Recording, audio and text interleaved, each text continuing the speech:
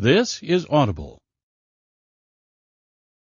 The Difference Between Someday and Forever. Book 3 of The Difference Trilogy. Written by Martinez. Narrated by Aaron Mallon and Lance Greenfield. Chapter 1. Remy. The day I was abducted. Damn. I breathed as I walked down the hall, reading his text through the exhaustion clinging to my eyes. Aaron. Work emergency. Had to head into the office early. You're off the hook on the run. For now, anyway. As grateful as I was for the rain check, I wished I would have seen his message before I'd forced myself out of bed and into workout clothes. I could have used another hour or 10 of sleep. In the 12 hours since I'd left Bowen Michaels, I'd been trapped on a roller coaster of emotions, climbing to the highest of highs before plummeting into nail-biting lows. 3 weeks earlier, I'd met the perfect man, and if I was being honest, it had probably only taken half of that for me to fall in love with him. I'd spent so much of my life avoiding even the prospect of love at every turn, but there was something about Bowen that tore down my defenses and stripped me bare. The way he looked at me with such awe, as if he'd never seen another woman in his life. The way he touched me, his hands worshipping and exploring like he was memorizing every inch of my every curve. The way his arms wrapped around me so tight, presumably to meld our bodies together, a notion which didn't sound all that bad.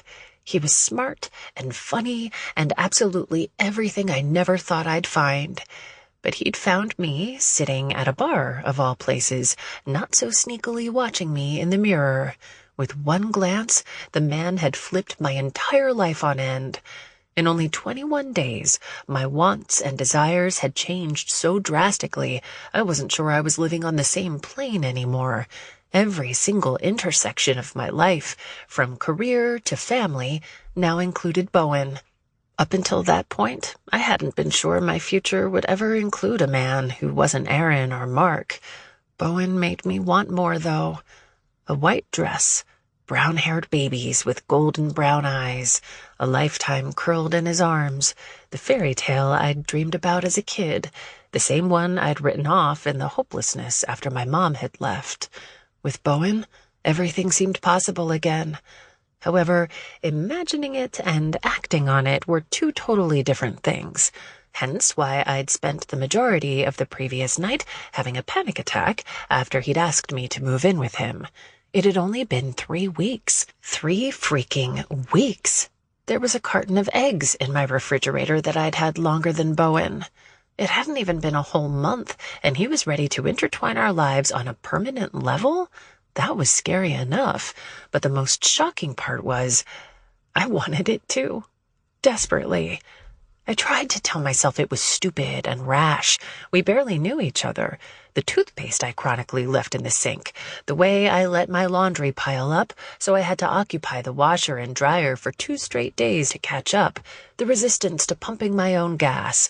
Not to mention how inadequate I was in the kitchen. Eventually, all of these infractions would add up. He'd realize what a mess I was and change his mind. Simple logic told me, in less time than we'd been together, by living with him, I would certainly drive him crazy. Then he'd kick me to the curb. Still, I wanted him, wanted to be with him, night and day, sharing blankets and morning pots of coffee. I wanted the space we occupied to be shared. So, no matter which way I looked at it, my head, my heart, and every fiber of my being told me wherever Bowen was, it was exactly where I needed to be too. It was that very insane, exhilarating realization that had me spending the rest of the previous night packing rather than pacing. Was I still freaking the hell out? Undoubtedly. But I belonged with Bowen. Nothing had ever felt more right. Walking into the kitchen, I smiled when I saw Mark sitting at the table eating a bowl of cereal, the gallon of milk still out in front of him. Thankfully, he was feasting on Aaron's Fruit Loops. I was too tired for the royal rumble I'd promised him if I caught him eating my Frosted Flakes again. "You're up early," I said. He let out a sleepy hum. The fire alarm at the bar went off again this morning. I wasn't asleep for 3 hours before I had to get right back up. I gave his shoulder a squeeze as I padded past him to the pantry. The new bar or the old bar? The money pit, he replied. I should have guessed. Opening a second rusty nail had been a pain in his ass for months. With one successful bar under his belt, I couldn't blame him for wanting to expand, but a full renovation on the 75-year-old brewery he'd purchased was easier said than done. He went to work every day, guns blazing and full of life. He came home every night, mentally and physically beat. He'd lost weight, and the heavy bags under his eyes had become a permanent staple. After grabbing a bowl and a spoon, I carried my box of Tony the Tiger's Finest to the table and sat beside him. Any clue what set it off? I'm guessing a rat. I crinkled my nose and stuck my tongue out. Ew. My thoughts exactly. If I don't get that place cleaned up soon so I can get pest control guys out there, and then, God willing, contractors who actually show up, I'm going to have to put a pin in the whole process for a while. I don't have the time to be dividing it. I'm short-staffed at the main bar as it is. He slid the milk in my direction. Why are you up so early? I prepared my bowl and then used my spoon to dunk the flakes under the milk. I was supposed to go running with Aaron, but he bailed on me, so now I'm strongly considering just going back to bed. I'm freaking exhausted. His brows perked. Were you up late? I blew out a ragged breath.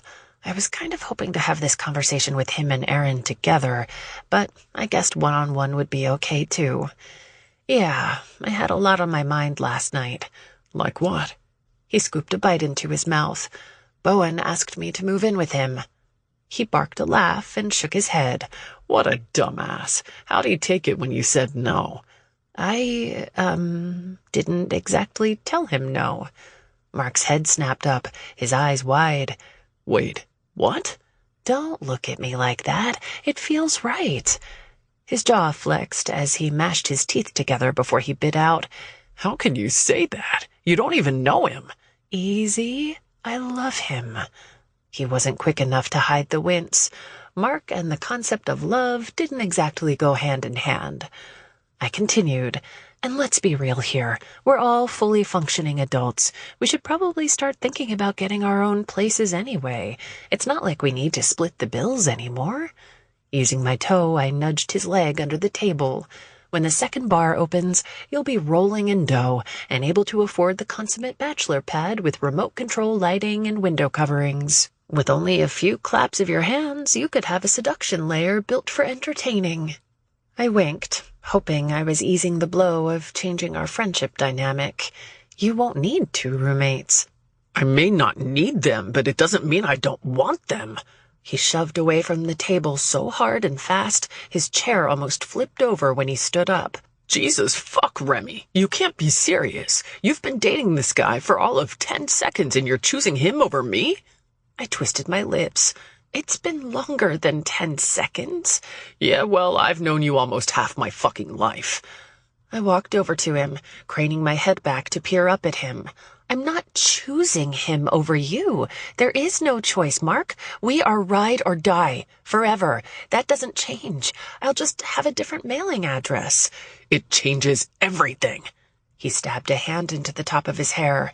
You're just going to run off with this guy and start a whole new life? Where the hell does that leave me? And Aaron? And our family? Jeez. And I'd thought Aaron would be the one to freak out. I rested my hand on his chest.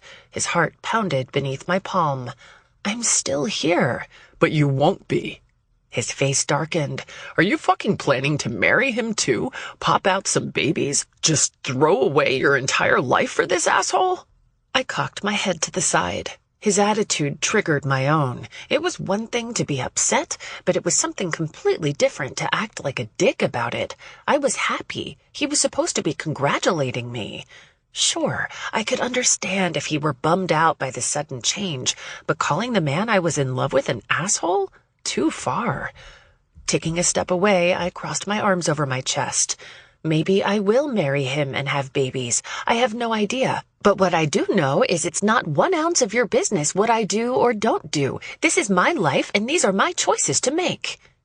Again, I tried to calm my emotions, to lower his temperature a few degrees, but I was on a slow simmer myself. I get it. This is coming out of left field as far as you're concerned, but I love him, and calling him names won't change a damn thing between him and I. On the other hand, it will change everything between you and me, real fast. Got it? Mark stared at me for a beat, and something I couldn't quite read shifted through his features. Then it vanished, right along with his abrupt anger. Shit. I'm sorry. His massive body sagged. It was a long night, and I just wasn't expecting this from you. You've always been so anti-commitment, and then this guy comes along and... Fuck, I don't know. Honestly, I wasn't expecting it either. Trust me, I'm fully aware of how moving in together after only a few weeks is crazy. But please leave the lecturing to my dad. You know me, Mark. I would never do something like this unless I was sure. I don't know what the future holds for us, but I'm sure about Bowen. Jesus, he breathed, pinching the bridge of his nose. You're so damn stubborn. There's nothing I can say to change your mind, is there? Why would you want to?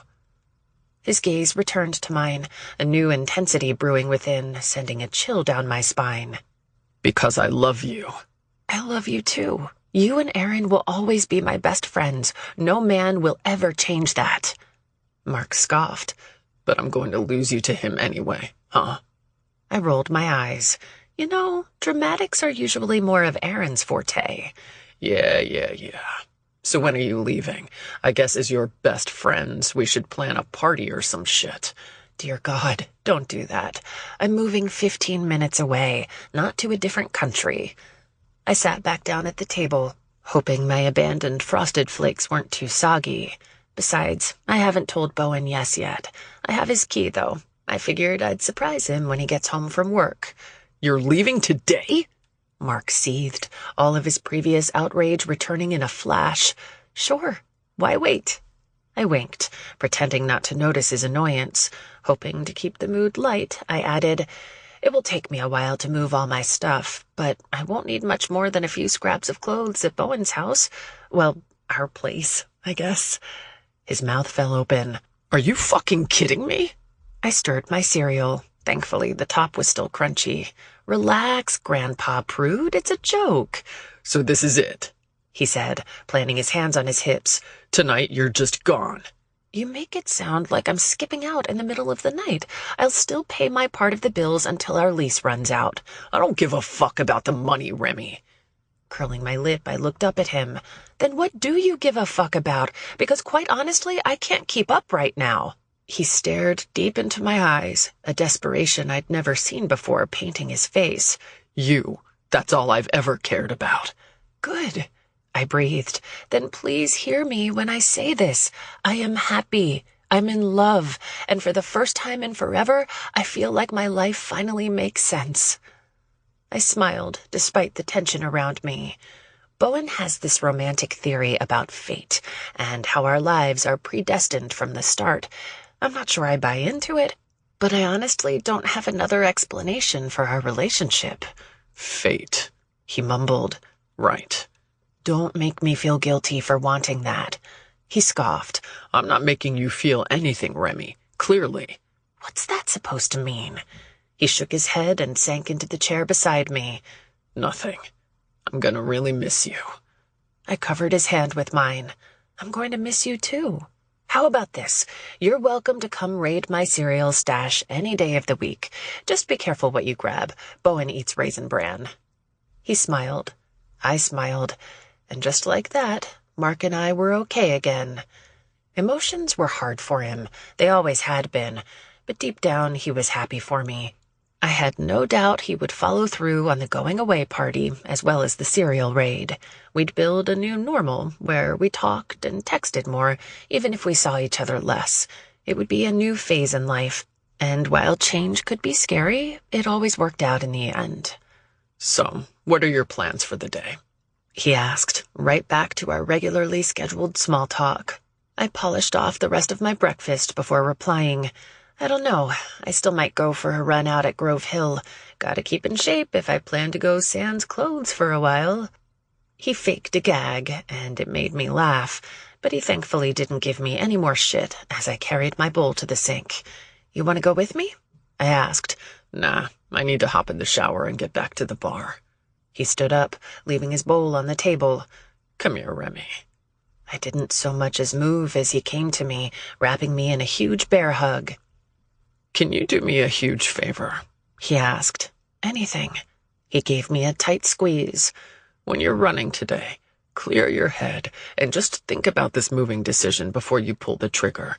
Is this guy really who you see yourself with in 10 years? Is he truly who you want? My body went stiff, and he quickly amended. I'm not saying anything bad about him. Bowen seems nice enough. I just don't want to see you rush this and then get hurt. People aren't always who they appear to be at first. It takes time to see who they really are. I could have argued that Bowen wasn't a stranger. I could have confessed that in Bowen's arms I felt safer than ever before. I could have told him I had no idea what a snapshot of my life in 10 years would look like, but I knew with an absolute certainty that if it was up to me, Bowen would be in that picture, front and center. I said none of it, though. Mark was struggling with the idea of me moving out, and it didn't seem fair to rub salt in his wounds. In his own time, he'd come around. I was sure my choice was Bowen. Still, I replied, "Okay, I'll think about it." His arms cinched around me, and his whole massive body sagged. Thank you. Mark and I stood there for a few more moments, that one hug lingering longer than any we'd shared in the past. But then again, we'd never said anything this close to goodbye before. While he was in the shower, I sneakily rolled my suitcases out to the car. My closet was still full, but it was a good start. A tangible emphasis to the verbal yes I was going to surprise Bowen with when he got home. I didn't have a ton of stuff, but moving was always an exhaustive process. So on my way to Grove Hill, I called my office and left a message to forward any buyer leads to a different agent. I was officially taking the rest of the week off. When I told Mark I'd think about it, it wasn't a complete lie, though. I ran 3 miles that day with a huge smile on my face, imagining Bowen's reaction when I told him the good news. It was a reaction I never got to see, because just before I rounded the last corner to go back to my car, my whole world went dark, literally and figuratively. Chapter 2. Remy. "Please stop the car," I begged, fear ricocheting inside me so hard I was sure I would be bruised forever. Maybe it was the pounding in my head or the entire hell-spun reality playing out in front of me, but I was emotionally and mentally wrecked and confused. Mark Friedman, my best friend, my brother, part of my family, had his hands wrapped around the steering wheel of his truck, driving erratically down the highway. A voice that usually made me smile felt like talons ripping my flesh. "Slow down and let's just talk, please." He did not slow down or stop the car, but rather barked a laugh. "Sure, let's fucking talk. You know, after the plane crash when you couldn't remember Bowen, I thought, this is it. She'll finally fucking see me. What were the fucking odds? You got amnesia and forgot the one man who fucking stole you from me. But I haven't gotten lucky, have I?" Mark sneered as his gaze slid to where I was sitting, still frozen in shock, my face locked in a mask of horror. He frowned as he took in my expression. "Don't fucking look at me like that." His head shook. "Trust me, this isn't fun for me either. I mean, where's the humor in loving a girl for over a fucking decade, wasting away while she's out fucking some guy who doesn't deserve her, worshipping her while she's trying to move in with a man she barely knows? All the while, I'm there in the same fucking house with her day in and day out, right under her nose for years. I may as well have been a goddamn ghost wandering those halls for all you saw me, so I did what I had to do." His broad shoulders straightened as he winked. "I guess twice." Horrified, couldn't begin to describe the thoughts that raced through my mind while he spouted all the ways he loved me. There was no making sense of it, despite how hard I tried. I had 1,000 things I wanted to say, but every last one of them failed to leave my lips. "Why, Mark?" The terror in my gut coded the words, "Don't fucking ask me that." His eyes rolled as he clucked his tongue like I was nothing more than a pestering child. He let off the gas as he angled his head toward mine. For whatever reason, you can't seem to see who's right in front of you. You keep trying to run away from me, and I'm sorry, but I can't let that happen. I won't let that happen. Mark was wrong. I did see who was in front of me, a fucking monster. I swallowed, forcing tears back as the weight of reality crashed down on me. I was completely helpless to stop whatever twisted plan he had in mind.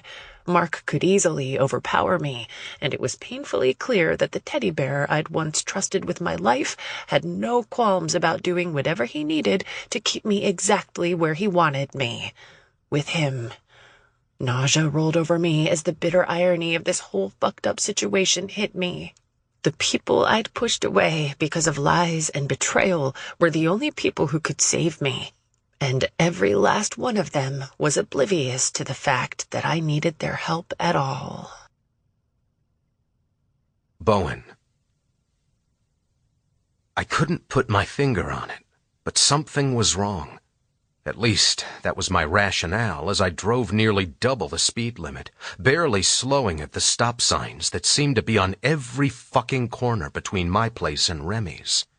She would be pissed as all hell that I'd once again ignored her wishes and inserted myself into her life, but I didn't give a damn. The rock that had cemented itself in my gut told me that I needed to get over to her house fast. "Call Remy's office," I shouted, for what felt like the 100th time. The robotic Bluetooth voice took an eternity to connect the call. It didn't make sense that she and Mark would have gone to chat at her office, but desperation rarely made sense. I'd alternated between calling her office and Mark, a silent prayer sent up every time the phone rang. But just as quickly as the flame of hope flickered, it died again when her sunshiny voicemail told me to leave a message. I'd already left one, but when the beep sounded, I pled. "Remy, please. If you're ignoring me, that's fine. Just fucking pick up and tell me to fuck off. Something. Anything." I stabbed the disconnect button on the screen in my truck and let out a frustrated growl.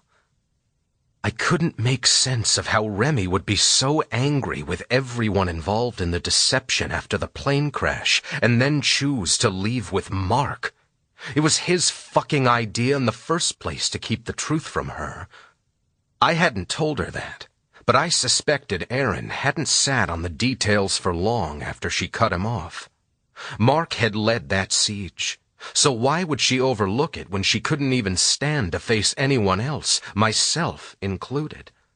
I wasn't blameless, and though I stood by the fact that I would do it all over again for her, I still owned up to my responsibility in the disaster we had created. Even after we'd had desperate and frenzied sex against the door in my house, she'd made it clear she was still livid with what I'd done, what all of us had done. So why would she hop into the truck with Mark, leaving her purse, phone, and most shocking of all, sugar, behind? Something was way fucking off. I felt it in my bones. My phone rang, and before the caller ID could register who it was on my screen, I snatched it off the passenger seat. "Remy?" "Aaron," he corrected. "Fuck," I breathed, as the optimism that had sprung to my chest vanished. "Any news?" Aaron's flustered exhale told me the answer before he even said a word. "Mark didn't answer. I'm assuming you didn't get a hold of Remy?" "She's not at the office. Did you talk to the neighbor again?" "He didn't have anything more to add. Said he barely glanced over here before he left for the grocery store." "What about the car doors? Were they unlocked? Did Sugar seem overheated? You said her purse was on her seat. Was it knocked over, like maybe someone went through it? What about the house? Everything locked up? Did it look like she'd been inside?" "Whoa! Okay, slow down."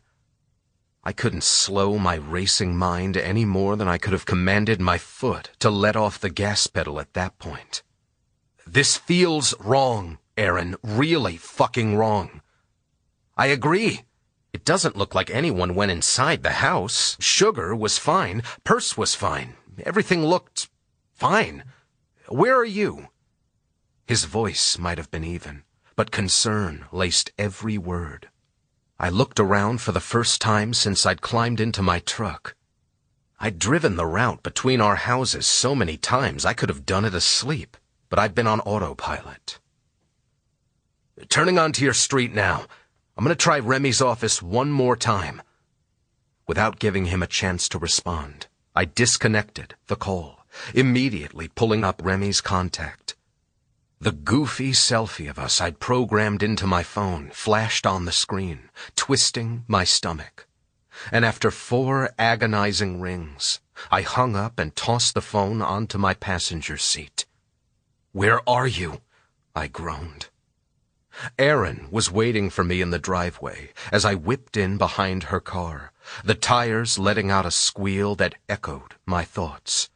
The truck was barely in park before I was out and bounding up to his side. "You have Remy's phone?" I snapped. With one hand squeezing his neck, he gestured toward her SUV. "Still sitting on the seat. As soon as I saw Sugar in her car, I grabbed him and called you. I didn't touch anything else." I marched past him and pulled the driver's door open.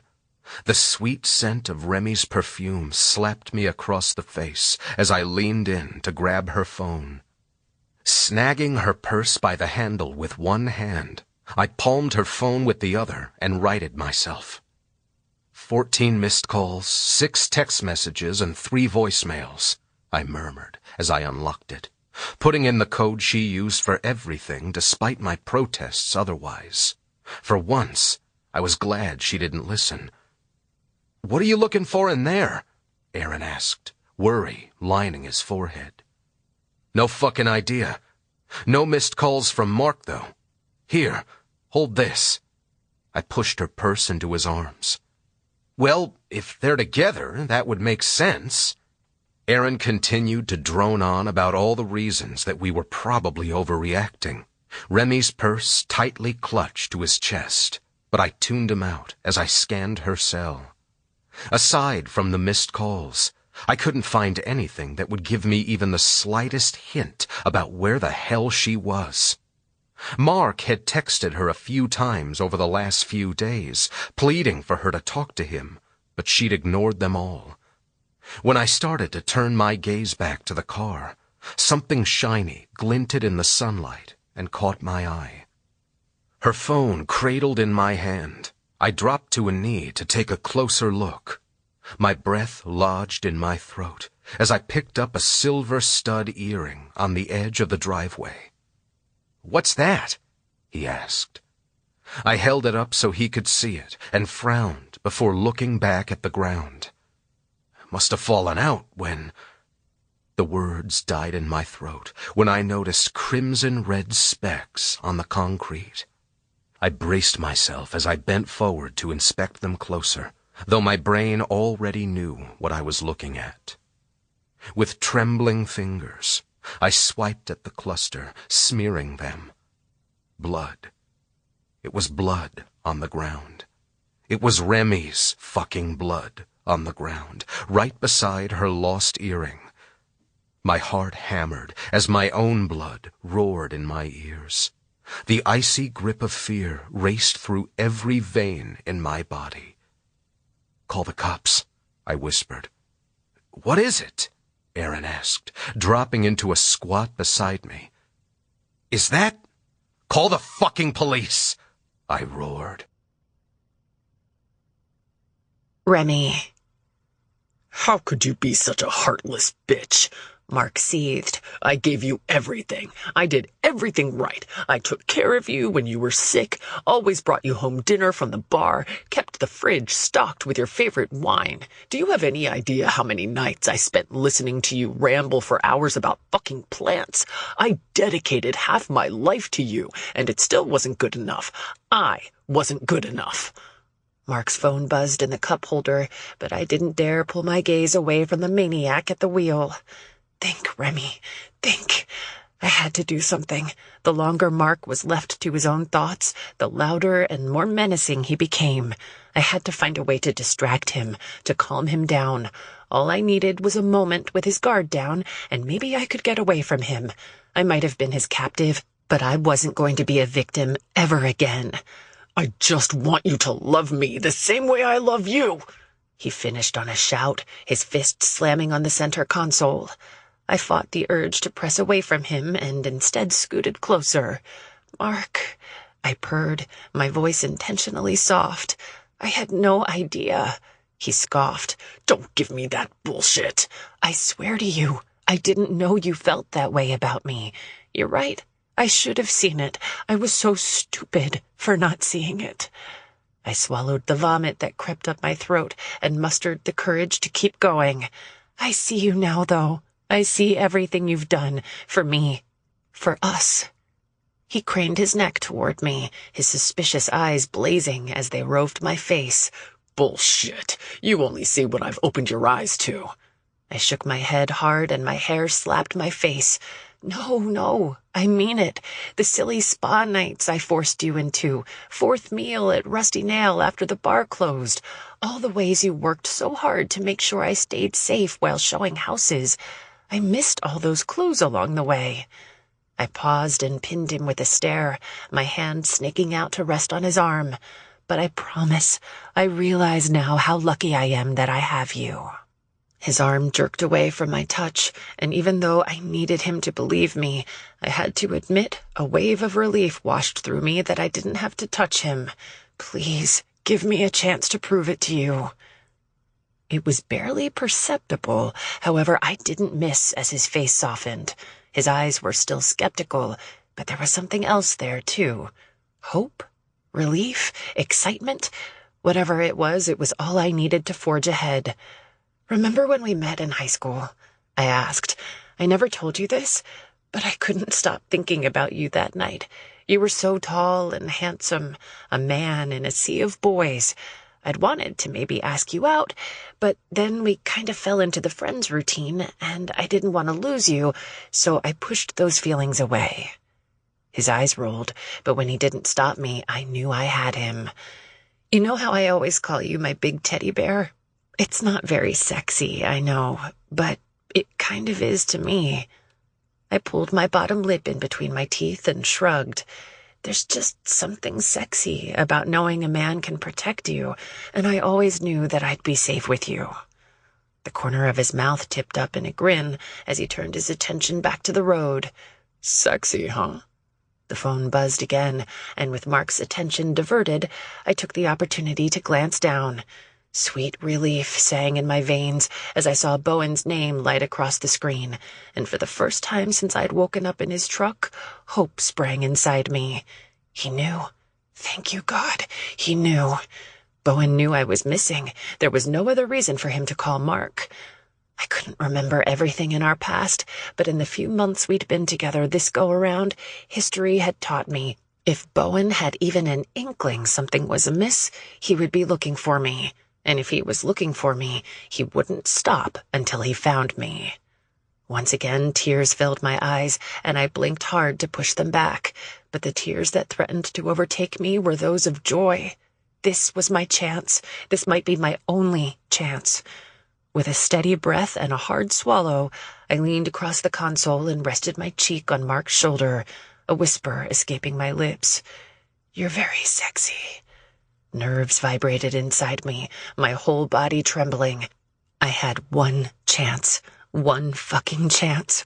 I'd heard the stories of how Bowen had saved my life time and time again.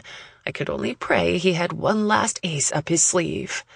Leaning my upper body across the center console, I wrapped my arms around Mark's shoulders, but not before I dragged my hand across his cell phone in the cup holder, my fingers swiping the screen to answer the call. Chapter 3. Bowen. 3 rings. That's all it took for my heart to stop beating in my chest. Not that it was truly beating after we'd found blood on the ground. When one of the many calls I'd made that day finally connected, I nearly passed out as Remy's voice floated across the line. "I should have told you." "Where the hell are you?" I barked, unable to keep the panic at bay any longer. Her quiet laugh was all I got in answer. "Remy?" Her voice was smooth and even, but she wasn't talking to me. "I'm telling you now, Mark, I am in love with you."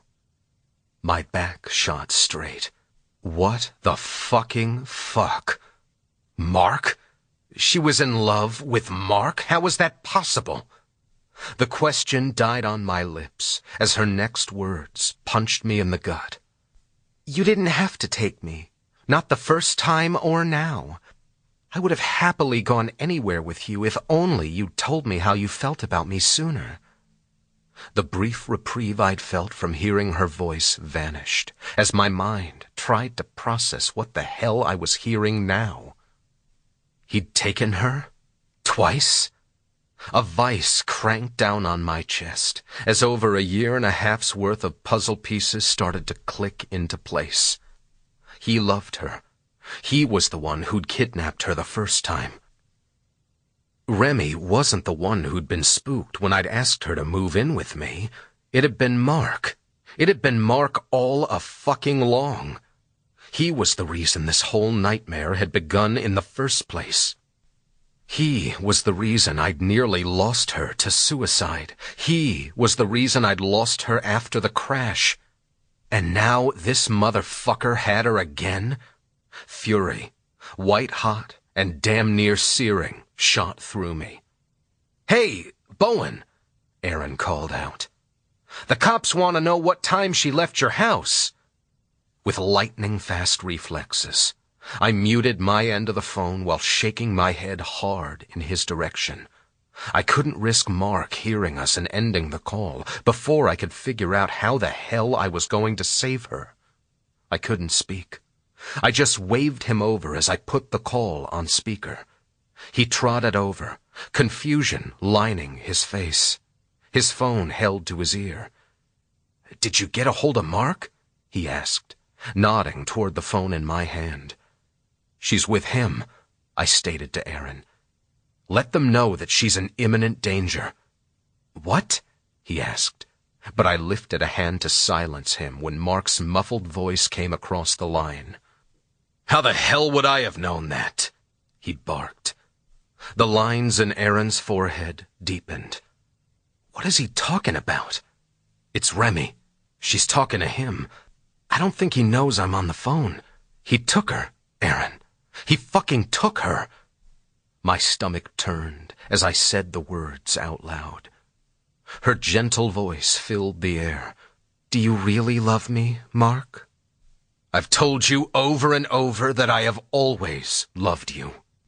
His growl elicited a feral response from me. I needed to get to her, and more, I needed to get my hands on him. Aaron and I stood there, our eyes trained on the phone as we held our breath and listened to her sweet-talk the fucking piece of shit who had duped us all. "Let's promise each other something then," she said. "I promise that I'll never leave you if you promise to never hurt me again. It really scared me when you hit me in the driveway and I woke up in your truck with no idea where I was or where we were going. Promise me that."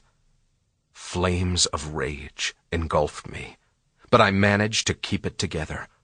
Mark must have responded, but it was too quiet to hear. And for several agonizing minutes, there was nothing but rustling, and then the silence of an engine being cut. Finally, Remy spoke again, giving me the greatest gift she ever could. "What are we doing here? I thought you sold this place when you decided not to open the second rusty nail." Bingo. My head snapped up. "Let's go." Remy. From what I'd been told, Mark had given up on his dreams to renovate the 75-year-old brewery into a bigger and better version of the Rusty Nail and ended up selling the property at a loss. But as we sat parked in front of the abandoned building, it became abundantly clear to me that was yet another on the long list of lies they'd filled my head with after the plane crash. You still own it? I righted myself in the seat. I couldn't bring myself to sell it. It was never going to be the second location I'd always dreamed of, but it did hold some good memories for me. Mark winked as he leaned across the center console, reclaiming the space I'd put between us. After all, this is where we had our first kiss. My stomach rolled as his evil grin inched closer to my face and his eyes zeroed in on my mouth. Our first kiss? I didn't know what the hell he was talking about. I'd only been there once before he abandoned the project, and we sure as hell hadn't kissed. Unless... Oh God, is this where you kept me the first time? Realization slapped me hard as the pieces began to fall into place. His lips brushed across mine, and despite the immense effort to remain stoic, I couldn't help but gag at the contact.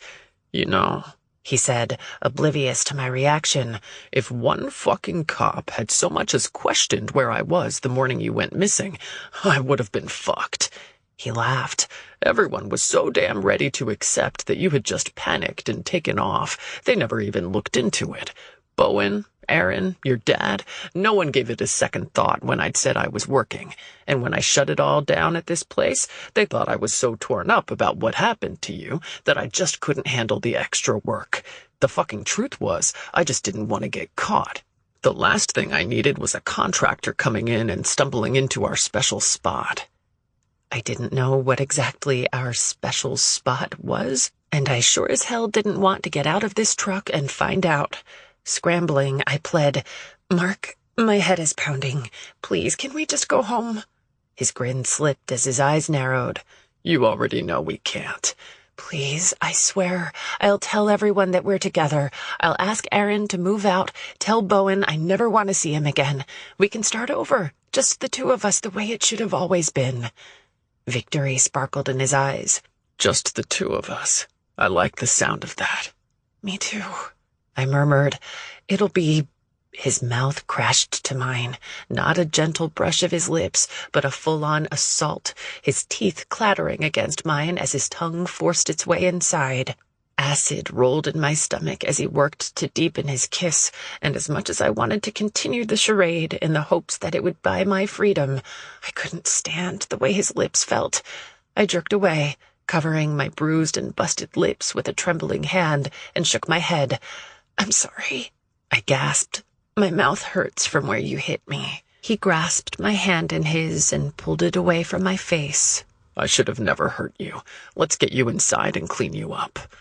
After a bone-chilling squeeze, he dropped my hand and then reached for his phone, the very phone that was currently still connected to Bowen. I watched in horror, unable to move or utter a single word as his face darkened, realization dawning in his eyes. What the fuck did you do? He hissed. Movement so quick that I barely had time to register it blindsided me as his open hand connected with my face. I was able to scream one last word, the sound dying in my throat as Mark's hand gripped my hair and slammed my face into the console, darkness exploding all around me. Bowen. Bowen! Her scream filled the cab of my truck. My name, drenched in fear, a desperate plea for me to help her, was the last sound I heard before the line went dead. And just like the connection, I died inside. My heart was still beating, my lungs still working, but my soul, the one that belonged to Remy Gray, was torn from my body. How could this be happening again? After everything we'd been through, how were we back here? A visceral rage ripped from my throat. Bowen, relax. Think about it. It's Mark, Aaron said unconvincingly. He wouldn't hurt her. With a roar, fueled by more anguish and bone-crushing agony, I exploded. He just fucking did. Chapter 4. Remy. The sound of metal on metal felt like it was clamoring in my head, and as I worked to open my eyes, the horror of where I was came flying back, like my brain had been hit by a brick wall. My left eye refused to open, and with a groan, I reached up to feel my face. "Wake the fuck up!" Mark's foot connected with my ribs. As I cried out in pain, he laughed. "Oh, that didn't hurt." I tipped my head back to look up at him and croaked, "You promised you wouldn't hurt me anymore." He dropped into a squat in front of me and shrugged. "Yeah, well, you promised it would just be the two of us, but that was a lie, wasn't it?" I turned my head, unable to bring myself to look at the face of a madman, but with the cool barrel of his gun under my chin, he brought my gaze back to his. "You're right. I'm sorry. It was a mistake. I shouldn't have answered the call." With a grunt, he pushed to his feet and began to pace. "Finally, something that isn't a lie." With his back to me, I darted my gaze around the space. We were inside the cooler in the back of the kitchen. It wasn't on, so the summer air was hot and stifling. A bead of sweat trickled down my temple, stinging the spot where his knuckles had split the skin. There was nothing in the space except a set of heavy chains in the corner. Was this where he'd kept me? Chained up like an animal in a dark room? My God, was I his only victim? "Mark, have you brought other women here?" He whirled toward me. "What?" "The woman everyone said I heard crying. Was that here? Did you keep her here too?" The laugh that erupted from his lips shot a chill down my spine. "That was always my favorite part of your story, you know?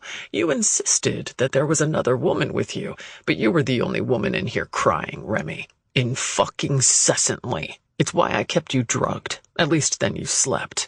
"But I heard—" I trailed off, not sure what I'd heard. I couldn't remember any part of being kidnapped. None of it was familiar. I could only go by what I'd been told. "I find it interesting that you spent so much fucking time obsessing about this non-existent woman, worried about her, convinced she was hurt somewhere, but you never, not one fucking time, noticed that I was hurting." I scoffed. "How were you hurting? What, because you thought you loved me and I didn't love you back? That's not love, Mark." I pointed to my face. "None of this is love." He looked away, almost sheepish for a minute, but his pacing picked up speed, the words tumbling from his mouth faster and louder with each step. "Don't fucking tell me about love. I'm miserable in every single aspect of my godforsaken life. I mean, shit. How much is one man supposed to take? Can't get my second restaurant off the ground because I keep running into one issue after another in this fucking shithole. Every day, more money going out than coming in. Going home every night defeated, needing nothing more than some reassurance, only to be slapped in the face when you two were out without me. I was the third wheel in our friendship, always a fucking afterthought." He spun on a heel and pinned me with a glare. "Did you even fucking notice that I was an addict?" Shock waves rolled through me, my jaw falling open at his stunning news. "Yeah, that's what I thought." He waved the gun in my direction. "You had no clue. Aaron had no clue. And why didn't you know?" His long legs ate the distance between us in 2 steps before he leaned into my face, his breath hot on my skin. "Because you two don't fucking care about me." I shook my head. "That's not true. We love you. We have always loved you. You're our best friend. How could you think that we wouldn't have done everything in our power to help you?" Hopelessness washed over me as his lower lip quivered, the pain under his mask of anger making an appearance. For a split second, the insane man standing before me was just a scared and hurt teenage boy.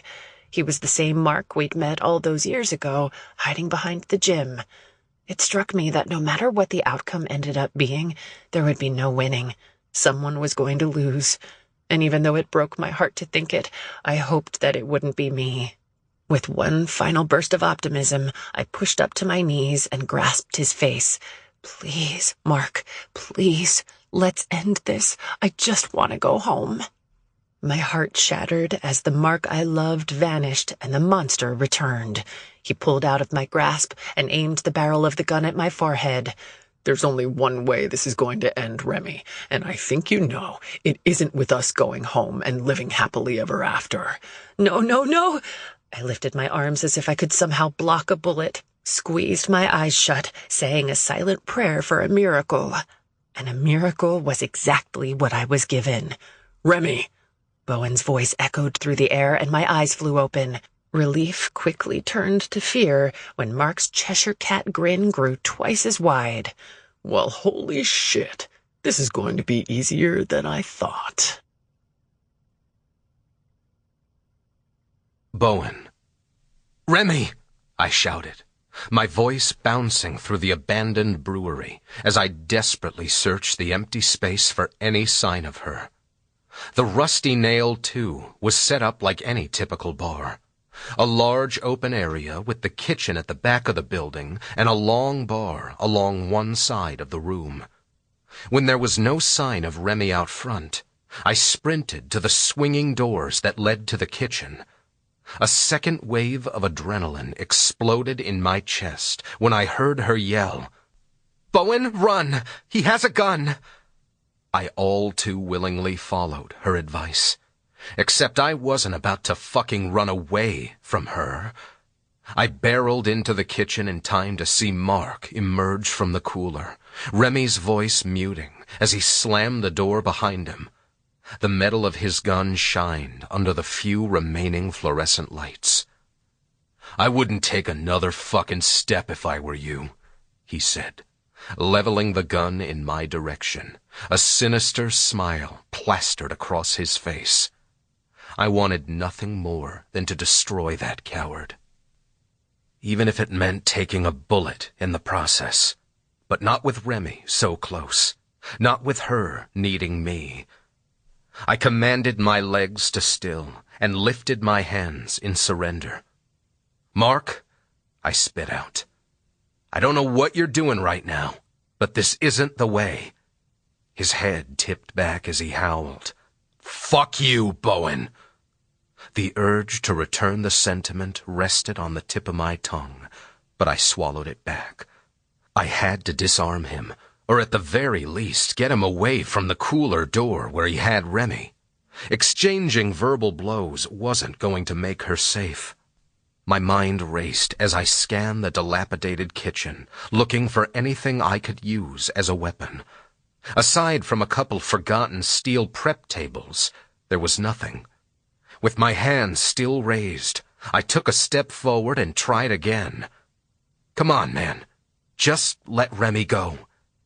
His gaze remained trained on me, his face nearly unrecognizable as it twisted with rage. "You mean the way you did? You fucking coward. The difference between me and you is that you claim to love her, but I'll stop at nothing to prove it. Is that right?" I snarled through clenched teeth. Holding his gaze, I edged forward, inch by inch closing the distance between us. "Is that why I found blood in the driveway? Was that proof of your love?" In one swift moment, he raised the gun, aiming it directly at my head. "Take one more step and I'll put a bullet between your eyes." I halted, bile burning a hot trail up my throat. He barked a laugh. "Always a fucking pussy. You don't fucking deserve a woman like Remy." "And you think you deserve her?" Aaron asked, suddenly appearing in the kitchen. Fuck me. Fucking fuck me. God damn it, I'd told him to wait for the cops outside. As if getting Remy out of this hell wasn't enough. Now I had to worry about Aaron, too. Mark's face softened for a beat before he was able to recover. "What the fuck are you doing here? Go home, Aaron. This is none of your business." He shook his head and kept his hands at his side. "Are you kidding me right now? You are my business. Remy is my business. I don't have any fucking business that isn't you two." Spreading his arms wide, not in surrender, he took a step toward his former friend. "Back the fuck up," Mark rumbled, swinging his gun from me to Aaron. "I know you, Mark Friedman. You're not going to do this." That stupid, brave son of a bitch kept advancing. My chest got tight as I watched in horror. "Aaron," I warned. Aaron shook his head. "Do it, Mark. I'd rather be dead than watch more people I love suffer for no good goddamn reason." Mark's eyes flashed wide. The rigid grip he had on the gun began to loosen, and it drooped slightly so it was no longer leveled at Aaron's head. That was it. If I was going to make a move, it was my best chance of taking him out without the gun going off. Lunging forward, I clipped Aaron with my shoulder, shoving him out of the way. In the same fluid movement, I landed a hard fist against Mark's temple. He stumbled, trying to remain upright, but I struck him again, sending him down to the dirty concrete floor with a loud crack that wasn't nearly satisfying enough. I glanced around, frantically looking for the gun, but I couldn't see where it had landed. Mark was out cold, though, so rather than searching and allowing him time to wake up, I rushed to the cooler. "Oh my God, Bowen!" Remy cried, launching herself into my arms. Relief, pure and unmatched, washed through me. She was alive, breathing, talking, safe. I pressed my lips to her hairline, the desire to kiss every inch of her warring with the need to get the fuck out of there. "No!" Aaron yelled, stealing my attention. My heart stopped as Mark lumbered to his feet, groggy from the hit, but still sharp enough to clock where Remy and I were standing. Aaron dove toward him, but Mark batted him off like a rag doll. My gut told me to help him, but in the moment, I selfishly had only one priority. After scooping Remy off her feet, I took off running. With a burst of adrenaline, I cleared the door as a gunshot rang out, the sound deafening in the silent space. Remy screamed, and it was a dagger to my heart. I prayed she hadn't been hit as I continued to race through the desolate dining area, dodging the few overturned tables and bar stools that remained. Another shot rang out as Mark roared behind us. "I'm going to fucking kill you two!" As I ran, 2 and 2 had very different meanings. Jesus, please don't let that mean Aaron was already gone. Sobbing, Remy dug her fingers into my arms as she held on tight while I clutched her small frame against my chest. With my lungs screaming for oxygen, I burst through the front door. The hot Georgia sun blinded me as I shouted to the officer who was jumping from his cruiser. "He's behind me! He has a gun!" 2 more police cars skidded to a stop, their doors flying open. As they leapt out with their weapons drawn, I made a beeline for my truck. "Police!" the officer shouted. "Drop the weapon!" I didn't pause to look over my shoulder to see if Mark had followed me out into the daylight. I rushed to the back of my truck and dropped to the ground, Remy still firmly in my grasp. "Are you okay?" I breathed as I angled my head back just enough to see her. "Talk to me, babe. Did he hurt you?" Her face was streaked with tears, bruised and battered, the moisture still rolling down her cheeks, but she shook her head. I think I'm okay. Before she could finish the thought, the shouting of the police caught her attention. "Put the weapon down! Stop or we'll shoot!" Around the bumper of my truck, I watched in slow motion as Mark lifted his gun, the metal of the barrel gleaming in the sun, and aimed at the police cruisers. The officers barricaded behind their open doors. "Mark, no!" Remy screamed, her arms outstretched as she lunged, desperate to save the man who had been her best friend. "Don't look!" I barked, hooking her around the waist and dragging her back in toward my chest. It didn't matter that the man had held her hostage and terrorized her for the past 2 hours. He was still Mark Friedman to her, and I'd be damned if I was going to let her watch as he took his last breath. I pulled her tighter as the first officers fired, her entire body flinching as the sound ricocheted in the empty parking lot, and turned my head away from the grisly scene. Several more shots were fired, and with each one, Remy's cries grew louder. It was, without a doubt, one of the most horrifying sounds I had ever heard, Mark's body hitting the ground with a heavy thud. For several beats, the silence was deafening. My ears rang, and my heart was painfully still. My whole body startled when an officer yelled, "Put your hands up!" The whole group began barking orders all over again. My head snapped up, relief tearing through me as I caught sight of Aaron's horrified face. He stood, frozen, his hands in the air, staring at Mark, who was lifeless on the ground. The devastation was beyond compare. But just like the woman in my arms, he was alive. We could figure out the rest later. "Shh, it's Aaron," I whispered into Remy's hair. "He's okay. We're all okay." We weren't, though. Mark was gone, and each and every one of us would struggle with the aftershocks of his death for years to come.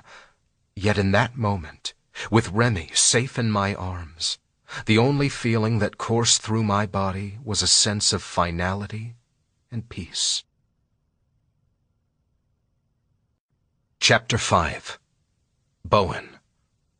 "I can't wrap my mind around this," Jack said, his face white as a sheet. "I'd known him half his life. How could he have done this?" I clamped my jaw shut so hard my teeth rattled. Mark had not only done it, he'd fucking done it again. This time, he'd tried to take her from me forever. Fuck him. He was dead, and that still wasn't enough to quell the hate swelling inside me.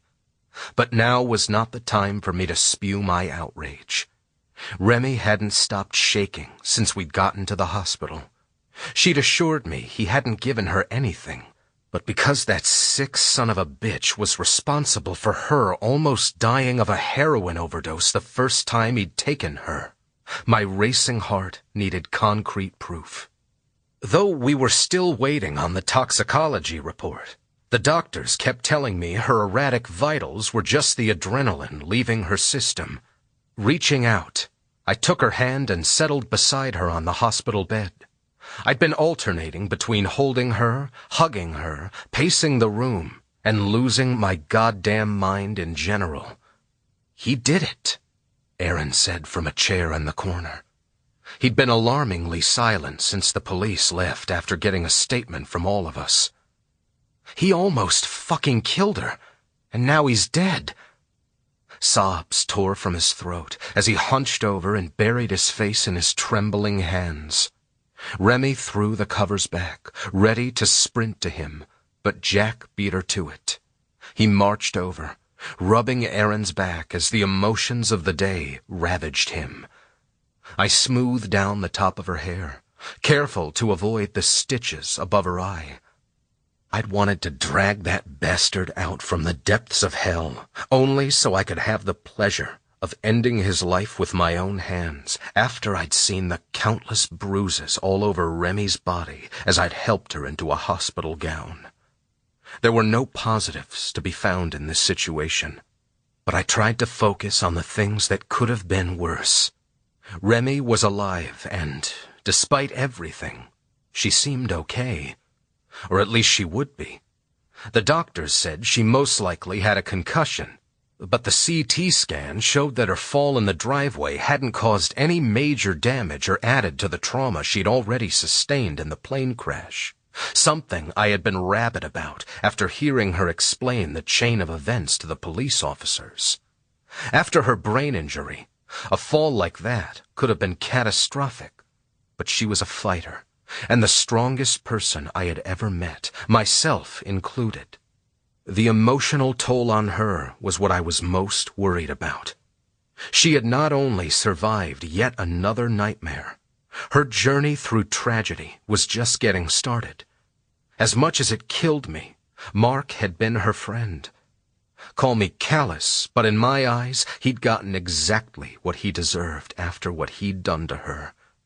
Remy wasn't going to feel the same. She was too good, too kind. She saw the best in everyone. This could break her, and I was terrified of what that might look like. She'd been through enough. For fuck's sake, at some point the universe had to cut all of us a break.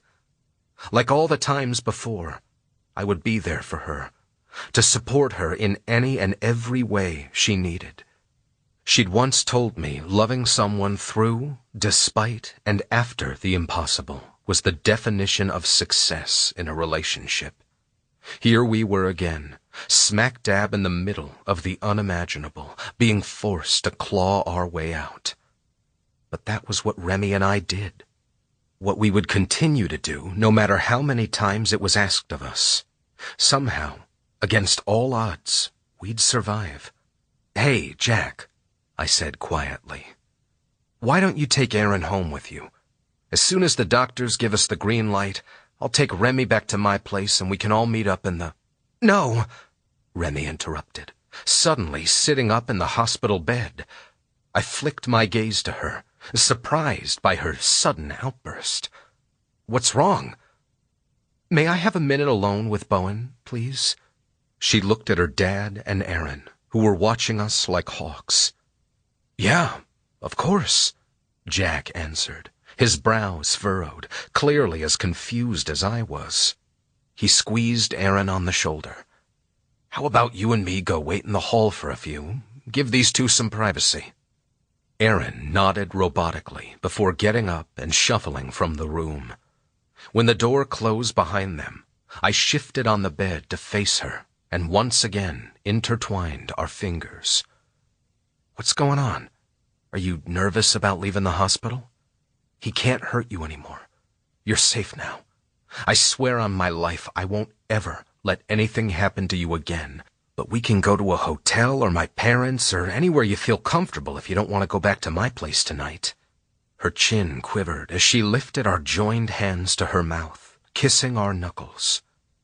"God help me, I love you," she croaked as a tear fell from her eye. "I love you too." I curled my free hand around the side of her neck and winked. "So fucking much." She laughed at the throwback memory, but her breathing shuddered as it morphed into a sob. "I can't do this with you, Bowen. I owe you my life all over again, and I can never say thank you enough for that. But I can't just go right back to our perfect little life together and forget everything that's happened over the last few months." My stomach sank, and panic filled the empty space. "Remy, baby, come on. If this is about the lies—" "It's not the lies, Bowen. I know why you did that. I hate it, and I'll be honest, it's going to be a long struggle to trust again. But please believe me when I say, I understand. There was a time when you were in this same hospital in anaphylactic shock. If I had thought all it would take to save you were some lies, I would have been telling them so fast my pants would have been on fire." "Then what is it? You've been through a lot today. Now is not the time to be making a decision like this. Let me take you home. We can talk or not talk or whatever you need."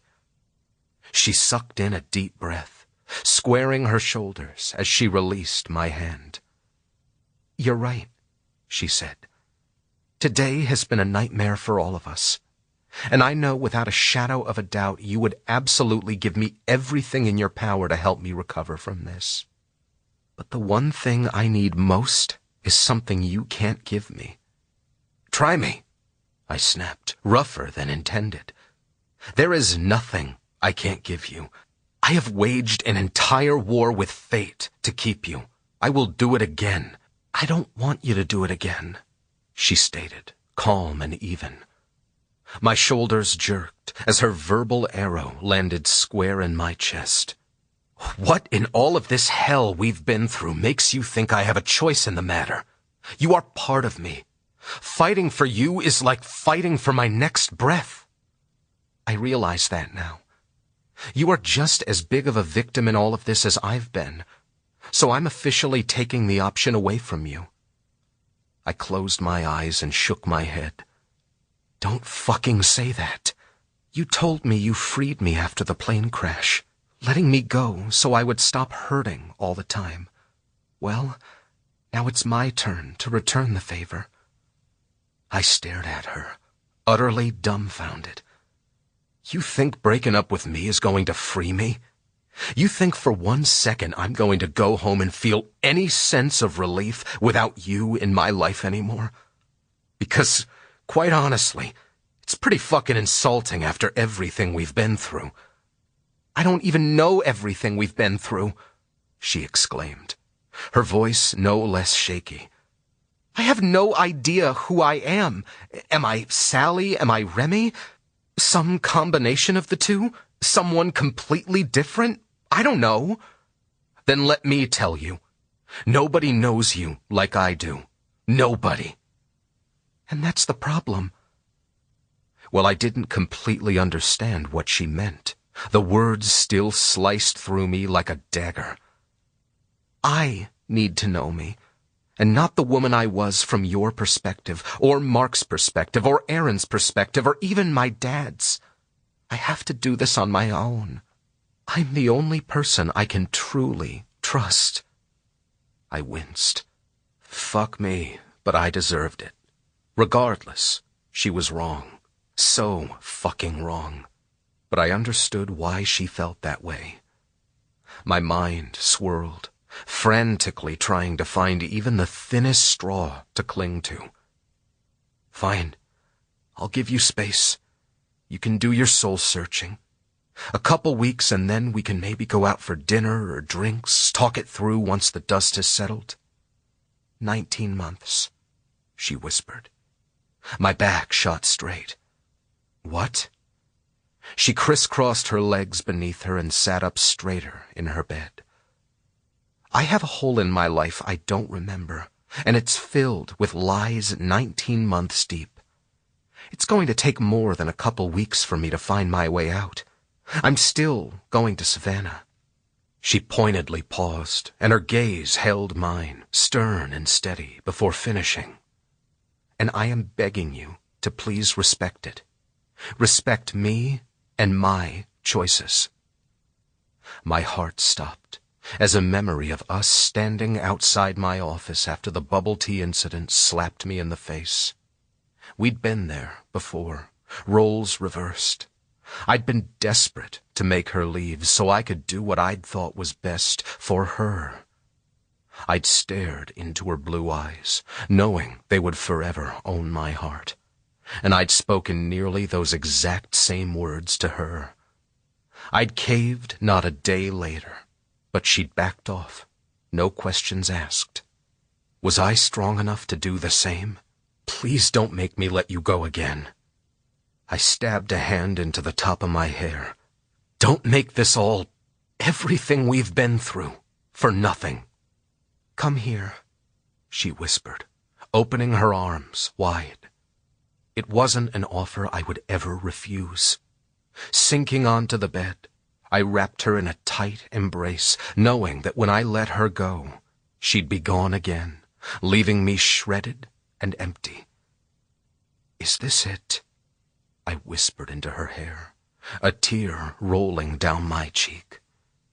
Is this how we end? All of the pain and sacrifice, and now what? We just go back to being strangers? She kissed my cheek. If I've learned anything with you, Bowen Michaels, it's that I should never say never. I'm simply saying not right now. I was suffocating at the mere thought of letting her slip through my fingers again, but that one sentence breathed life into my withering body. She was healthy. She was safe. She was strong.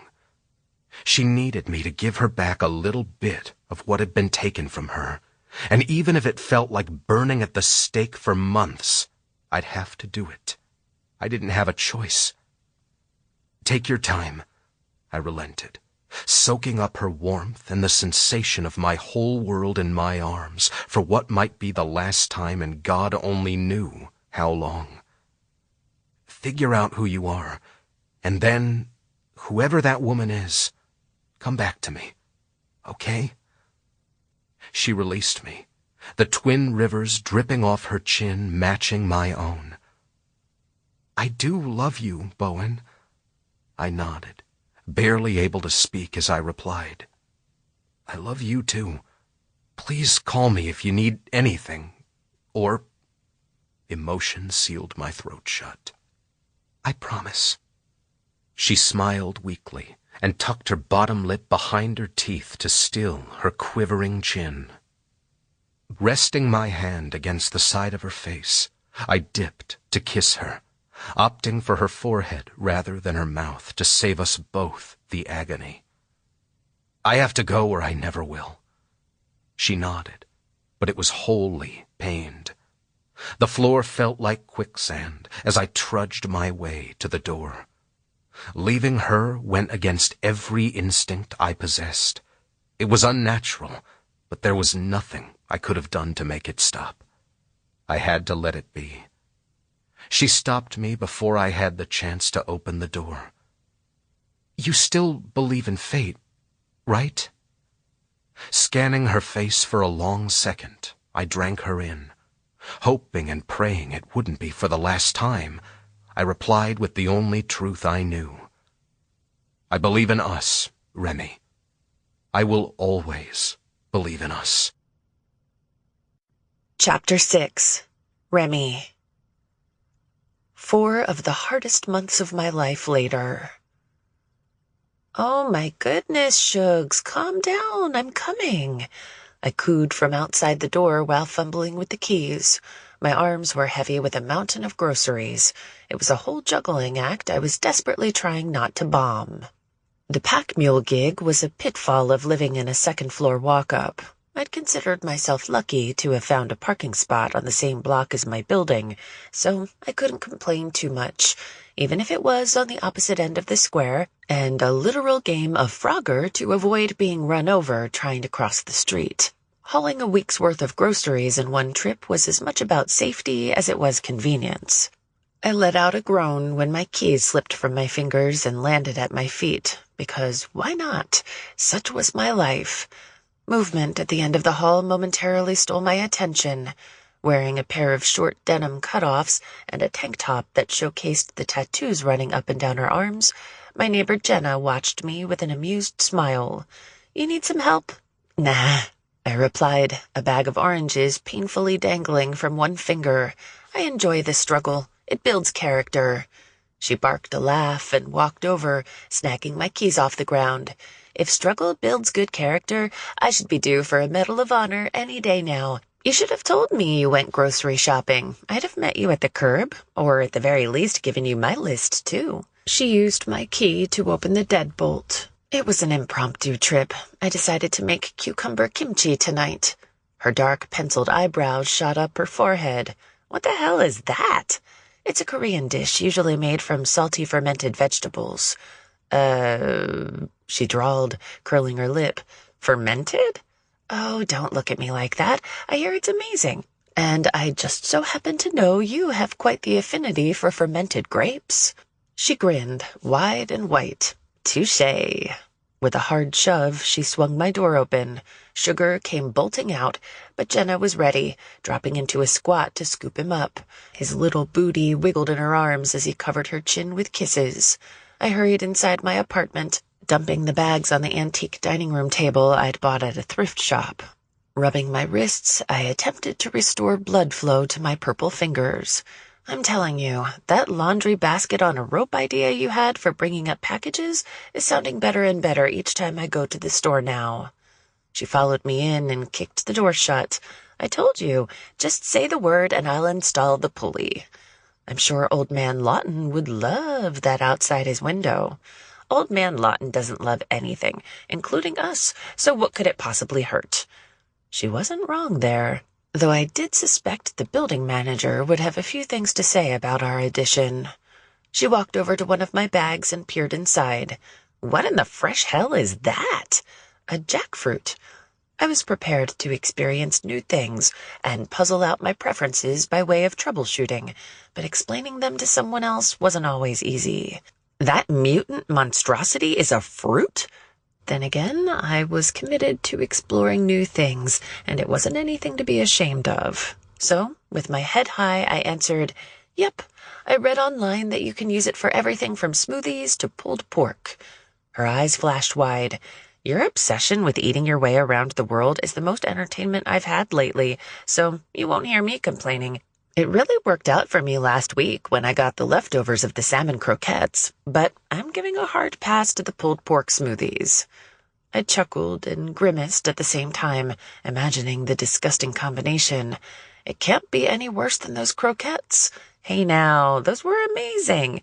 Once I scraped the burnt areas off the bottom. She waggled her eyebrows, and her silver hoop piercing danced with the movement.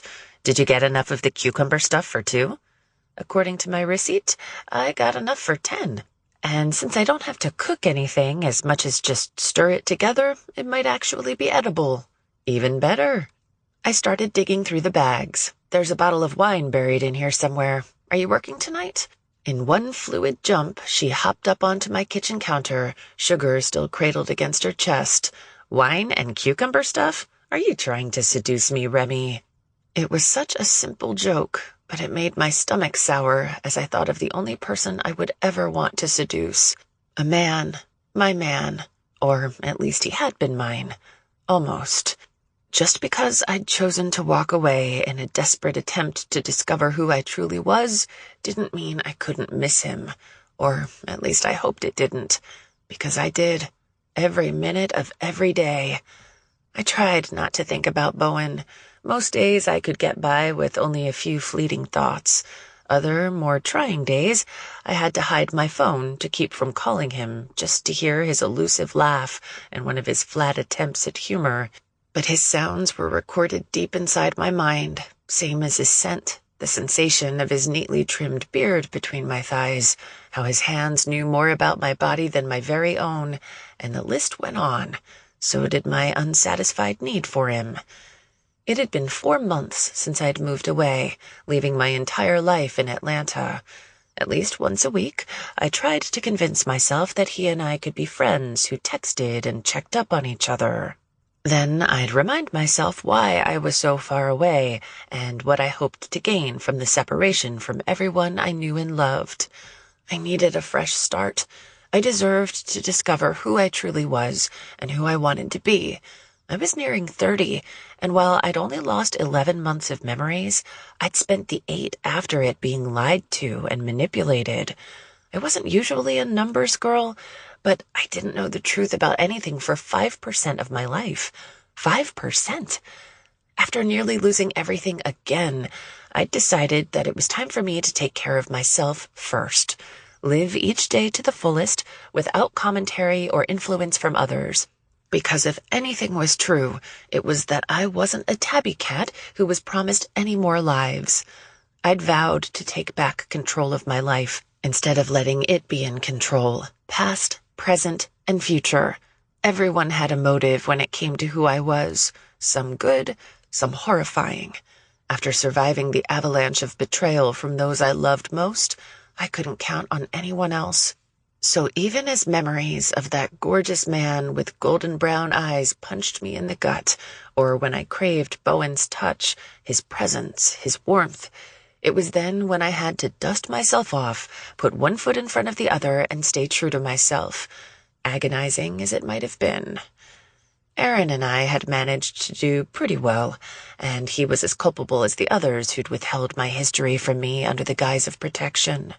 He and I were mending fences and connecting on my terms, which was not only healthy, but it had really seemed to work. We'd been talking about maybe him coming down to Savannah for a long weekend soon. It was different with Bowen, though. As much as I longed for him, I wasn't strong enough for the temptation of something as small as the timbre of his voice when he answered the phone. knowing he was only 4 hours away, with open arms and an unlocked door, waiting on me to change my mind, was too much pressure to put on my fragile new life at that moment in time. But God, did I want to change my mind sometimes. I carried a bag of apples to the fruit bowl beside Jenna and inspected each one before placing them inside. No, aren't we a little past seduction? I posed with my shoulder popped and a faux pout plastered across my face. You showed me more than enough when you busted your ass in that black skirt on the River Street cobblestones the other night. She laughed. You and half of the city. Not my finest hour. I don't know. The bachelor party you flashed might disagree. She shook her head and lifted Sugar nose to nose, speaking in a baby voice as she told him, I keep telling your mama I can't handle the slushies from Wet Willie's, and yet every time we go out, that seems to be our first stop. I grinned and continued unloading my market haul. Those slushies were freaking delicious. Dangerous, but completely worth it.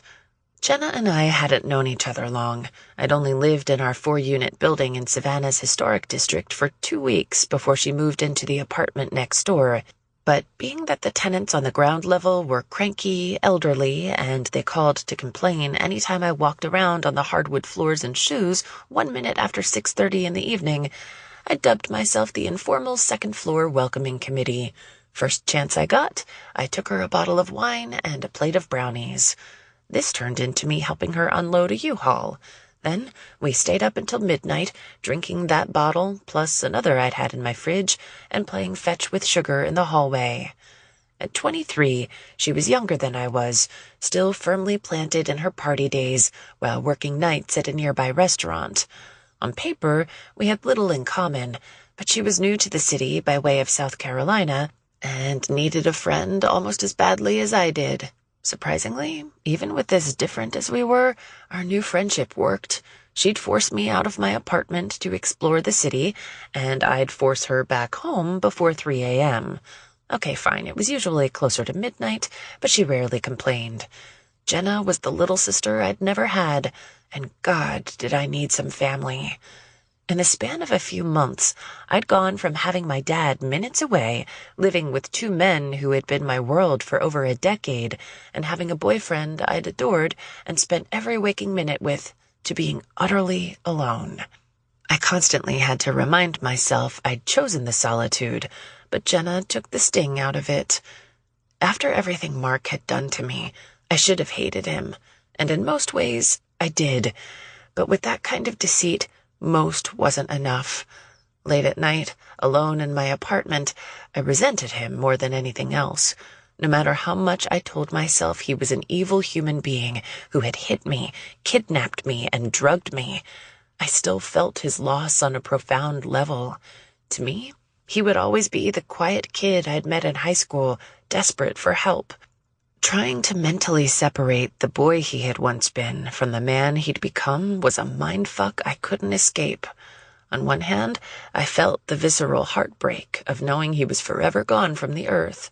On the other, the relief knowing he couldn't hurt me anymore was staggering. I didn't remember the woman I'd become after he'd taken me the first time, but I'd heard the stories about how I'd spiraled into the darkness.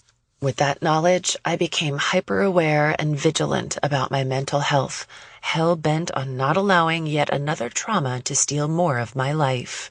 I went to therapy, lots and lots of therapy, one-on-one, group, trauma, cognitive, behavioral, you name it, and my ass was in the seat at least once a week.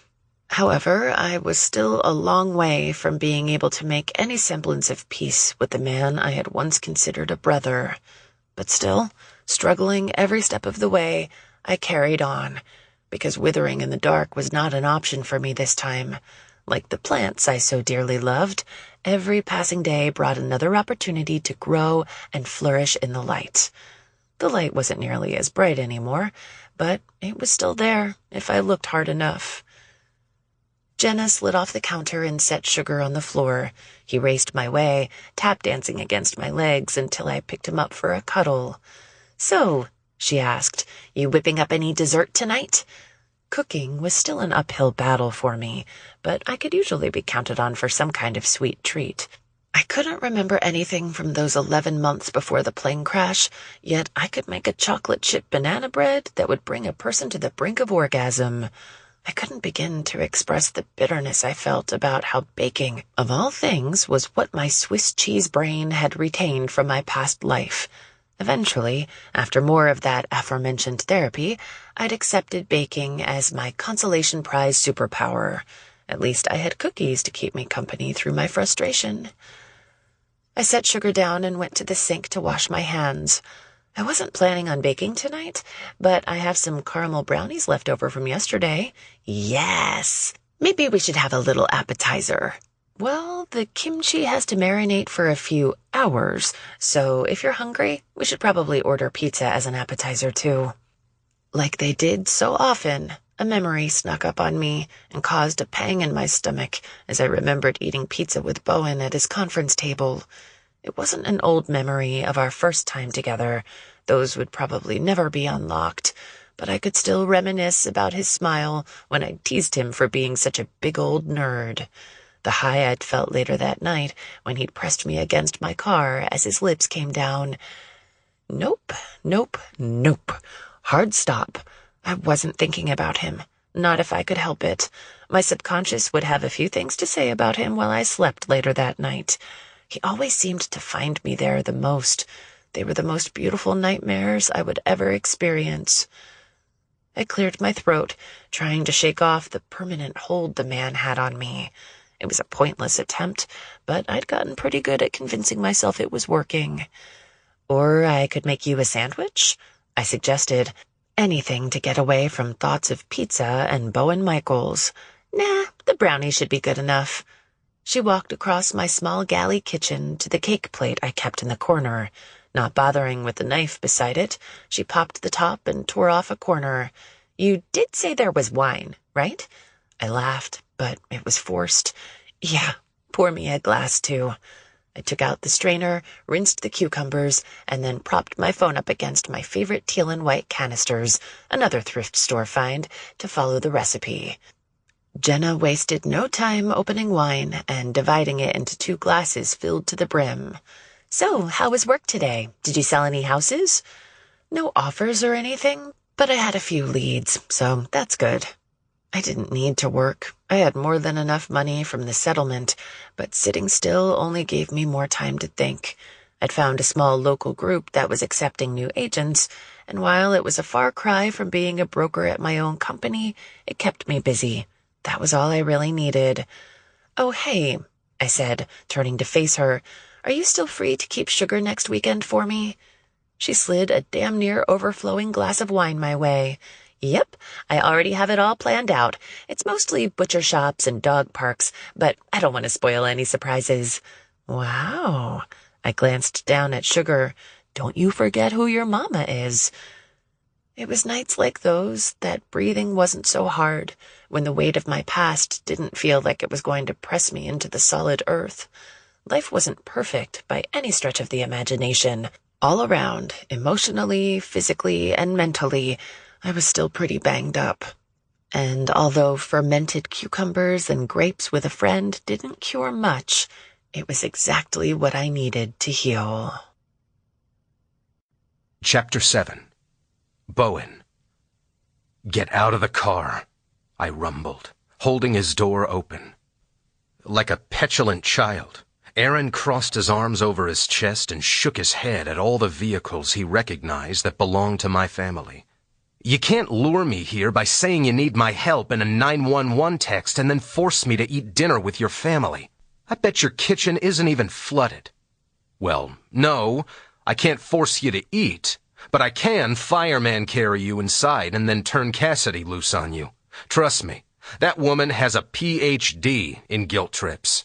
You could be on a hunger strike and still leave with a full stomach and leftovers. He let out a groan and dropped his head against the headrest, knowing Cassidy well enough to realize he was fucked. Oh, damn it, Bowen. It's been a long day. I just want to go home, pull the covers over my head, and then sleep for the rest of the weekend. That sounds fantastic. It really does. But you look like shit and haven't been returning my calls. So first, you're going to come inside, let my mom dote all over you, eat a solid meal that doesn't come from a takeout box, and be surrounded by people who care about you. 2 hours, and you're free to leave. He pinned me with an incredulous stare. 2 hours? Yep. 1 hour for tonight, and an extra hour to make up for no showing on me last week. I bent into his Lexus and reached across him to kill the engine. Now hurry up. Preston is about to razzle-dazzle us with his newest ventriloquist act. I told Tyson to save you a seat in the front row. He closed his eyes and let out a string of curse words, but it only made my smile stretch that much wider. I'd won. Thank God for small victories. The last 4 months had been agonizing. I was right back in the same purgatory of those 6 months after the crash, when I'd been irrevocably in love with a woman who was gone to me all the same. It was the damnedest thing. It felt like all I ever did was learn to let go of Remy, yet I was still so fucking terrible at it. But for as much as my overprotective, meddling, and obsessively hovering family drove me up the wall, it was nice to not be alone all the time. Aaron didn't have the same luxury. With Remy in Savannah, Jack in Miami, and Mark 6 feet under, and thank fuck for that, Aaron was the last man standing of their little crew of misfits. I honestly worried about the guy. I knew all too well what it was like to have your entire life yanked out from under you. While the two of us had never been best friends like he and Remy had, I hated the idea of Aaron being hung out to dry. A few weeks after she'd left, I'd stopped by the house they'd shared and discovered he'd moved. I couldn't blame him. That house was haunted by grief and betrayal.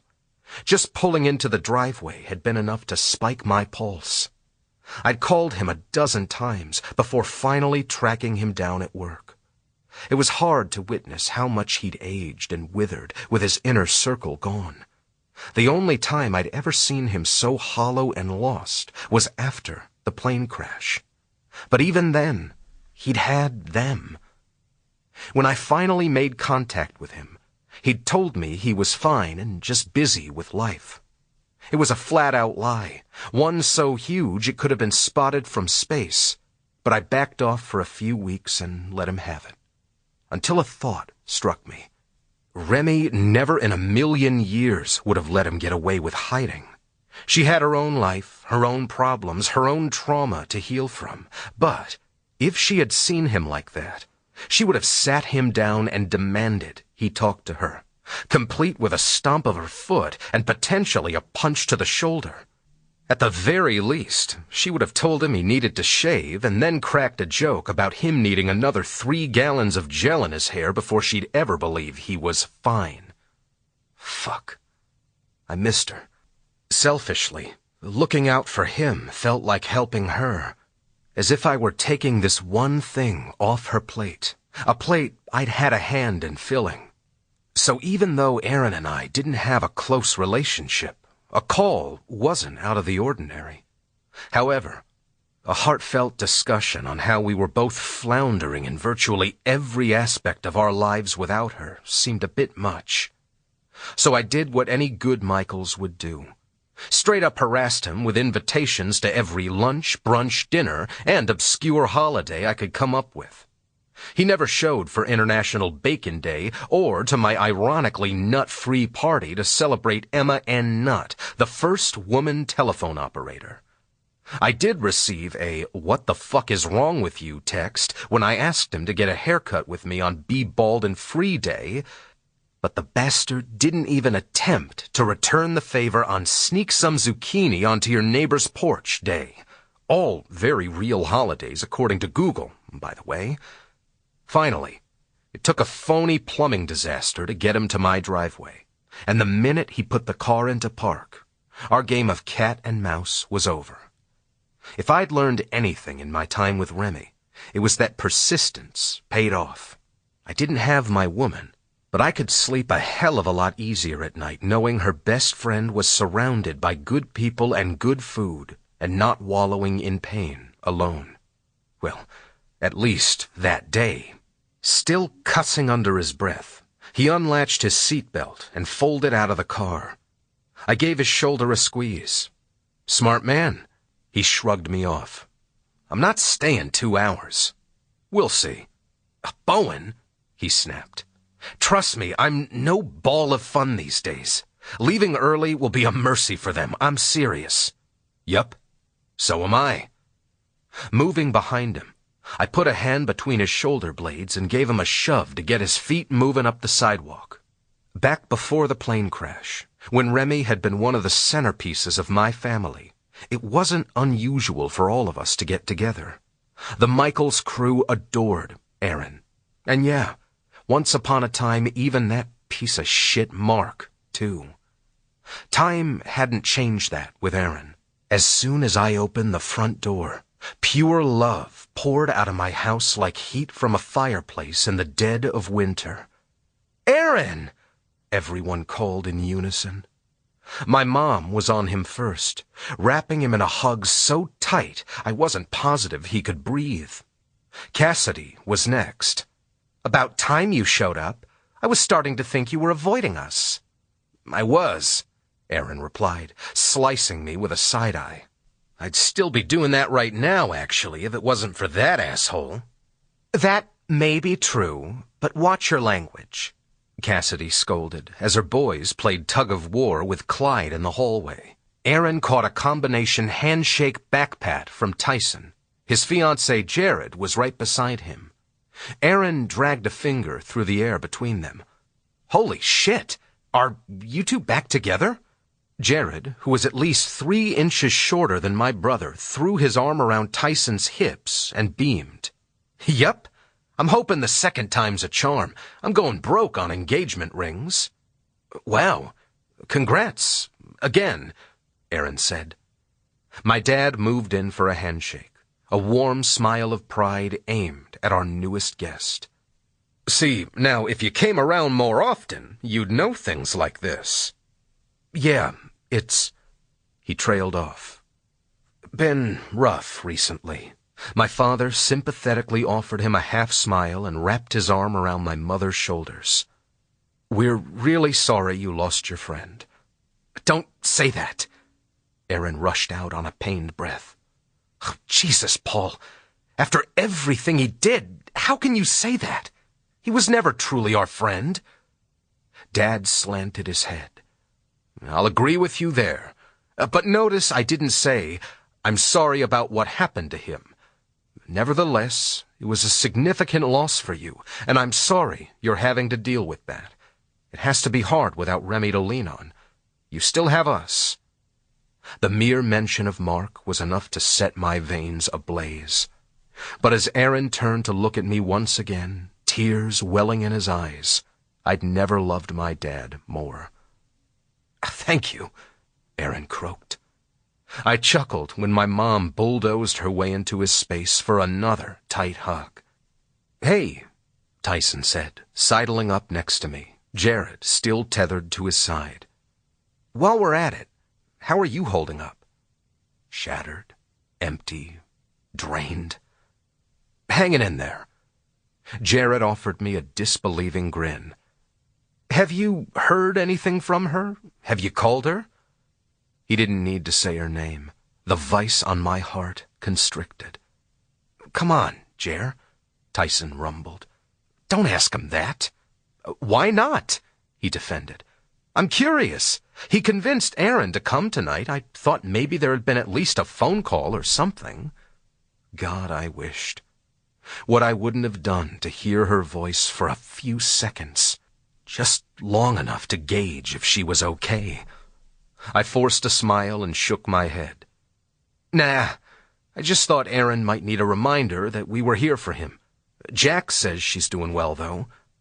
Jared grinned with pride, elbowing Tyson in the side. "Okay, that's something, right?" What it was the world's worst case of déjà vu. Same place, same situation, same fucking aching pain. The only difference was this time I had hope. Fleeting, excruciatingly thin, unlikely hope. But I clung to it like a tattered flag to a pole in a windstorm. At least in this new level of hell, she remembered who I was and where I lived. Despite everything that had happened between us, she also knew I loved her with my whole soul and entire being. Better yet, she remembered that she loved me, too. That was the only reason I got through the days. Yeah, I agreed. It's all I've ever wanted for her, so, definitely a good thing. Clearing my throat, I glanced at my shoes, desperate for an escape. What about you two? How are the wedding plans coming along? Tyson punched me on the shoulder. It'd be coming along a lot faster if we weren't here every weekend for one of your codependent cookouts. I spent almost a year breaking into your house, sneaking around, and eating 3-day-old pizza from your fridge to keep an eye on you. Now that I'm working days again and Cassidy's on duty, you become Martha Stewart hosting a damn family feast every Saturday. I don't know about you, but I sense some serious favoritism going on here. I barked a laugh. It was funny how priorities could change in the blink of an eye.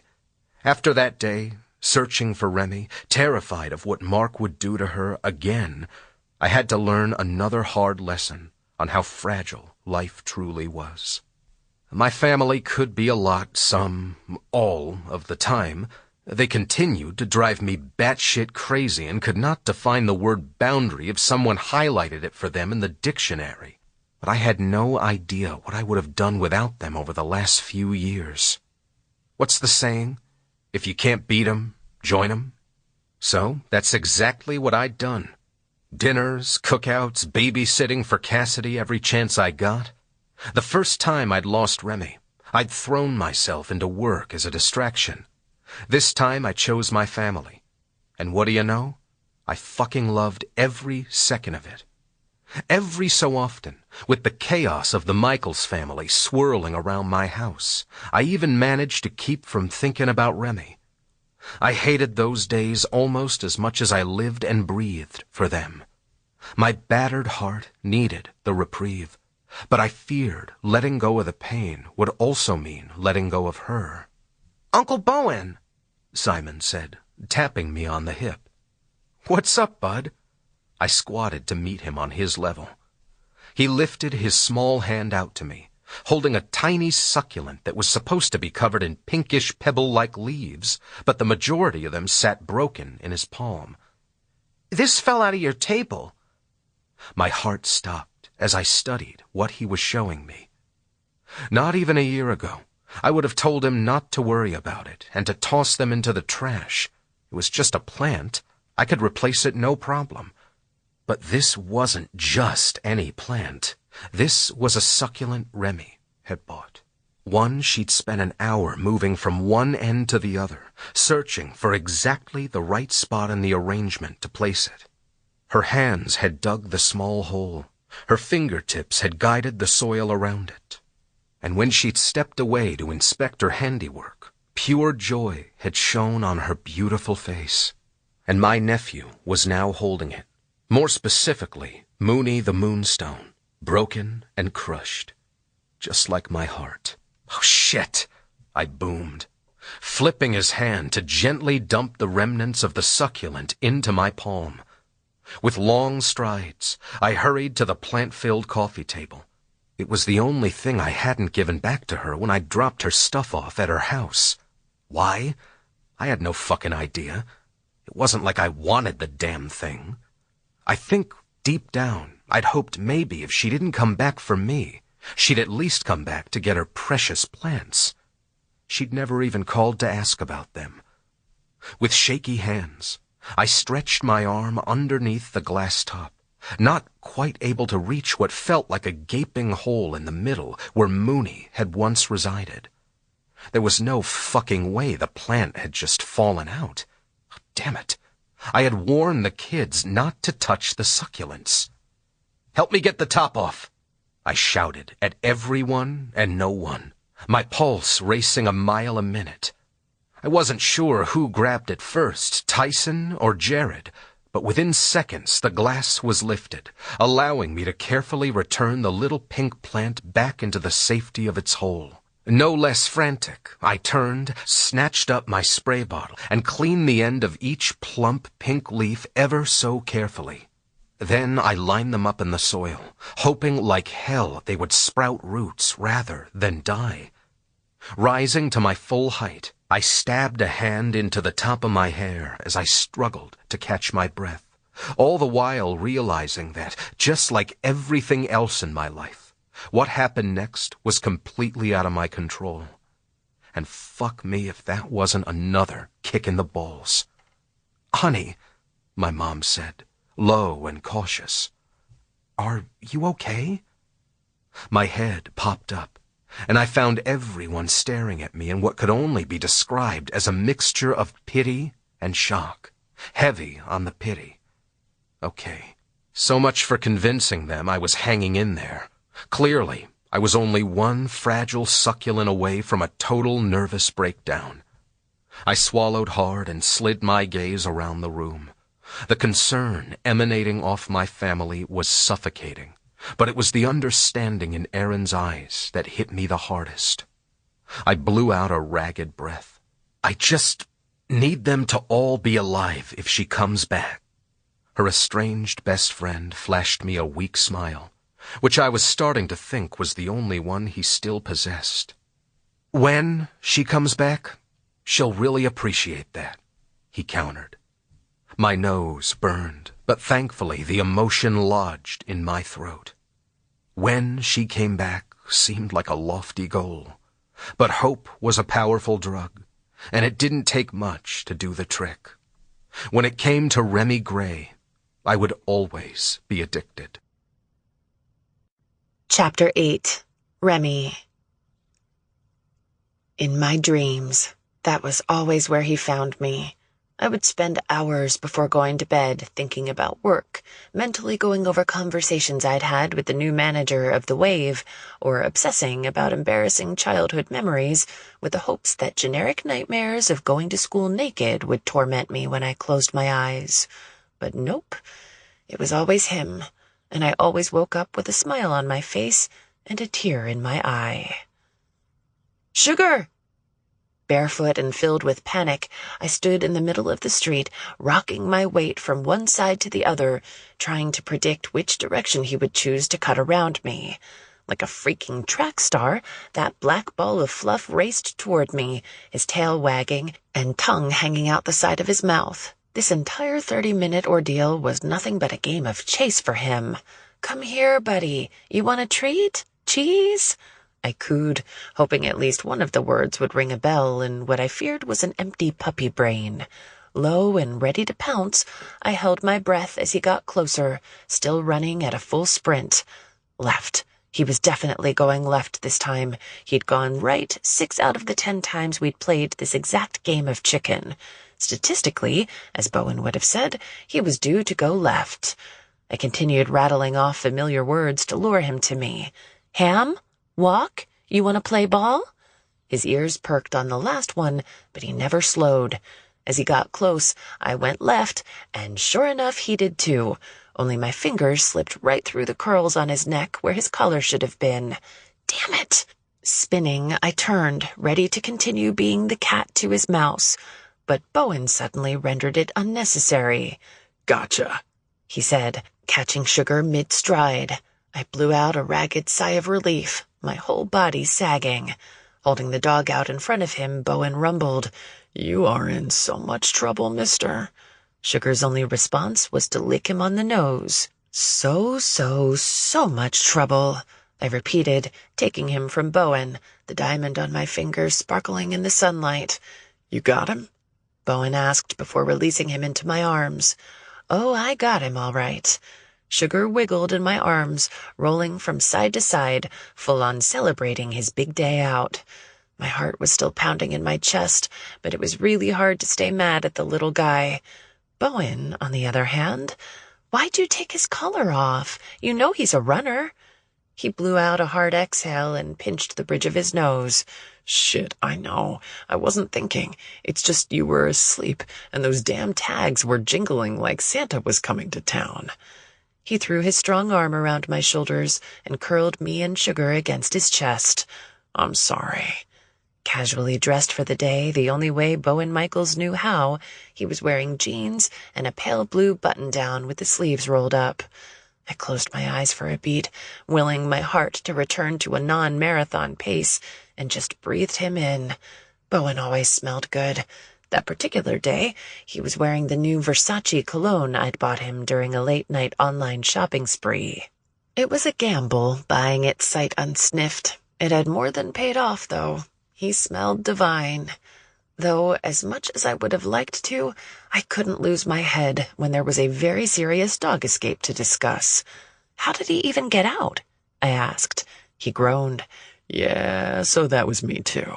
He released me, draping his arm around my hips as he led me down the street to his house. I accidentally left the gate open. Bowen, I scolded. You can't do that. He's not like Clyde, who comes back at the first mention of food. You could offer that pony a carrot and he'd plow me over trying to get back to you. He laughed. That's because he's not a spoiled little monster like a certain puppy we both know. Gasping, I covered Sugar's ear. He's not a monster. He arched a teasing eyebrow and shot me an entirely gorgeous grin. You're not going to argue about the spoiled part, I guess. I clamped my mouth shut, which only made him chuckle again. I would have been annoyed if the sound of his laughter wasn't the chorus to my favorite song. Going for a subject change versus defending myself and Sugar Thaddeus Michaels from any more defamation of character, I said, "Anywho, what were you doing with the gate open? I thought you were cleaning up the back patio." We moseyed up his driveway together, our bodies swaying in sync with every step. I was, but then I decided to move some stuff around and didn't want to drag all the chairs through the house to the garage. It was a whole unfortunate chain of events. I dropped the cushions in the dirt, and then Clyde thought I'd given him a new bed, and while I was trying to get the pony off his pallet, Sugar bolted out behind me. I pursed my lips. Why'd you move the chairs? I thought we were watching the game out there tonight. Well, yeah, but where else am I going to hang that swinging bed I saw on your Pinterest board? I stopped abruptly and tilted my head to peer up at him. What? He grinned, clearly quite proud of himself. You left it open on the computer the other day. I know you like to stay at your place, and I'm 100% good with that if it makes you comfortable. But I think it would be a nice addition to the patio. And quite honestly, I'm willing to do whatever it takes to woo you over here more often. He pointedly toyed with my engagement ring. Besides, one day it's going to be your home too. I do realize I went a little heavy on the MAN while decorating out there, so this will bring a little of the REMI that it's missing. A warmth curled around me as I stared up at him in awe. This man, this wonderful, gorgeous, thoughtful man. Most men didn't even know what Pinterest was, much less how to navigate a board. "Bowen," I whispered. His lips thinned. Too much. He dropped his arm from my hips and thrust a hand into the top of his hair. I was thinking maybe we could get out of the house, grab an early lunch, and then hit the Home Depot. It's a really nice day. You can chill in the sun while I hang it up. I was looking at the beams out there earlier, and I honestly don't think it will take more than a few hours. He smiled almost nervously, which made absolutely no sense for the ever-confident man of mine. Come on, he pressed. I'll spring for the hydrangeas, too. I know you've been aching to get your hands on the flower beds out there. Pressing up onto my toes, I placed a peck on the corner of his mouth. "Flowers, too? You know how I love a good bribe." "Well, that's perfect then, because I just love you." With Sugar still cradled to my chest, he kissed me, deep and languid, and I kissed him back with a quiet desperation I could never quite shake with him. In my dreams, we were always happy, laughing, in love, and genuinely enjoying our lives together. But no matter how hard I fought it, I always woke up, alone, in Savannah, only a few hours from him, but still worlds apart. It was torture almost as much as it was salve to my soul. Chapter 9. Remy. No, no, no, I chanted, crawling on my hands and knees under my dining room table to rescue my most recent fallen soldier, a cherry red pump. The left one, such was Sugar's favorite. I sighed and hauled it out. Staying on the floor, I sat cross-legged as I grieved. Fortunately, they weren't expensive. I'd bought the heels on clearance for $29 only a few days earlier. I almost felt bad for having brought them into such a dangerous, hostile environment. Those poor souls never saw it coming. Unfortunately, I'd only bought them to replace a seriously expensive pair I'd treated myself to as a celebration after selling my first house in Savannah. The left shoe in that pair had been mauled last week. "What the hell, Shug?" I scolded, lifting the chewed-up heel in his direction.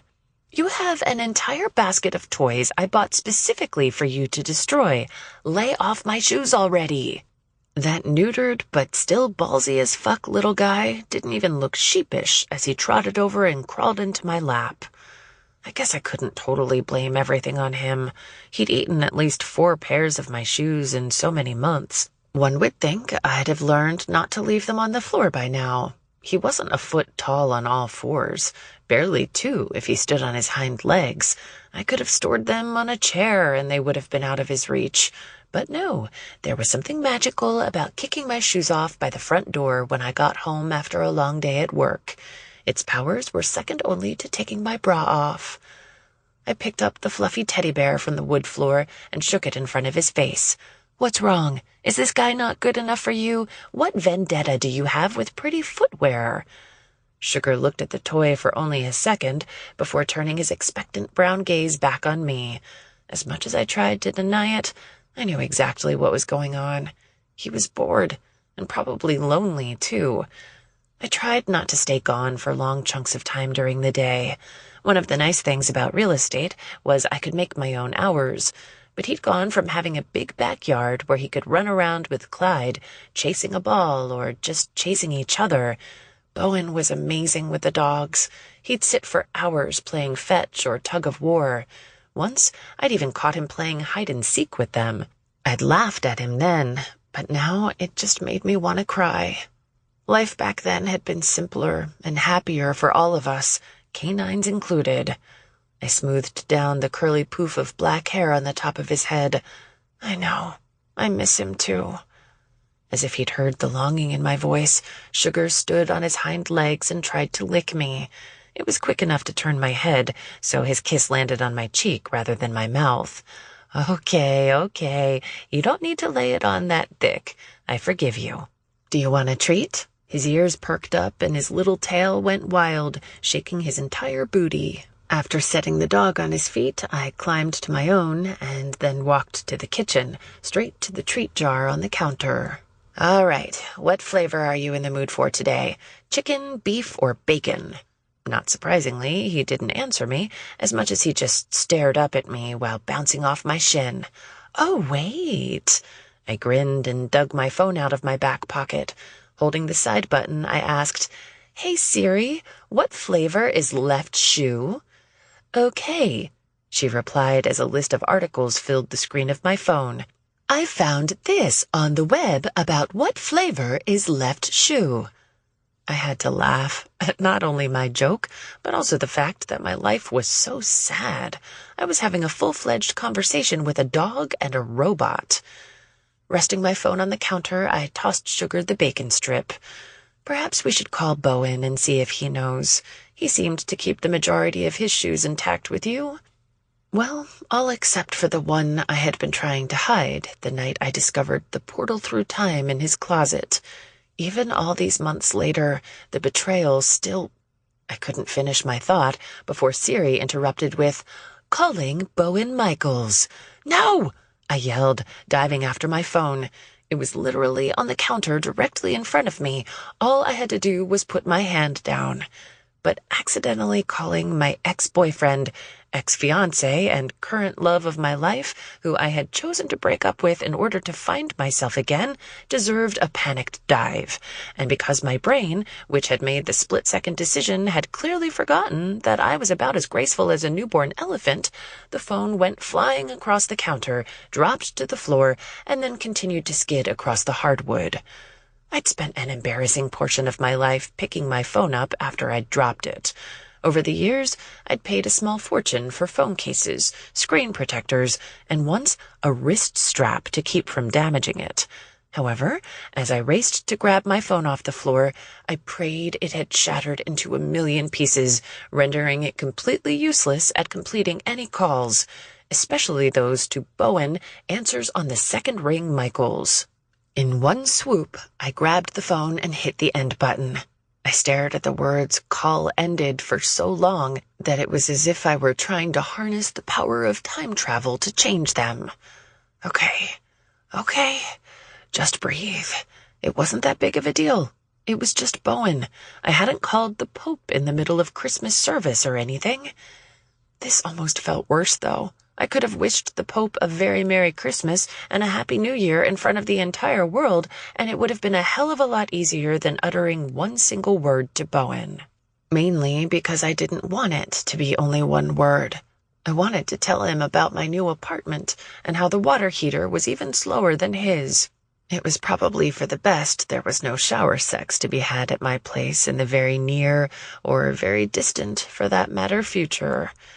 I wanted to tell him about the gardens they had here, and how I had been invited to join an amateur botanists club, which I still hadn't committed to yet. I wanted to fill his ears with stories of my new friends and adventures. And more, I wanted to hear all about how his life was going. Was Oscar still driving him crazy at the office? How was Clyde adjusting to life without sugar? Did he miss me as much as I missed him? No. Strike that. I did not want to know any of it. It wouldn't matter anyway. I'd made this decision, and I was going to see it through. He'd spent months lying directly to my face. Fine, he had his reasons. I could possibly understand that. But now I had my reasons too. No phone call, accidental or on purpose, would change that. Period. End of sentence. I was a steel rod, rigid and unbending, even to my own curiosities. Hell, maybe the call hadn't connected on his end and I was freaking out about absolutely nothing. Oh, wouldn't that have been nice? I squeaked when my phone began vibrating in my hand. Not just his name flashed on the screen, but a whole-ass picture of his handsome, smiling face that felt like running into a clear wall of glass I should have seen coming. Dear God, why hadn't I deleted his number, or at the very least his contact photo? I could have blocked him, for crying out loud. Now look at the mess I'd made. I quickly pressed end, not having the emotional bandwidth to answer. Bowen had never been one to give up so easily, though. It immediately started ringing again. Oh, shitty, shit. I mumbled, spinning in a circle, searching for somewhere to hide my cell, because, yeah, that was rational. Out of sight, out of mind, out of my heart and into a flower pot. When it finally went to voicemail, I breathed a sigh of relief. It was absolutely premature. For fuck's sake, the man had spent nearly 2 years of his life quite literally begging, bartering, and stealing to keep us together. It was ludicrous to believe that an unanswered phone would suddenly deter him. I closed my eyes and sighed when a text notification popped up next. Bowen. What's going on? Is everything okay? I missed a call from you. Fuck, I groused, walking over to my sofa and sinking into the corner. What the hell was I supposed to say? I hadn't spoken to the man in 4 freaking months. Would a simple "I'm fine" with no explanation suffice? I could probably manage 2 words. The bright side was I wouldn't have to force the lie out of my throat. "I'm fine," I typed. But as I stared at it, it felt wrong. It was Bowen. Sure, a part of me was still angry by his deception, but he was clearly worried about why I'd called. After everything we'd been through, he deserved more than a vague 2-syllable answer. I couldn't be with him, but I couldn't leave him hanging like that either. I mulled it over for several minutes, typing and deleting until I came up with just the right message. Me. Hey, I'm good. Sorry about that. I didn't mean to call. It was just a butt dial of sorts. My phone seriously has a mind of its own sometimes. Anyway, I hope you're doing well. Remy. Yep, I signed my name to a freaking text. Would I be Remy Gray if I didn't make it as awkward as humanly possible? That wasn't even the worst of it, though. Bowen and I must have been typing at the same time because his text appeared on the screen a half-second before mine. Bowen. Remy, you have to give me something here. My mind is racing with a million different scenarios of why you'd call me and then not pick up, none of which leave me with a good feeling, especially since I can see the text bubble where you keep starting and stopping texts to me. You've got 2 minutes to reply, or I'm on my way to Savannah. Oh my God. While Alpha Bowen had always done some seriously hot things to my body, my fingers had never flown across a phone screen faster. He could not come to Savannah. As far as I knew, he didn't have my address, but knowing my luck and Bowen Michaels, he could sniff me out like a bloodhound. Me. I replied. Bowen. I see that now. How very serendipitous of your lovely ass to call me like that. I frowned at the phone, even as butterflies ricocheted around my stomach. Damn Bowen and his obsession with fate. Me. I'll have you know serendipity is actually the opposite of fate. Thank you very much. By definition, it's the occurrence of events by chance. Bowen. Interesting. I didn't mention fate at all, but I see you've been giving it some thought since we last spoke. I clamped my mouth shut. Damn. I'd walked right into that one. Me. For the record, it was actually Siri who called you. My lovely ass doesn't think about you at all. She's rather ambivalent. Bowen. So only your mouth, then? Last I checked, Siri takes voice commands. I do miss that mouth. The breath was stolen straight from my chest. What the hell was happening? No, for real. What the actual fuck was happening? He'd gone from losing his mind with worry to sexting me in less than 2 minutes. And worse, my fingers were all but aching to type back, "Tell me more." Nope. We were not doing this.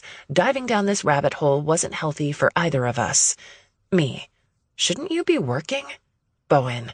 Not really. It's been slow since my best client moved away. Which reminds me, where should I forward the remainder of your bill? All at once, my heart whooshed as the dam I'd carefully crafted in my head busted open, flooding me with memories of all the different ways and positions I'd been working off my so-called debt. The late-night payments, the shower payments, the hood of the truck payment, the kitchen floor payment. I'd actually made 2 of those. The office payments, the early morning payments when we were lazy, and I wrote the check out slowly as the sun came up. Then there were the hand payments, which were worth a little less, but judging by his reactions alone, my mouth payments were like paying double. Damn him. Bowen. Either I've struck a nerve, or you're thinking about your first installment, the day I bent you over the chair in my office. I'd prefer the latter, but I'm fine with either. Dumbfounded and with a tingling clit, I stared at my phone, one smart-ass comment after another flittering through my mind. He was teasing me, taunting me, knowing exactly how weak I'd always been when it came to him. But the reason we weren't together had not one damn thing to do with sex or how compatible we were in bed. It had never been my body I was scared of trusting Bowen with. Me. And on that note, I'm going. Sorry if I bothered you. Bowen. No bother. Tell your ass I said hi. Go ahead and give your breasts all my best, too. Then again, you could send me a picture and I could do it myself. There was 0 chance I was getting myself into that dangerous game. I was weak against his charm and basically just weak in general. When and if Bowen and I found our way back to each other, I didn't want to doubt any of it. So instead, I replied curtly, Me. Don't press your luck, nerd. Bowen. Feel free to press yours anytime. Son of a bitch, I mumbled. Then, against my better judgment, I pressed my luck for a good 30 minutes in the shower, long past the hot water tank's limits. Chapter 10. Bowen. Fuck yeah, I breathed, setting my phone on my desk. As much as I would have liked to claim I played it cool, there were more than a few fist pumps involved in my celebration. My chest heaved, and my heart thundered against my ribs, but holy shit. Talking to her again felt like I'd climbed the highest mountain, fought off 10 bears, and then rescued a dozen orphans from a burning building. Though it kind of balanced out, because it had felt like I'd been shoved off that mountain, hit by a Mack truck, and then run over by a train for those first few seconds when I'd realized I'd missed a call from her. I'd already had my keys in hand, prepared to bolt out of the office, when she finally texted me back. I had no idea where I would go or what I would find when I got there, but if Remy needed me, there was nothing I wouldn't do for her. Thankfully, she was fine, and I'd been able to perform the damn near heroic task of packing down my craziness quick enough to keep her talking. I'd probably come on a little strong, but she was the queen of dancing in and out of my world. Go big or go home, right? I had no idea what our text exchange meant. If she'd once again disappear on me, or if I'd thrown her off kilter enough to earn me another conversation. At that point, I would take whatever scathing tongue-lashing she wanted to give me with a smile that rivaled the Joker. Regardless, it was just so fucking good to hear from her. I'd sworn to myself I'd never lie to her again, but I hadn't been totally honest. She was hands and mouth down my best client, but business was in fact booming. I'd been slammed all week, and with the symposium in Charlotte only 2 days away, I had to catch up on a mountain of paperwork before I could leave. Walking out of my office with more pep in my step than I'd had in months, I found the reception desk empty. Emily should have still been there. It wasn't even close to 5 yet. Although Oscar was already gone, thank fuck for that. I did not need a 2-hour conversation with him about his thoughts on the full disclosure principle killing my Remy Gray high. After turning on a toe, I walked to the copy room and pushed the door open. Not so surprisingly, Emily was there. Extremely surprisingly, she was crying into a tissue. "Hey," I whispered. "Are you okay?" Her head snapped up, embarrassment blooming across her cheeks. "Oh, God, you weren't supposed to see this. Please don't fire me for being a basket case." I stayed in the doorway, not wanting to crowd her. I don't have the right to judge anyone for being a basket case. I'm senior chief of all the basket cases, not only in the office, but all across the greater Atlanta area. What's going on? Her long blonde hair hung over both shoulders as she tried to wave me off. "No, it's nothing. Just some personal stuff." She let out a sad laugh and rolled her eyes. "Guy trouble." "Anything you want to talk about? I happen to know a thing or two about guys." She sighed. "I don't think this one's worth the conversation." "Then he's definitely not worth your tears." She pursed her lips. "You're sweet." I popped one shoulder. "I try. I might be your boss, but if you ever need to talk, I'm a decent listener." "Oh, God, stop. I'm on the clock. You're supposed to be yelling at me to get back to work, not consoling me." "Would that make you feel better?" "Yes." "Well, okay then." I cleared my throat and stabbed a hand into the pocket of my navy slacks. "Emily, what the hell are you doing in here? I'm still waiting for you to scan the Reese documents. Not to mention, I leave in 2 days and still haven't seen my itinerary for the conference." I punctuated it with a cheesy, half-hearted smile, all teeth. "Better?" "No, that was just weird." Quickly composing herself, She threw her tissue in the trash and walked toward the door. I backed out of her way, then followed her down the hall to my office, her heels clipping across the tile floor. She went straight to the plastic inbox on the corner of the desk and plucked out a manila envelope from the bottom of the stack. "The Reese documents were uploaded to our shared folder before you got here this morning, and this," she swung an envelope my way, "has been sitting in your inbox for almost a week now. I was wondering when you were going to thank me for getting you an upgrade to a garden view room with a jacuzzi tub." My brows shot up my forehead as I took the envelope from her hand. "Garden view, huh?" "Yeah, it was the best I could sweet-talk out of the manager. I was hoping for a lagoon view, but it's still a hell of a lot better than the parking lot view that came with the group rate." Personally, I didn't give a shit about my room as long as it had a bed and a shower. It was 5 days of meetings, classes, and uncomfortable get-togethers where accountants from all over the country removed their pocket protectors and cut loose for a few days. Usually I avoided conferences like the plague, but this was the last one within driving distance for a while. No fucking way was I getting on another plane or volunteering for a cross-country road trip with Oscar. I'd go, pay my yearly membership dues, get the credit for the classes I attended, and then check it off my to-do list for the next few years. But none of that was why a huge grin split my mouth. Of all the hotels in Charlotte, North Carolina, I was staying at one with a massive indoor garden, and my room was going to overlook it. Remy would have no doubt loved it and found pure and utter joy sitting out on the balcony drinking her coffee each morning. The bittersweet view would probably torture me the whole time I was there, but that was nothing new. My smile never faltered.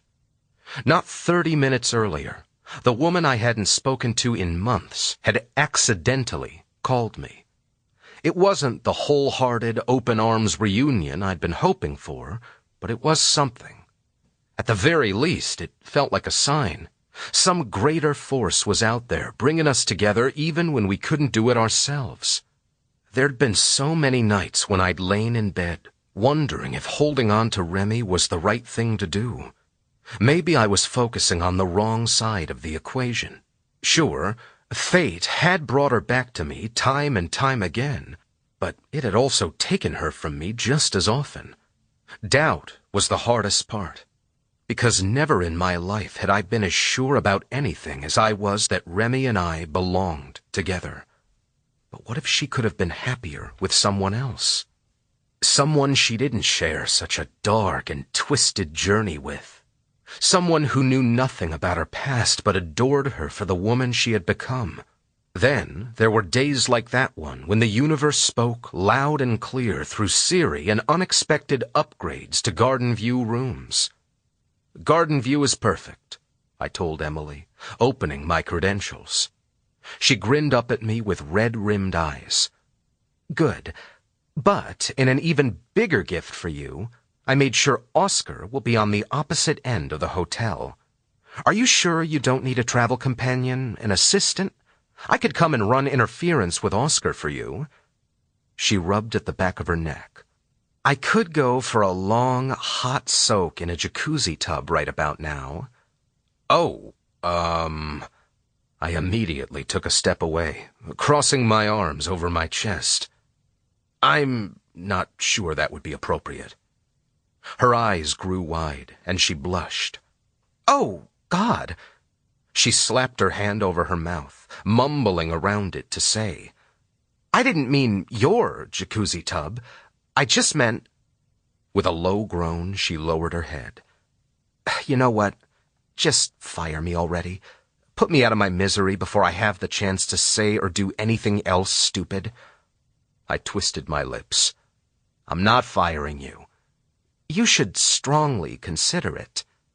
"But then who would get me free Garden View upgrades?" She slanted her head. "Shit. Did you think it was free?" I blinked at her several times. She lifted her hands in surrender. "Just kidding. It's totally free." I wiped the non-existent sweat from my brow as she giggled. After the day I'd surely end up with whiplash. Remy calling and not answering. The texting. The flirting. The cutting it way too fucking short to keep my word to the woman I craved more than my next meal.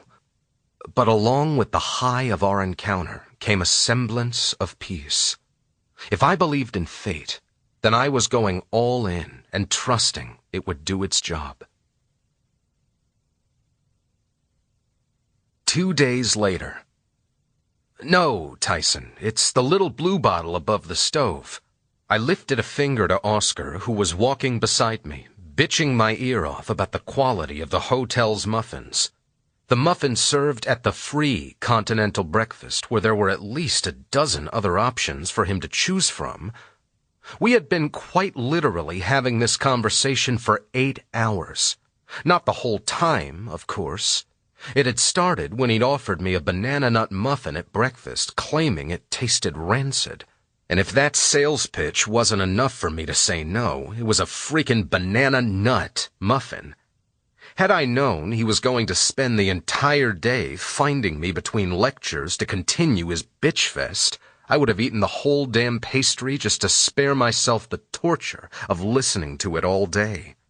Anaphylaxis had to have been better than that shit. "Do you want to grab dinner?" Oscar asked, clearly seeing I was still on the phone and not giving the first damn if he was interrupting. I tilted my cell away from my mouth and gave him my attention. "Sorry, I can't tonight. Clyde isn't feeling well. I need to help my brother locate all his meds and set him up for the evening. I'll probably grab something quick to go and then head back up to the room for the night." "Okay then. See you in the morning for breakfast?" Not if I could humanly avoid it. "I'll let you know," I smiled, gave him a parting chin jerk, and then put the phone back to my mouth.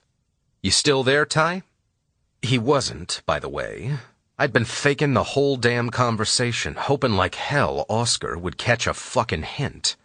As he finally walked away, I tucked the phone into my pocket and blew out an exasperated groan. How the hell was I supposed to make it 5 more days with this guy? I knew he'd be obnoxious. He always was. At least at home, I could hide from him in the confines of my own private office. Tugging at my tie, I walked to the hotel bar. With the conference ending for the day, the restaurants would be packed. And as very appealing as the idea of getting out and experiencing what Charlotte had to offer was, I was exhausted. Technically, I was off all week, but I still needed to check in with Emily and return a few emails to clients before I could get any rest. "Hey there," an older female bartender greeted me before I could slide onto the stool. "What can I get you?" Shedding my suit coat, I sat down. "Do you serve food here?" "Yep, I'll get you a menu." No need. "May I have a burger?" "You got it. Lettuce, tomato, onion." I think she kept talking, though I couldn't be completely sure.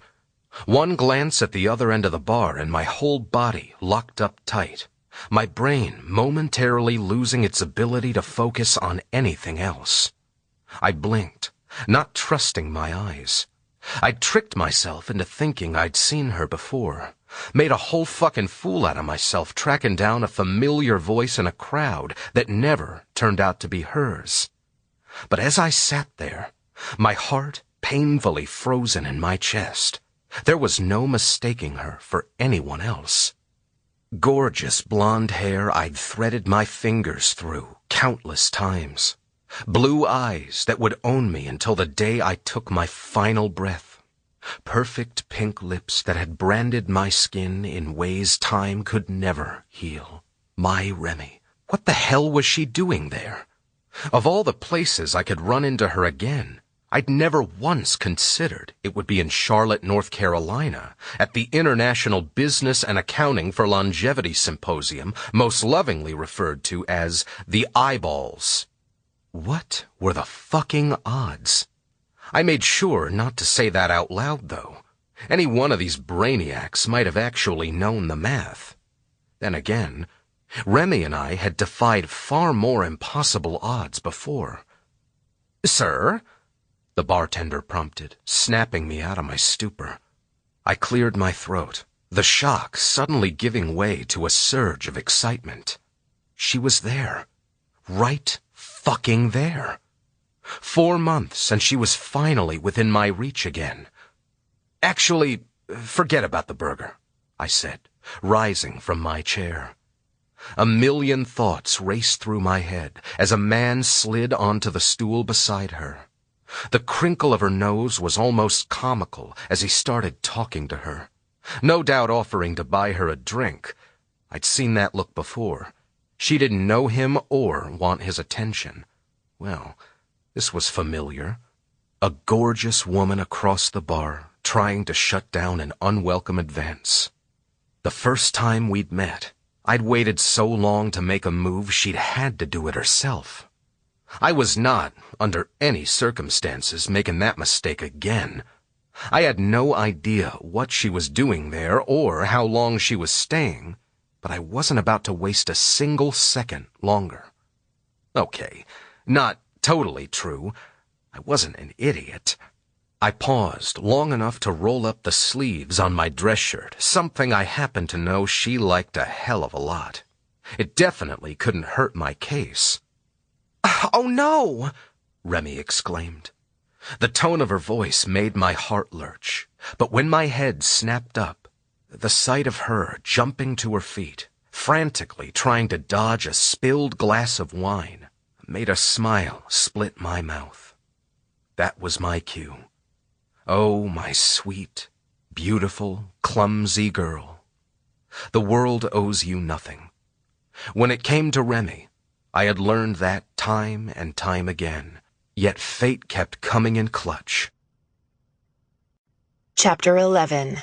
Remy. Sorry about that. I lied. Well, kinda lied. I was sorry about spilling a perfectly good glass of wine.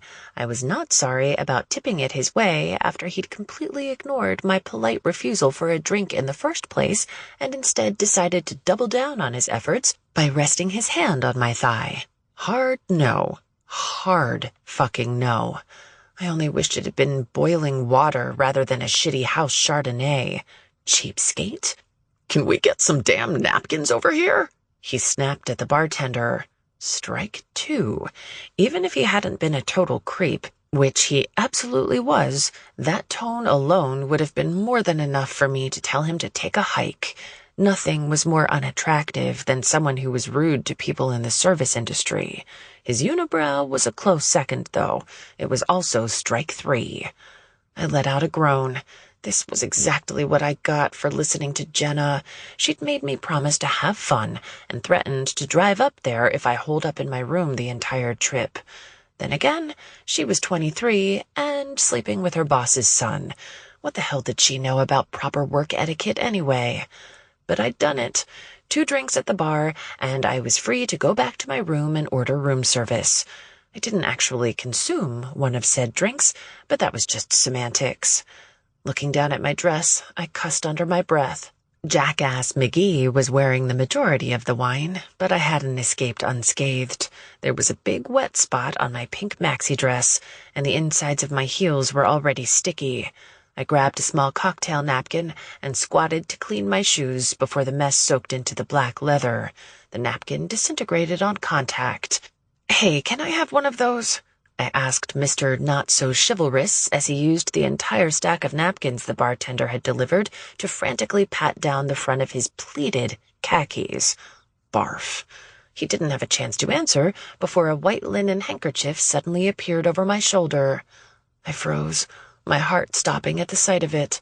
An all-too-familiar warmth chased a chill down my spine. No way. It was impossible. For several beats, I stared at the delicate fabric, telling myself it belonged to a gentle 90-year-old grandpa trying to help a slow-witted damsel in distress.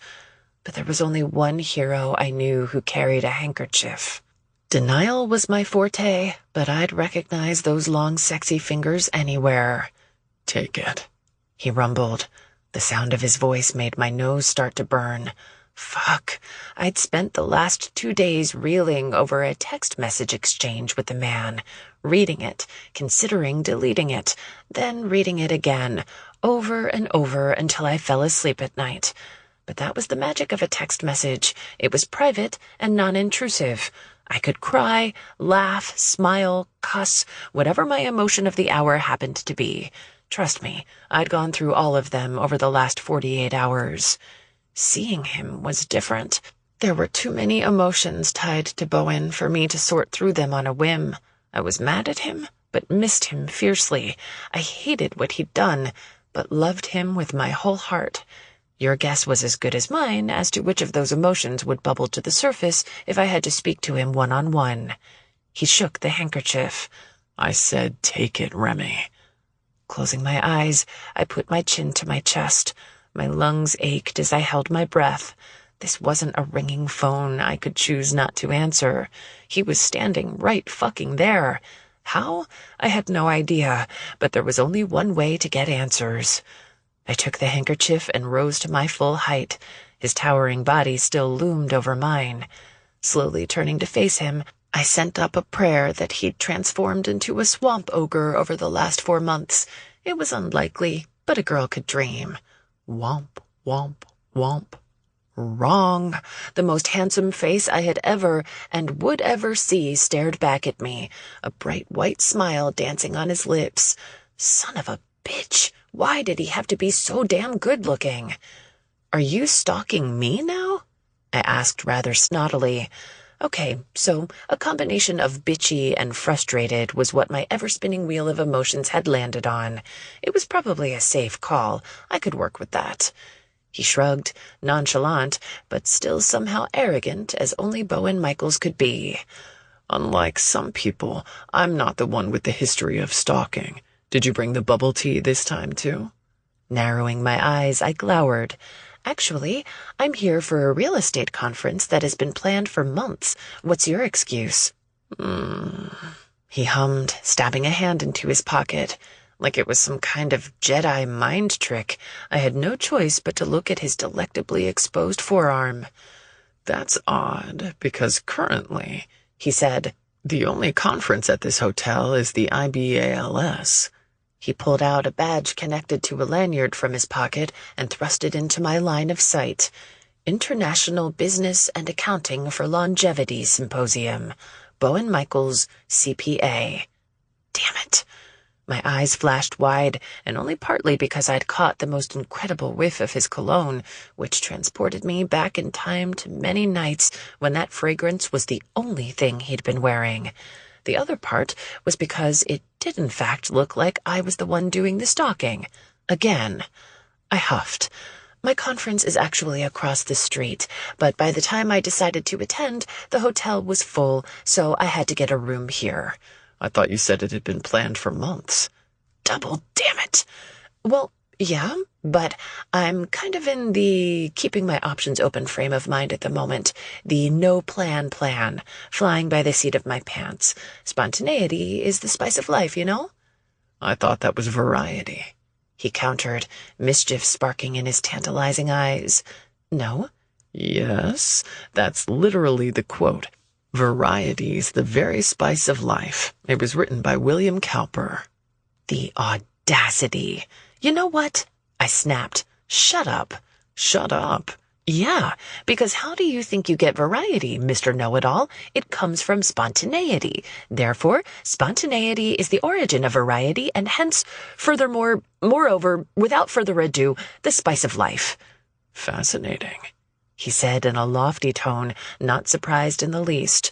"So, you with all your lack of premeditation, and me with enough planning for the whole East Coast, we both end up in a totally different state on the same day, and since your hotel was full, you were forced to stay at my hotel, whereupon we both just happened to end up at the bar at the exact same time directly across from each other, and you're still going to tell me this isn't fate, right?" With about as much fervor as I could muster, I grimaced and suggested, "It's a fluke."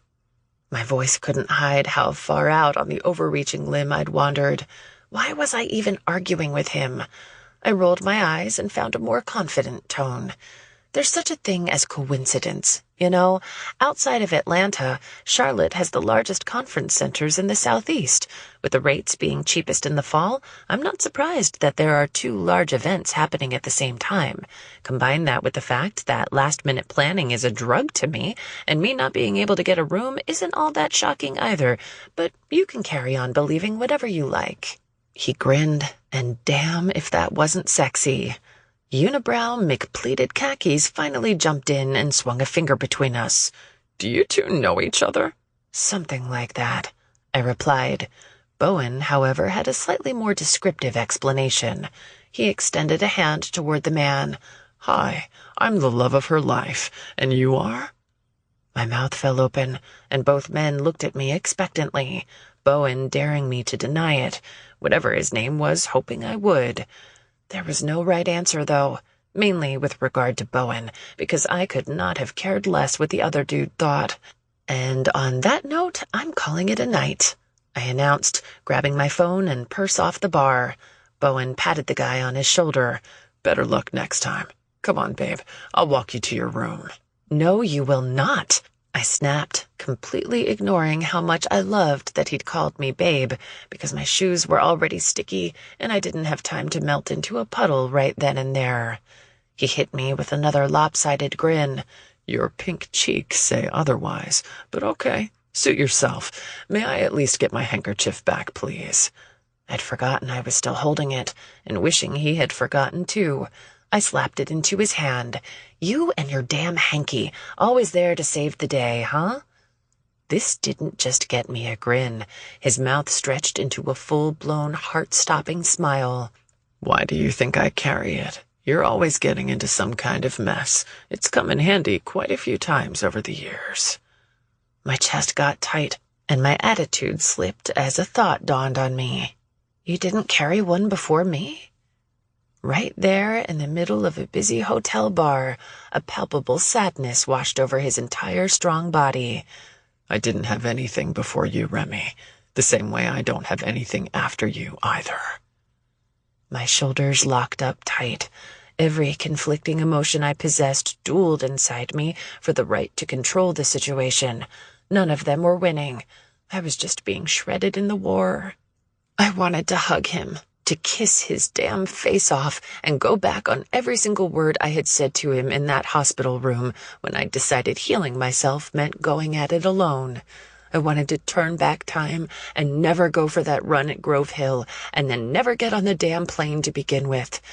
But if I was being honest with myself, in that moment, I was standing there with a man I had broken, yet was in no condition to fix, especially when I myself wasn't even whole. It was exactly why I had left in the first place. "I'm not trying to hurt you, Bowen." He grabbed my hand, resting it over his heart. "You aren't. This is the best pain I've felt in 4 fucking months." God, why did he have to be so sweet? My chin quivered as it all became too much.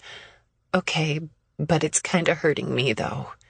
He immediately dropped my hand. In the blink of an eye, his whole demeanor changed. Returning in full force was the mercurial man who'd captured my attention on the courthouse steps. "Right. Well, I have a lot of work to do before I can get to sleep tonight. The IBALS can be exhausting. Have a spectacularly mediocre time at your convention. I hope the lectures on real estate are utterly riveting. It was decent seeing you again, Remy." I bit my bottom lip, knowing exactly what he was doing and appreciating it more than words could express. He wasn't being a dick. That wasn't in Bowen's nature. But he'd given me the out I so desperately needed to escape this conversation guilt-free. "Decent?" I teased. He shrugged. "Well, you were with another man, and then spilled a glass of wine. Almost cost me my best handkerchief, too. It definitely could have gone better." His chin tipped in a curt nod. "Have a good night." With that, he left, turning to face me one last time, but still walking away. He chuckled and shook his head. "The other nerds are never going to believe this." Just as I had that day at the courthouse, I watched him go, admiring Mr. Tall, dark, and nice ass all over again. That should have been the end of it. I should have gone to my room, packed my bags, checked out, and driven to another hotel across the city. Or better yet, just driven home. However, rationality was not in charge. With wine still squishing in my shoes, I chased after him, catching up as he waited for the elevator. I wasn't with another guy, I stated. He didn't look at me, but I caught the reflection of a smile in the closed metal doors. I know. As much shit as you give me about being a nerd, that guy would have been a real step down for you. He shot me a teasing side-eye. Did you see those pants? I laughed, and with my next inhale, it felt as though my lungs fully expanded for the first time in months. Also, I didn't spill the wine as much as I knocked it over on him. What? Ms. Gray, you're a menace. I saved that hopeless man. You probably did. He didn't even tell me his name before he thought it was a good idea to put his hand on my thigh. All the humor on his face vanished, rage swelling in its place. What the fuck? With brows drawn, he peered over my head to the bar in the center of the lobby, his golden gaze darting around. The minute he located the asshole in question, he abandoned the elevator. Long strides carried him back toward the bar. No, no, no! I jumped in front of him, my hand against his chest. It's fine. I took care of it. Then you took care of it. Nice touch with the whole I'm the love of her life bit. Forget about that asshole. He paid for a drink that he's wearing home. That's enough for me. It's fucking not enough for me. Yeah, well, karma has a way of working these things out. I'm relatively sure he pissed off the bartender, too, so he'll be drinking foamy beers and virgin cocktails for the rest of his stay. Not everyone at the IBALS can be as dashing as you. Cut him some slack. Oh, I'll cut something, but it's not going to be slack. I barked a laugh. Bowen was a man through and through. I was positive that if a situation arose, he could handle himself. But that handsy mouth-breather was not a situation. He was a dumbass who had most likely paid to lose his virginity on his 30th birthday. I was not going to be the reason the cops got called. That motherfucker won't even be able to count to 10 when I'm done with him, let alone do any accounting. All right, Samuel L. Jackson, let's bring the motherfuckers down a notch. The hinges of his jaw ticked, but his gaze finally bounced back to mine.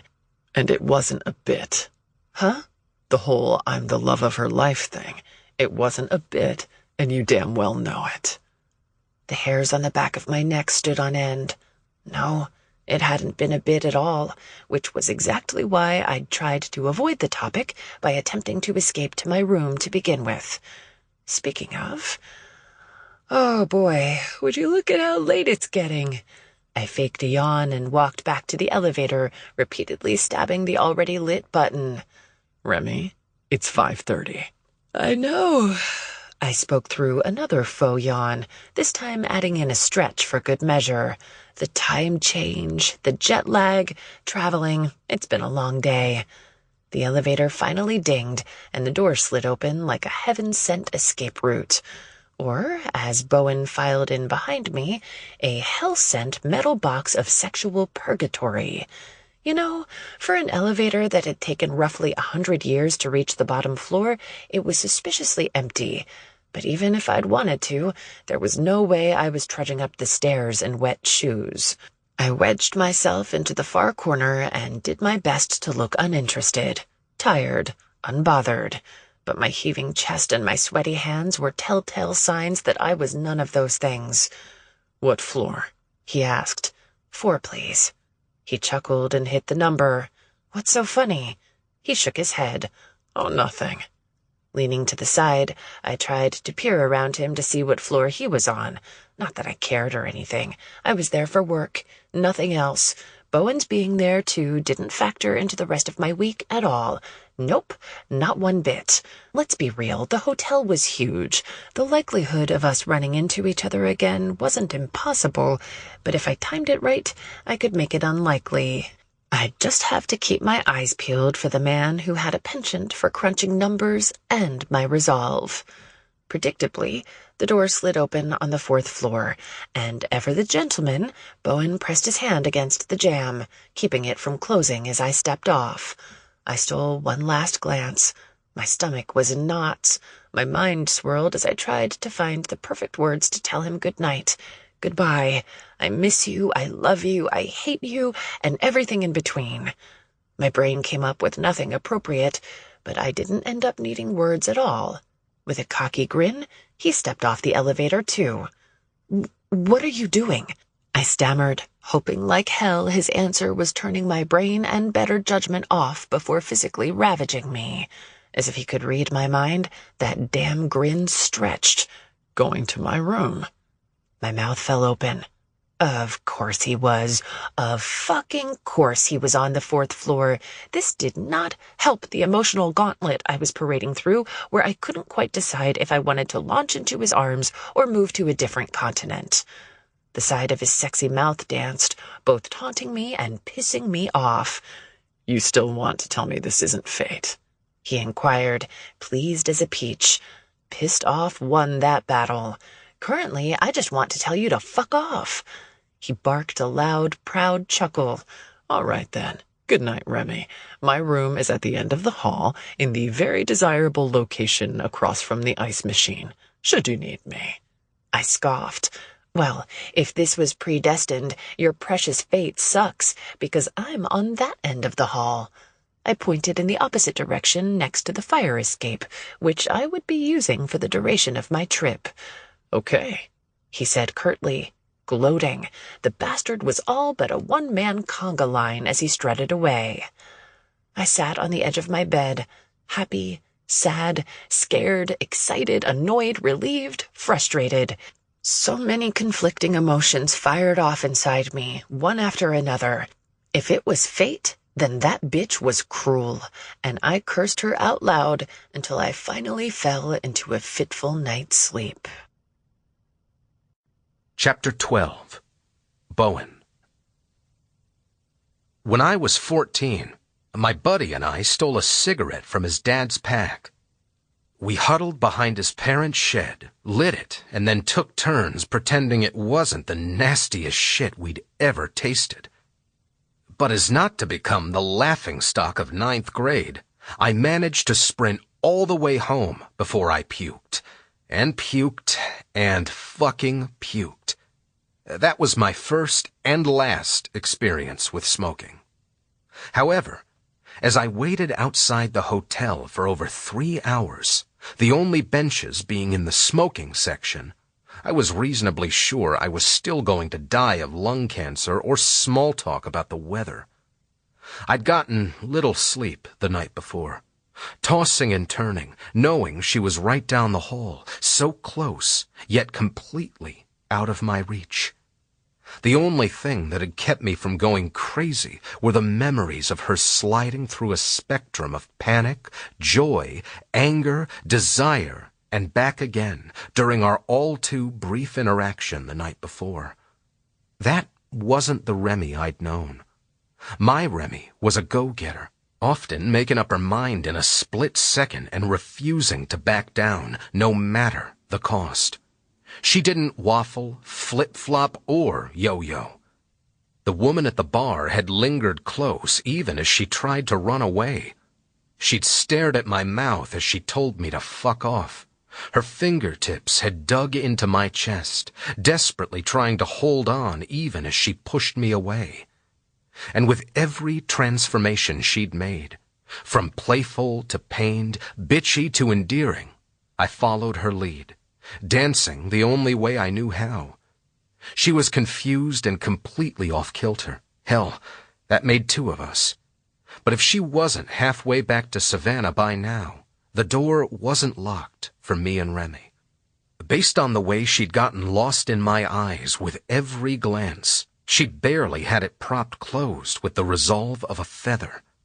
I wouldn't bulldoze my way through. Nothing would shut her down faster. But a gentle knock to remind her how fucking good we were together couldn't hurt. So, there I was, sucking down second-hand smoke like it was the latest and greatest health trend, and gabbing about the 15% chance of rain heard round the world, just for the chance to run into her again. It was past 8 by the time I caught sight of her blonde hair flowing in the breeze as she walked through the crosswalk. She was gorgeous in a cream silk long-sleeve shirt, black slacks tapered at the ankle, and a pair of mile-high heels. I loved Remy in all her dresses, but there was something about her in pants and heels that made my mouth water. The street was busy and well lit, but I still hated like hell that she was making that trek alone. Whatever. That was a conversation we could have the next morning when I went with a not-so-gentle knock and showed up to walk her to her morning meetings.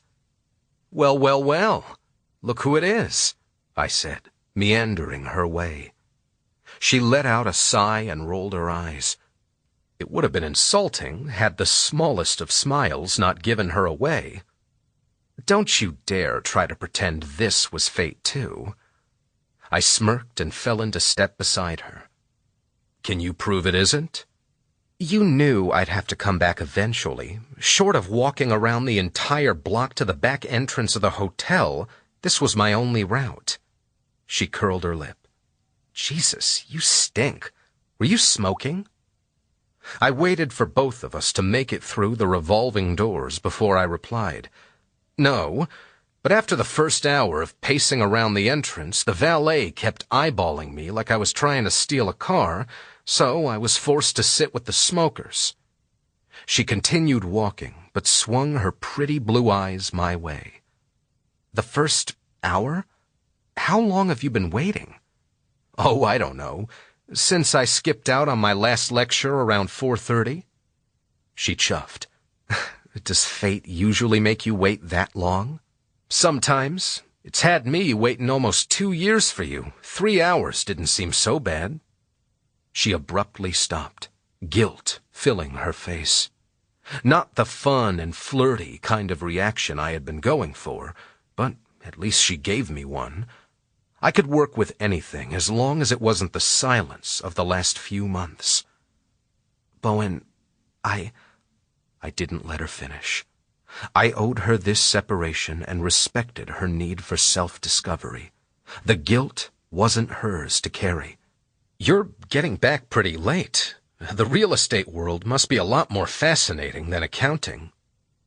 She blew out a ragged breath and thankfully started walking again. Was that ever even in question? It's Geek Central over there. She flashed me a smile that hit me square in the chest. God, I'd miss that crazy, beautiful woman. I had to clear the emotion from my throat before I could speak. "You haven't even met the fellas from the group text yet." She laughed softly, and while her breath never touched my skin, the sound washed over me with the comfort of home. When she veered to the elevators, panic smacked me in the face. I wasn't ready to let her go yet. A 2-minute walk from the front door up to her room wasn't nearly enough. But then again, I feared a lifetime with Remy wouldn't be enough either. "Any chance you'll let me buy you dinner?" She hissed through her teeth. "I already ate. We had a luau banquet thingy tonight. There was a whole limbo competition and everything." Well, shit. "Wow. I'm not sure that helps your theory about real estate being cooler than accounting. What about a drink?" She stopped again. I don't think that's a good idea, Bowen." I did. I thought it was a really fucking good idea. One I would do anything to make happen. "One drink. Just 2 friends catching up. We can do that, right?" It made me an asshole, but the indecision on her face had my pulse skyrocketing. I didn't want to be just 2 friends either, but I'd take what I could get. "Come on. You still talk to Aaron, and that works out okay for you. This could work too." She canted her head. "Even more interesting is how I know for a fact you still talk to Aaron. He told me you bamboozled him into a family dinner the other night. I don't like the idea of him being alone. I really don't like the idea of you being alone either, was what I also wanted to say. That only would have made things more awkward. If I had any hope of her staying and hanging out, I had to keep it light. I shoved a hand into my pocket and popped a shoulder. Besides, bamboozling people is kind of the Michaels family specialty. There's a door-to-door salesman on our family crest. She waved a hand up and down my body. So you do come by this honestly, then? Pretty much. Fighting the urge to touch her, I bent at the knees to bring us eye to eye. Come on. One drink, your treat.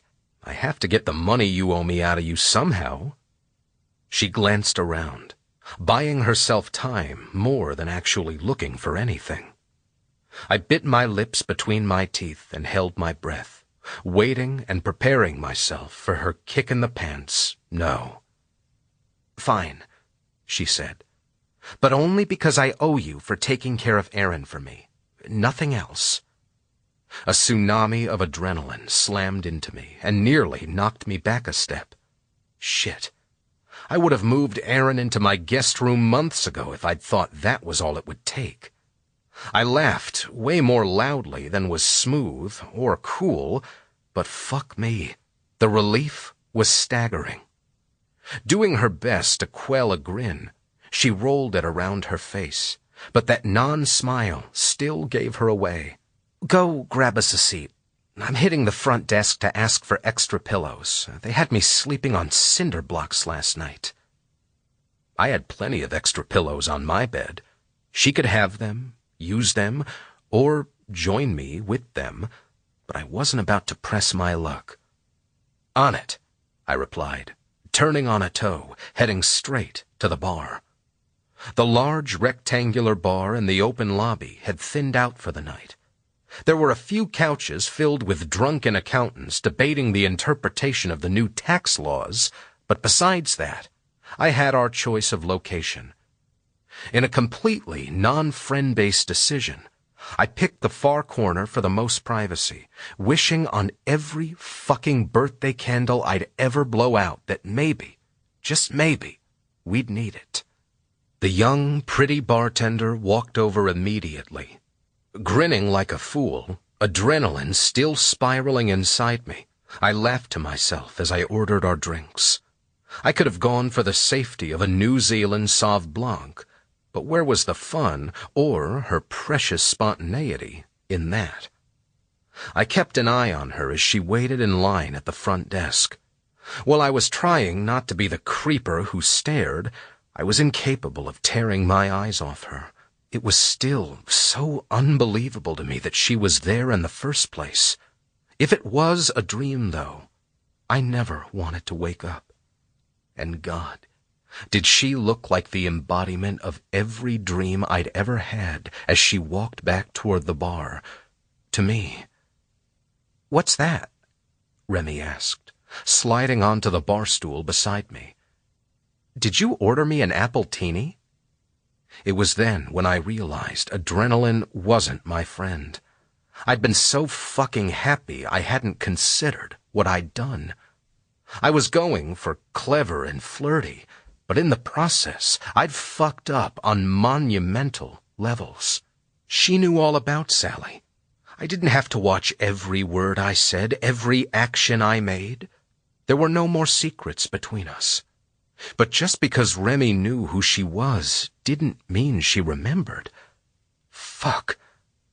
I pushed the drink away from her. Don't drink that. I'll get you a wine.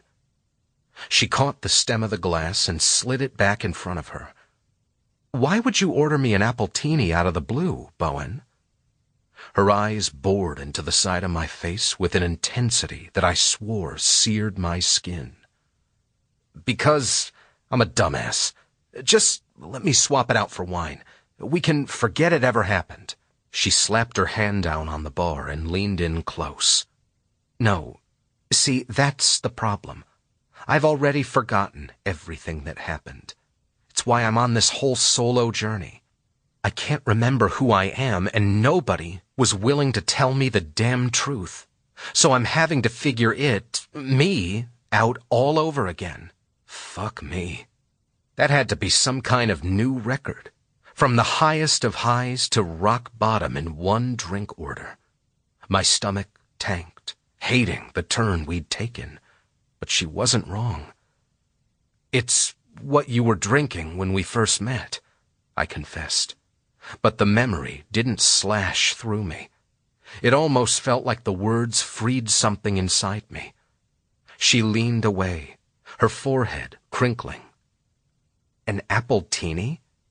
It's not actually an appletini, I smirked, and settled into the memory rather than trying to swat it away.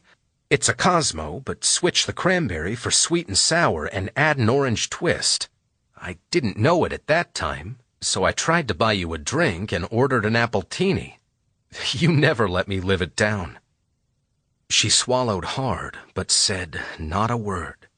I took it as a silent request for me to continue. We bonded over when Harry met Sally. It spooked you how much we had in common, and then you tried to bolt on me. I chased you out of McMurphy's and caught you on the curb. I had to beg you to stay, and I bribed you by promising to roll down my sleeves so you wouldn't end up pregnant with twins. She glanced at my arms, shocking the shit out of me when her hand landed on my forearm. Her voice was thick as she confessed, I have always had a thing for rolled-up sleeves. Oh, I learned. It's practically become a way of life now. And McMurphy's? I ran into you there after the courthouse, too. The day I bought Margaret Monstera. Her breath hitched in realization, but it wasn't the time to turn the conversation into a debate about fate. It was time for me to open up to her about her. It was. But you were so failing at pretending I didn't love you as much then as I do now. I covered her hand with mine. I fucking hated the way it made her chin quiver, but she didn't pull away. And that, in and of itself, was a victory of epic proportions. What happened next?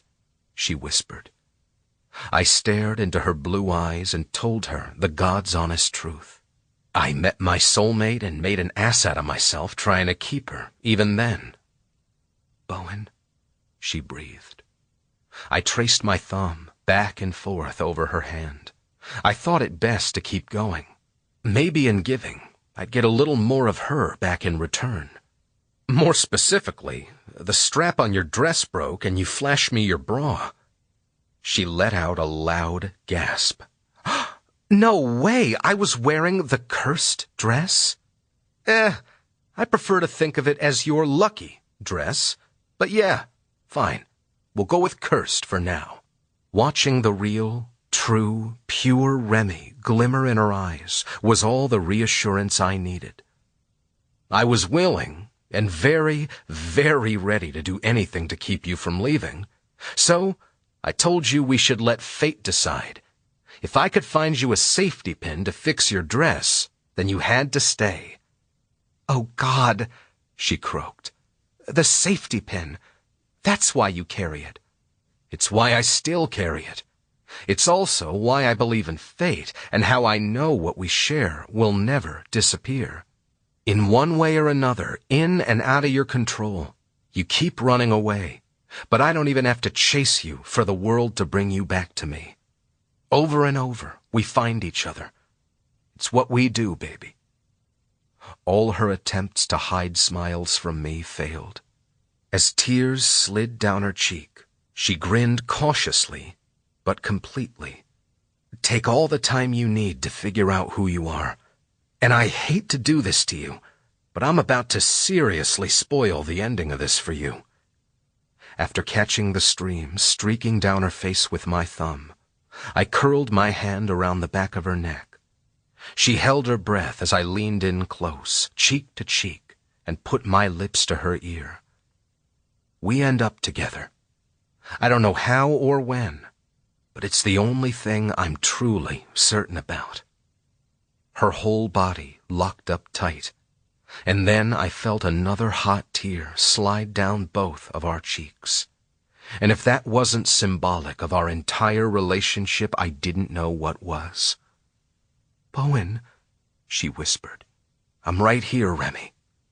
Her shoulders shook with a choked sob. "I need you to go." I'd fooled myself into thinking I could pull this off.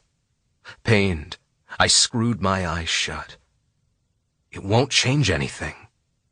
"Please," she let out another cry. "I'm not strong like you. I can't walk away from you again." Swaying away, I caught her gaze. "So don't. It's not that simple." "No, I know.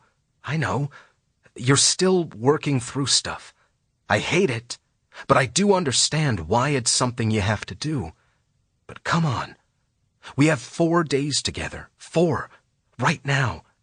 And then you're back in Savannah. A whole world between us. I trailed off, not sure what I was suggesting. I just couldn't bear the thought of not seizing every single minute I had left with her. Much like our entire lives together, wasting an opportunity felt like a fucking tragedy. "Remy," I begged, "please don't make me ask you again." "Go," she said firmly. I scrubbed a hand over my face and took a minute to gather myself. That was another fucking lie. I was stalling, praying she'd change her mind. Still, I gave her space, inching away, and then froze while I willed my body to work. I hadn't taken the first sip of the whiskey I'd ordered, and now it was over before it had even started. It took more effort than I knew I was capable of to let go of her neck. The world owes me nothing. As I stood from my seat, it was as if I were rising into a fire. The smoke and blistering reality stole my breath. I was dying as I turned away from her. With every step of distance I put between us, my bones crushed and my muscles seized in protest. My heart was still back at the bar, so I didn't feel that fool at all. I was in agony by the time I reached my room. The only solace I could find was that she wasn't hurting anymore. That had always been the goal, right? But fucking hell, I was getting tired of always being the sacrifice. Chapter 13. Remy. Through tears, I watched until he got on the elevator. Everything inside me screamed to chase after him, drop to my knees, and make him stay. I knew seeing him again would be hard. It was why I'd stayed so late at the ghost town of a luau. I couldn't chance another ride on the emotional roller coaster express. I tossed and turned all night, my heart feeling like a magnet had been implanted in my chest. With him just down the hall, my pull to him was so overwhelming I couldn't convince myself to think about anything else. I'd successfully avoided him for 4 months, but now I couldn't walk to my room without seeing him, nor did I want to. That was the worst of it, knowing we were both so miserable. At least at home, I could pretend he was laughing and smiling with his family, playing with Clyde in the backyard, or just living his best life in general. The ugly truth was, he wasn't. Shit, even I'd become good at lying to myself. Logically, I knew he was still hurting, just like I was. Seeing him up close and personal was a different kind of pain, though. I couldn't heal myself and him at the same time. That didn't keep me from wanting to. He believed with his entire being we were meant to be together. And honestly, I didn't have the energy to fight him anymore. But the whole reason I'd left was so the bitterness and resentment brewing inside me wouldn't ruin us both. From his lips, the story of how we'd met was sweet and romantic, and I'd cried because I longed to be able to remember it too. It was a part of my past, but not part of who I'd become. I hated that I'd lost such precious memories I could never get back. I hated that Bowen had purposely kept them from me. I hated that at some point in time, I had been a woman who ordered a Cosmo with sweet and sour and an orange twisty thing. I mean, really, what the fuck was that? Folding my arms across the bar, I rested my chin on top of them and stared at the ridiculous cocktail. Who are you? I whispered at the drink before quickly amending. Who were you? A young female bartender appeared in front of me. Been that kind of day, huh? My humility must have ridden the elevator to the 4th floor with my heart. You have no idea. She tightened her long brown ponytail like she was readying for a fight. Do you need help? Is it that guy? Is he bothering you? Her gaze darted around, and she hunched over the high counter to search for a villain. I sat up. No, nothing like that. He's quite possibly the most incredible man I've ever met. And now he's gone. Her pretty face softened. Damn, married? No, though he did propose to me once. I just don't remember it. Her eyebrows shot up her forehead. I waved her off. Long, depressing story. Did he pay you for these drinks? He did. Good-looking and a good tipper. That, my friend, is a mythical feat when it comes to men. This chick was preaching to the Bowen Michaels Tabernacle Choir. How about one who saves your life multiple times, held your hand on a journey through hell, believes that you are his soulmate, and loves you unconditionally? My voice cracked at the end as I barely held it together. I was really a wreck. North Carolina did not look good on me. Shit, she breathed. Do you need another drink? I gotta stay until we close at 1. I'm happy to listen. Thanks. I think I'm just going to head to bed. It's too much to tell, and I only know bits and pieces of it anyway. Her brow furrowed. No doubt she was just as confused as I was. Okay, then answer me this. If he's such a great guy, why are you sitting down here crying alone? And why the hell are you calling it a night so early? Now that I could answer. Because I don't know who I am when I look in the mirror. Does it matter? She tapped on the shiny bar top.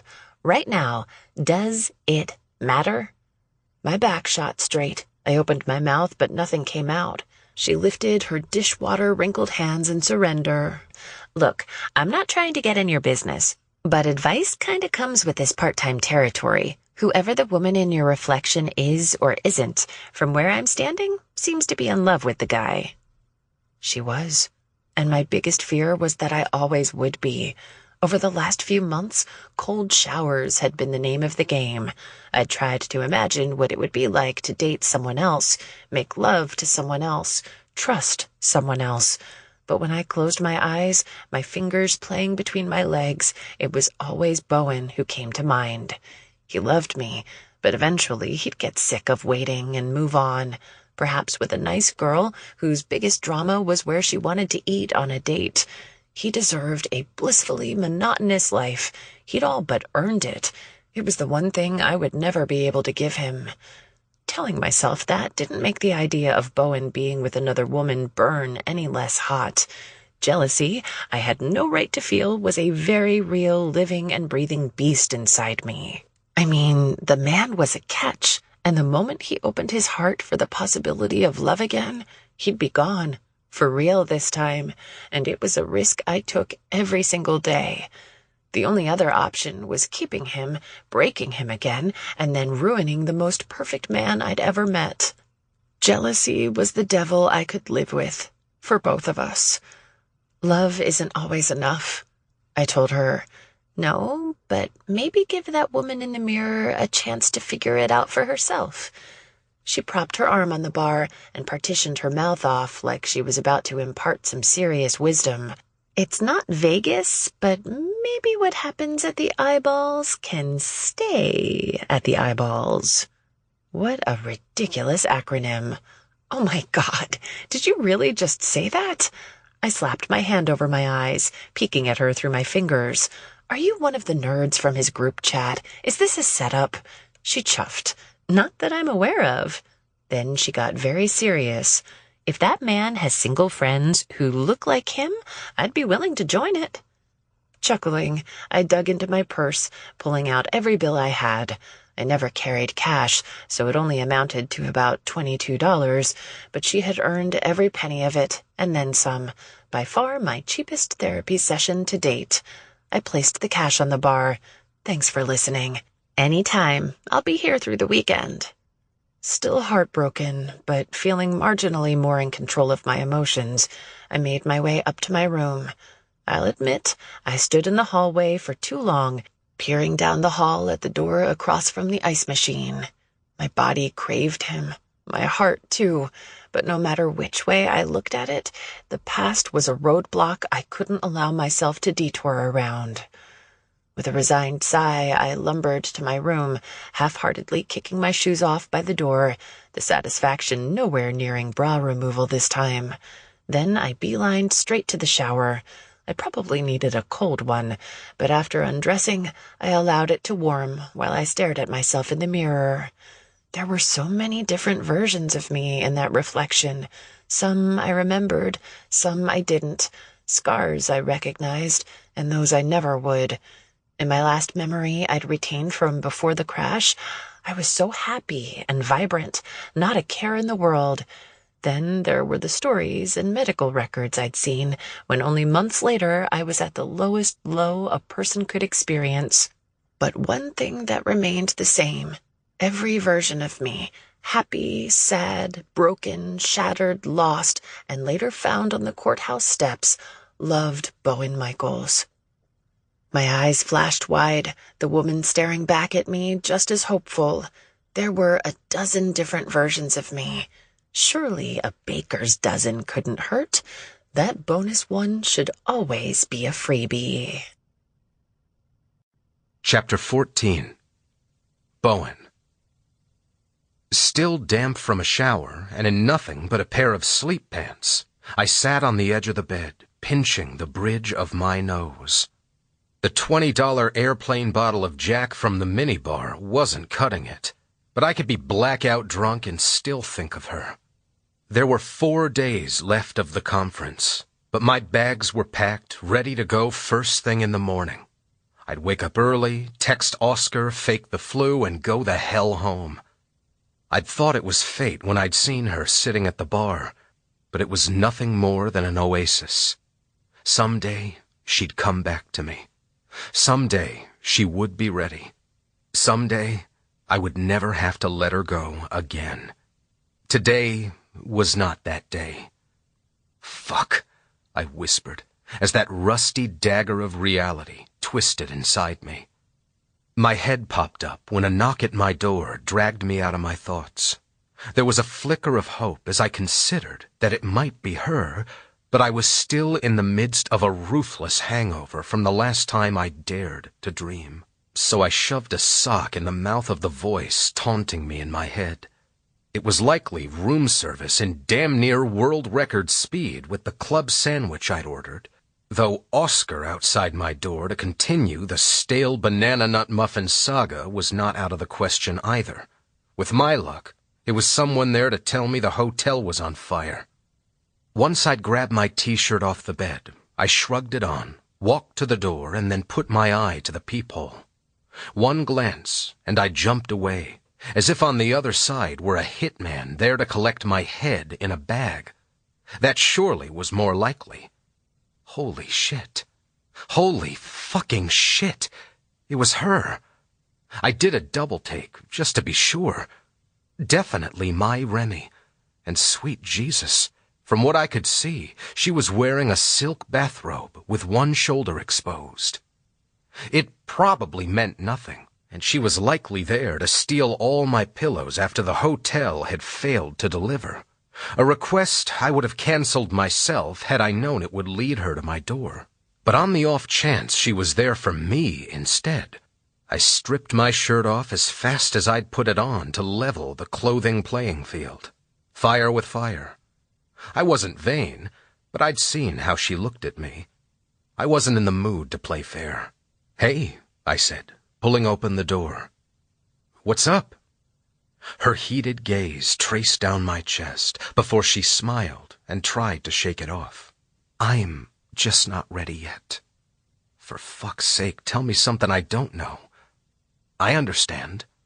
The woman before I was abducted was ready, though. So was Sally when you proposed. And the Remy who didn't remember you but dumped bubbled tea all over your office was more than ready. However, I still have a lot of work to do on myself to get back to a place where I can be any of those women again. I drew in a breath that felt like it scorched my throat. None of it was new information. I fucking hated it, but there was no way to argue. My whole body deflated. I know. A slow, life-altering smirk crept up her face. But I'm kinda thinking, the version of me, the me I am right now, who happens to run into a gorgeous nerd who sweeps her off her feet at an accounting symposium? Well, she may be ready for a brief, yet passionate, whirlwind fling. She's on a whole seize-the-moment kick. And you said it yourself. We have 4 days, and I don't want to waste a single one of them rehashing the past. My lungs seized. I stared at her. I didn't want a fucking fling. I wanted a whole goddamn forever with that woman. But whether it be a second, a minute, or 4 days, I would never turn down a chance to be with her. You can be whoever the hell you want, and I will still want you in every single way that matters. She subtly swayed side to side and then glanced behind me, indicating without the shadow of a doubt she wanted to be invited in. Don't get me wrong, I'm into this whole new bold, daring Remy. I am. But I can't pretend this doesn't mean as much to me as it does. I just can't hold back. I won't ever not be 150% honest with you, even if you don't want to hear the truth. Sweetly, she replied, I'm not asking you to. Her timid step toward me brought my body within her reach. Her fingers met my chest, and her eyes fluttered as she looked up at me once again. But what I want from you right now is to just be with me.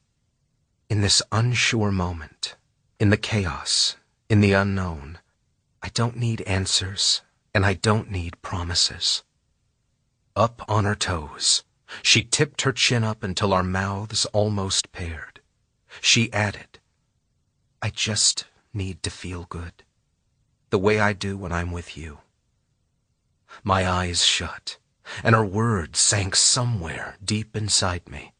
A locked safe. I'd never let them escape. Remy, there are 1,440 minutes in a day, and baby, I want you 1,441 of them. Then kiss me, she whispered. Kiss her I did. I wrapped my arms around her petite frame, her fit against me as perfect as ever, and hoisted her into the air. Her legs wrapped around my hips, and in almost as big of a miracle as her showing up, I managed to kick the door closed. Pressing her against the inside of it, I found the lock and shut out the world. Her fingers wandered, as if they didn't know where to go first, but I liked the sensation of them roaming. Across my bare back, up to my neck, and then over my scalp, where she held me, securing our lips sealed. I'd be lying if I said being with her like that, on such uncertain footing, didn't cause me some anxiety. But my body didn't know any better. All it knew was it was with its mate, and nothing else mattered. My palms slipped under the separated front of her robe and cupped her perfect ass. My hips rocked into her, and she ground against my cock. There was no looking back as my mouth claimed hers. We were frenzied lovers, greedy for each other, and for minutes on end, I savored my good fortune and her masterful kisses. Knock, knock, knock. Room service. Ah! Remy cried, the sudden arrival of my dinner scaring both of us. I cleared my throat as I watched my girl slap a hand over her mouth to stifle the giggle behind it. 1 second, I called. Sure, no problem, the delivery guy answered. as intimate as the moment was. It was odd as fuck hearing a man's voice so close. He was right through the door, probably leaning in to hear me coming. Regardless, I was already there. But I needed to deposit Remy on the bed, because there was no way in hell I was letting him get a glimpse of her magic. I marched to the bed, set her on the side, and pressed a quick kiss to her lips. Don't lose that thought. Oh, you can bet I intend on keeping this one, buddy. My grin was unrivaled. I all but strutted back to the scandalized door. On my way past, I swiped my wallet off the table and fished out a wad of cash. I flung open the door and shoved it into his free hand while snatching the paper bag out from the other. Thanks a lot. Have a good one, I clipped, trying to shut the door. His foot jutted inside the door jamb. Wait, you have to sign the slip. Samuel L. Jackson made another appearance as I mumbled an inaudible, "Motherfucker." My nostrils flared, and I took a monster breath while I watched in horror as he patted around himself for the pen he must have brought. Do I really need to sign it? It's a sandwich, not a 30-year mortgage. Here it is. He passed over a clipboard, plopped the elusive ballpoint on top, and stepped out of the doorway. As fast as I could, I began to scribble my name. No ink. No fucking ink. I did the universal first troubleshoot maneuver of scribbling circles, but when that didn't work, I just pressed as hard as I fucking could and scratched a messy B on the line. It took some effort to not chuck the damn thing down the hall like I would a toy when I was trying to get Clyde to buzz off. Instead, I shoved it back at him and slammed the door shut, repeating thanks over and over until I was sure he couldn't hear me anymore. Spinning on my heel, I found Remy, her arms wrapped completely around one of my coveted pillows, laughing into it. Not gonna lie, I was kind of jealous. Screwing her eyes shut, she lifted her mouth from the linen case to tease. Do you want a few minutes to eat? No sense in letting your meal get cold for some convention strange. Sarcasm and wicked shitheadery were written all over her flushed face. Oh, you're strange, all right. But I have an appetite for only one thing right now, and it's not food. Her mouth formed a facetious O. I didn't mean to delay your dinner. Twice. The little shit was as fun as she was sexy in her bathrobe, her legs comfortably stretched out across my bed. You know what? I am kinda hungry, I challenged. Her jaw swung open, and that was all the protest I needed to give myself up. Just kidding. Fuck that sandwich. I'd rather you fuck me first, she deadpanned. Without looking, I chucked the bag onto the table with my wallet and stalked toward her, prepared only to stop when I was inside her. Don't forget, you asked for it. Her blue eyes flared, and she bit her lip as she tossed the pillow to the side and spread her legs wider, creating the perfect location for me to land. God forgive me, I skipped foreplay and any kind of grace as I stripped off my pants and climbed atop the mattress. Her peaceful smile was sweet, but what I was about to do wasn't. When I reached her face near the headboard, I pressed my mouth to hers and then apologized. I'm sorry, baby. I'll make it up to you, I swear. In one swift motion, my hand slipped around her back and pulled her down the bed. But it's been a long time, and I need you hard and fast. Naturally matching my intensity, she acquiesced. Yes. Her hips rolled into mine, and I quickly resolved a most urgent issue. Her robe had fallen between her legs, and damn it, that was where I wanted to be.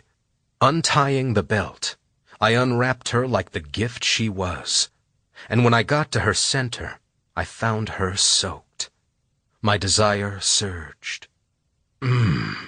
I hummed and kissed up her neck, reveling in the feel of her skin on my lips and her wetness on my fingertips. So fucking hot. A curse tumbled off her lips as I slid her clit between my index and middle fingers. She wasn't there yet. That would take a bit more effort, but she was ready, and I couldn't bear waiting any longer to be buried deep inside her. And fuck me, she didn't wait for me to make the first move. Wiggling ever so slightly with an arm around my neck, she shimmied herself down until I sank inside her with an agonizing control. Her head fell back as she quietly moaned her satisfaction. My moan was not so quiet, but ask me if I gave the first fuck. The lobby, the other rooms, hell, the restaurant down the street. They were welcome to listen if they wanted. Because if there was a man who could hold it in when the love of his life rode him from the bottom straight out the gate, well, I was not him. My fist pressed into the bed for leverage, and what began as me meeting her thrust for thrust quickly became me pounding into her, swearing obscenities for all the greater Charlotte area to enjoy. Mouths parted and panting, just off-center from one another, our bodies rolling together in a perfect storm, crashing and colliding, intensity ebbing and flowing, the elusive crest only for the peak to wash away. With one last thrust, from whom I wasn't sure, we crashed into each other, shaking and sweating, and our releases tore through us. Her first by only a second, her tight core milking the release from my body. For one amplified minute of complete silence, I couldn't tell you my name. My cock throbbed, my heart slowed, and the only thing that mattered was the quaking woman in my arms. Her head rolled to the side, as if it didn't contain a spine, and her eyes glazed over, lost in a euphoric drug we'd shared. Finally, when I found my voice again, I stared down at her, still seated inside. "Are you okay? If you want me to do that again tonight, you'll have to give me some of whatever's in that bag." Yep, that was my girl with her grumbly tummy. The nostalgia made me smile. As if a puppet master pulled a string, her face flipped back toward me. "What kind of a sandwich did you get?" "A club with bacon on the side," I answered, my smirk purposefully unhidden. "Just the way I like it," she muttered. "Technically, just the way I like it. You always pick the lettuce off and then eat all my bacon. But it's always been fun to watch you try to be sneaky about it." A sexy, lazy grin bent half her mouth. "Well, I'm not going to be sneaky tonight. You're officially down to half a club sandwich now." "But," I pretended to argue, "she could have my extra kidney if she wanted it." Then the clever vixen interrupted with, "Just put it on my tab." Chapter 15. Remy. He was still beautifully naked and sound asleep when I snuck out from under his arm. My body was sore, my lips bruised, my lids heavy with exhaustion, but my chest didn't feel like a hollow pit of nothingness anymore. Truthfully, when I decided to knock on his door, I'd expected to wake up the next day riddled with regrets. Yet as I stole one last glance of him before tiptoeing out of his room, I had zero. Leaving him to go listen to the real estate version of a televangelist trying to sell his 7-figure guarantee program seriously sucked. But being with Bowen, feeling him, and sleeping in the security of his arms again was the best decision I could have made. Well, that and ordering an extra shot of espresso in my coffee that morning. It would be a long day. In the watched pot never boils way, it was going to be even longer, knowing he would be waiting for me at the end of it. I couldn't count the times I looked at the clock. Memories of his hands roaming my body, his mouth worshipping mine, and his thick length driving inside me taunted me with every tick of the second hand. At 5 on the dot, I was already standing at the crosswalk, my nipples peaked, my clit throbbing, and so much excitement that had absolutely nothing to do with sex fluttering in my stomach. I jumped at least 6 feet in the air, a rough exaggeration, when a hand landed on the small of my back. Easy, Bowen purred. it's just me. I clutched my chest. Holy shit, you scared me. What are you doing here? Well, I was waiting for you in the lobby so I could walk you back to the hotel, but you sprinted by so fast it took me a minute to catch up. With a teasing smile, he smoothed his hand up and down my back. Is there any reason in particular you're in such a rush to get back? I may have met someone last night. Tell me, do you help all of your flings cross the street? He swayed his head from side to side. I'm not big on the term fling, but after the way you sucked my cock during round 2 last night, the least I could do is offer a gentlemanly escort across this busy avenue. A loud laugh bubbled from my throat. I'm not sure talking about me sucking your cock is gentlemanly at all. Depends on who you ask, I suppose. The walk symbol lit up on the crosswalk, and he used his hand to urge me off the curb. Side by side, we fell into step. So you tell me, do flings have dinner together, or are our activities limited to the bedroom and the shower and against the doors and... You've made your point, and I hope we can eat because I'm starving, but you should probably save some of that appetite for eating my pussy later tonight. A wicked grin curled my lips as he stopped suddenly in the middle of the street. I just kept walking, quite proud of myself for shocking him. He jogged to catch up. Right, okay. I made reservations at the Hotel Steakhouse for 5:30, 7:30, and 10:30. Not sure which one you'd want, but on that note, I'm making an executive decision. He ran a finger between the collar of his pressed shirt and his neck, as if it had become too tight. We are 100% sticking with 5:30 and going straight there to see if they can get us in early. No complaints here. Once we reached the revolving door at the front of the hotel, I stepped inside first. Bowen, however, did not wait for the second slot, instead choosing to slide in behind me. His front became flush with my back as he hooked one arm around my hips, holding me tight. His other hand glided up my stomach.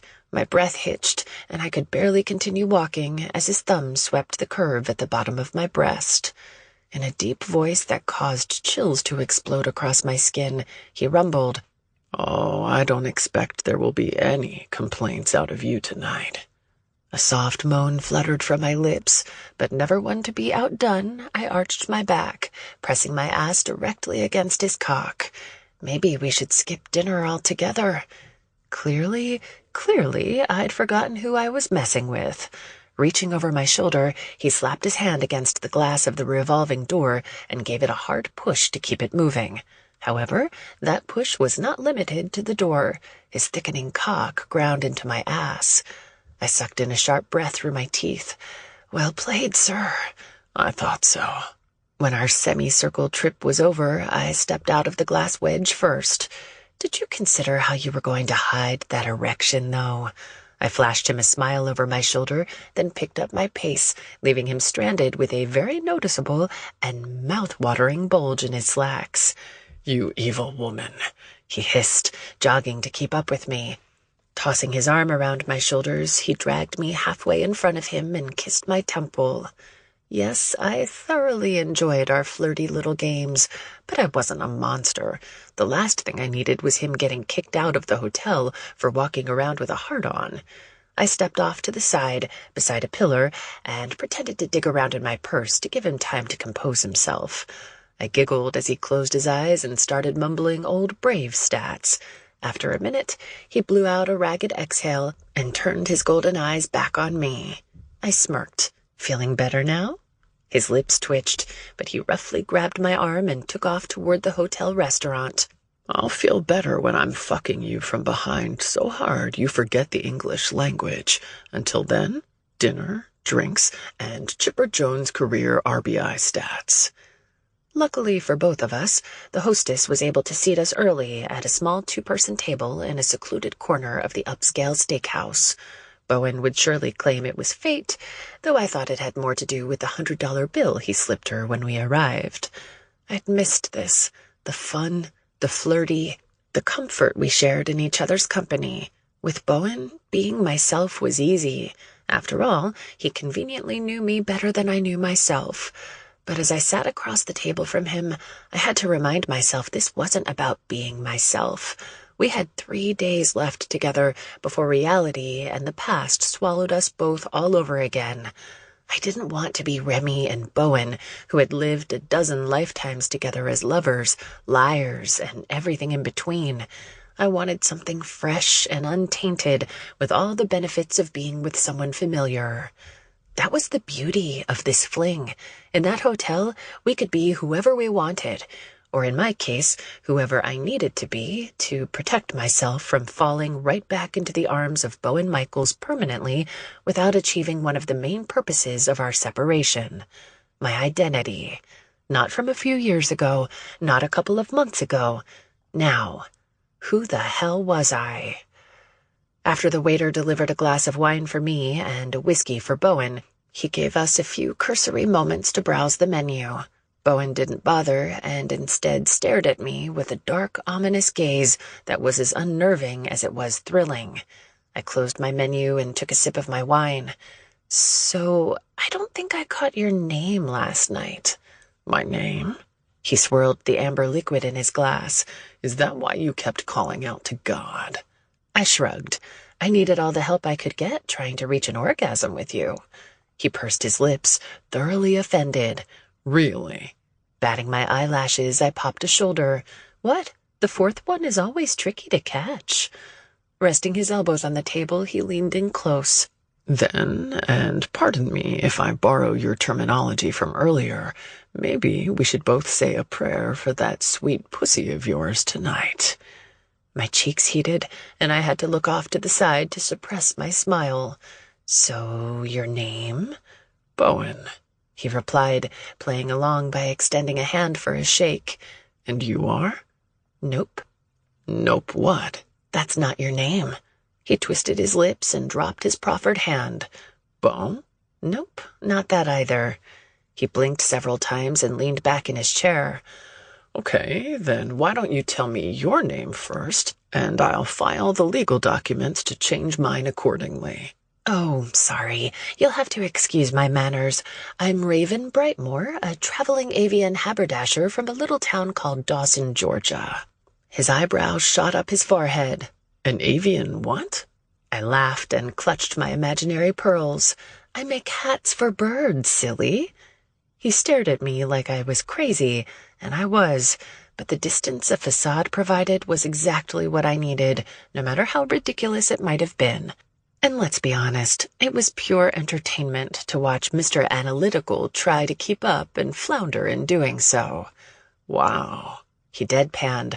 I had no idea bird hats were in such demand they required traveling haberdashers. You have no idea. And what about you? What do you do for a living? He hummed, taking a sip of his drink. Well, I went to school for accounting. I shot him an impatient glare, and he quickly amended. But it didn't take long to realize that wasn't what I wanted to do for the rest of my life. My true calling has always been, and will always be, swine orthodontics.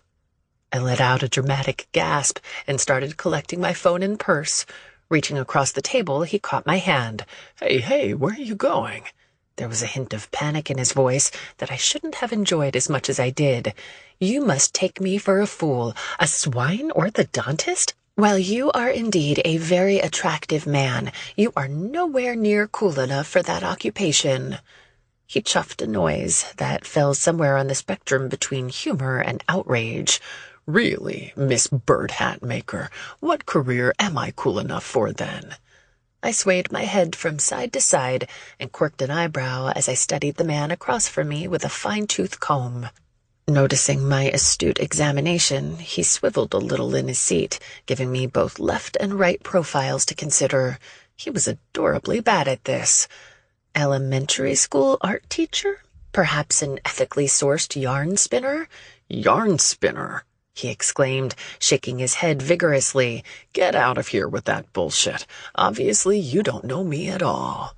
He turned fully sideways in his chair, crossed his legs ankle to knee, and planted an elbow on the table. The name's Harley Steele, Hollywood's premier swine orthodontist. You ever seen the movie Babe? What about Charlotte's Web? You familiar with Porky Pig? He hooked his thumb at his chest. That was all me.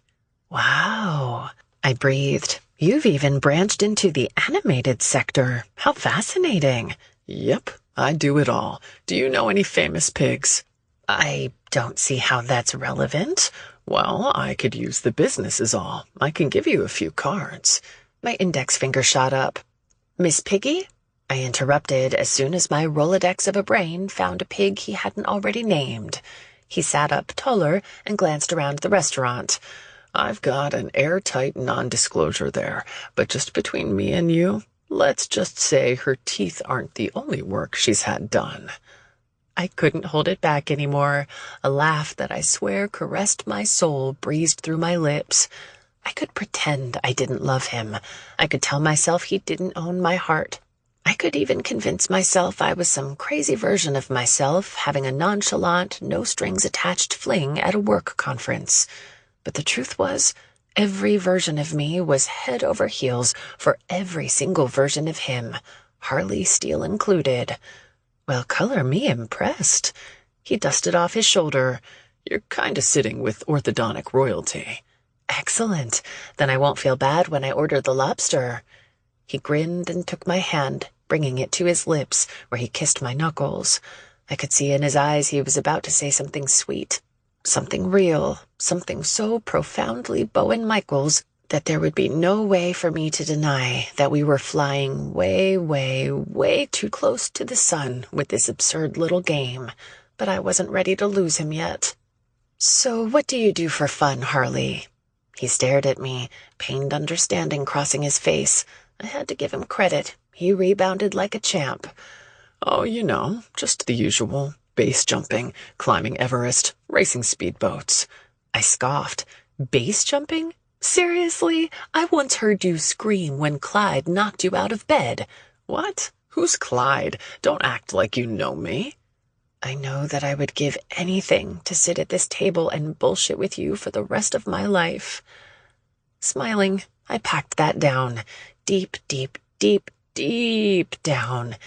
Sorry, I must have been thinking of someone else. He hummed. I don't know the guy you speak of, but he sounds like a true pillar of strength and masculinity. It can be dangerous falling out of bed. Right. I nodded. Biting my lip, I slipped my red heel off under the table and traced my foot up his leg. Maybe you should see what's taking our waiter so long, so we can order and then both scream while falling into bed, sooner rather than later. He squared his shoulders and shot me a wink. Excellent idea, Raven. I like the way you think. Chapter 16. Remy. On the shallow end of the jacuzzi tub, facing a very naked, very wet, and very buff man who'd obviously spent a lot of his newfound free time at the gym, Harley What's-His-Name, I couldn't remember having a better time in my life. Dinner was great. After dinner was still better. My feet propped on his shoulders, I struggled to keep my head above the water. I sloshed around to keep my 11th glass of wine from going under with me. He was laughing and tipping back a bottle of beer we'd had delivered, along with my massive bottle of Sauv Blanc. We'd ventured way past phony names and occupations to family members and adventures we'd never taken. 3 sheets to the wind, we were now on fake stories for the scars we had all over our bodies. I began as I swallowed. See this one? I turned my head to the side and moved my hair out of the way for him to get a glimpse of the 6-inch scar that ran from the back of my ear to the middle of my scalp. Looks like a doozy. Let me guess. Adorably, he squinted and rocked his jaw side to side as he contemplated a whopper of a story. I've got it. Dollar beer night at a drag show. Close, My head almost got cut off in a plane crash. He stared at me, pained for a beat, but I laughed hysterically, and the water nearly splashed out of the tub. The quasi-truth was equally as ludicrous as the lies, but it felt good to let go of some of the seriousness and just fucking laugh. At lies, at funny pop culture references, but mostly at ourselves. Good thing almost only counts in horseshoes and hand grenades, Bowen said, trying and succeeding to once again get lost in the moment. Ah, man, a hand grenade would have been a good one. I almost fell out of character, but rebounded quickly. And what a coincidence, since that's how I lost both of my arms in a freak war museum catastrophe. We howled. "What are the odds?" he asked, placing his empty bottle on the floor beside the Olympic-sized bathtub. I don't know. You're the nerd. You tell me. He flipped my ankles off his shoulders and pulled me closer to him by the backs of my knees. "How dare you? I'm not a nerd, Raven." He paused long enough to smolder. "I'm a bad boy." I humored the nerd and urged him to go on. That's so hot, Admiral Steele. Tell me more. I used his official title, despite his warning about how he was undercover for the Canadian Navy. Then I set my glass behind him, and while I was leaning forward, I climbed up to straddle him. "I put my jeans on straight out of the dryer, even though the rivets burn like hellfire," he stated as proof, before brushing my hair back and peering deep into my eyes. Maybe it was the alcohol or all the acting practice we'd done that night, but he was getting more and more convincing by the minute. "I change my own oil and my own windshield wiper blades, without gloves." "On your big truck?" I inquired as I ground against him and kissed his neck. "On my rig. Yeah, my big rig." "Fuck," I hissed. He'd used a lower voice in the elevator, but up close I could feel the gravelly rumble of it against my naked body. "Fuck is right." His arm circled me, and soon his fist found the hair at the nape of my neck and guided my eyes back to his. "I swore to myself after I broke my grandfather out of an Icelandic prison I'd never put myself in that much peril again. But tonight, in this giant soapy fish tank, in a hotel room with a super sweet garden view, with you, I've never been in more danger." I had one last clever quip before I gave it all up and attacked him. "Dangerous because of the poison I put in your beer?" "That was you?" I laughed manically. "You're damn right it was me, and I'd do it all again." I kissed him softly on the lips. "But don't you fret. I have the antidote." He blew a stream of air so powerfully my eyelashes fluttered in the breeze. "Thank God, Brightmore. Where's it at?" "It's inside me," I answered as demure and mysterious as I could, if you ignored the hiccup. "And there's only one way to get to it." "Through your mouth." His voice trailed off once he saw my expression. I shook my head, whistled a yoo-hoo, and glanced between us. "Your pussy has the poison-curing antidote in it? What a dumb place to hide it. That was the first place I wanted to look." "Your time's a-wasting, Harley. Only I thought quickly, my third orgasm can save you now." "3?" he cried. "3. He huffed and winked. "Fine. I guess getting you off is better than dying. Besides, my morning revolver duel with an old enemy isn't until 9. That's the most romantic thing anyone has ever said to me. We were ridiculous. Months earlier, I never would have fathomed Mr. Grumpy from the courthouse himself would be capable of a conversation that off the wall, but he was there for it 100%, and I tried, desperately so, not to acknowledge that he was actually just there for me, no matter how stupid, crazy, difficult, life-altering, or just all around ludicrous. We were together. No lies, no betrayal, no tragedies dividing us. Just us in any and every variation we could conjure. Life still existed outside that bathtub. Broken hearts, strained relationships, past traumas, a dumpster fire of pain raging between us. We couldn't hide forever, but damn it, we could try. And that was exactly what we did as he carried me to his bed and then found the antidote in record time. Chapter 17. Bowen. For the rest of the conference, I blew off virtually every morning and afternoon meeting I was supposed to attend. I showed up just enough in the middle of the day to keep Oscar from pounding my door down. Each morning, Remy would wake up in my bed. We'd share coffee and room service, talking about absolutely nothing while she got ready.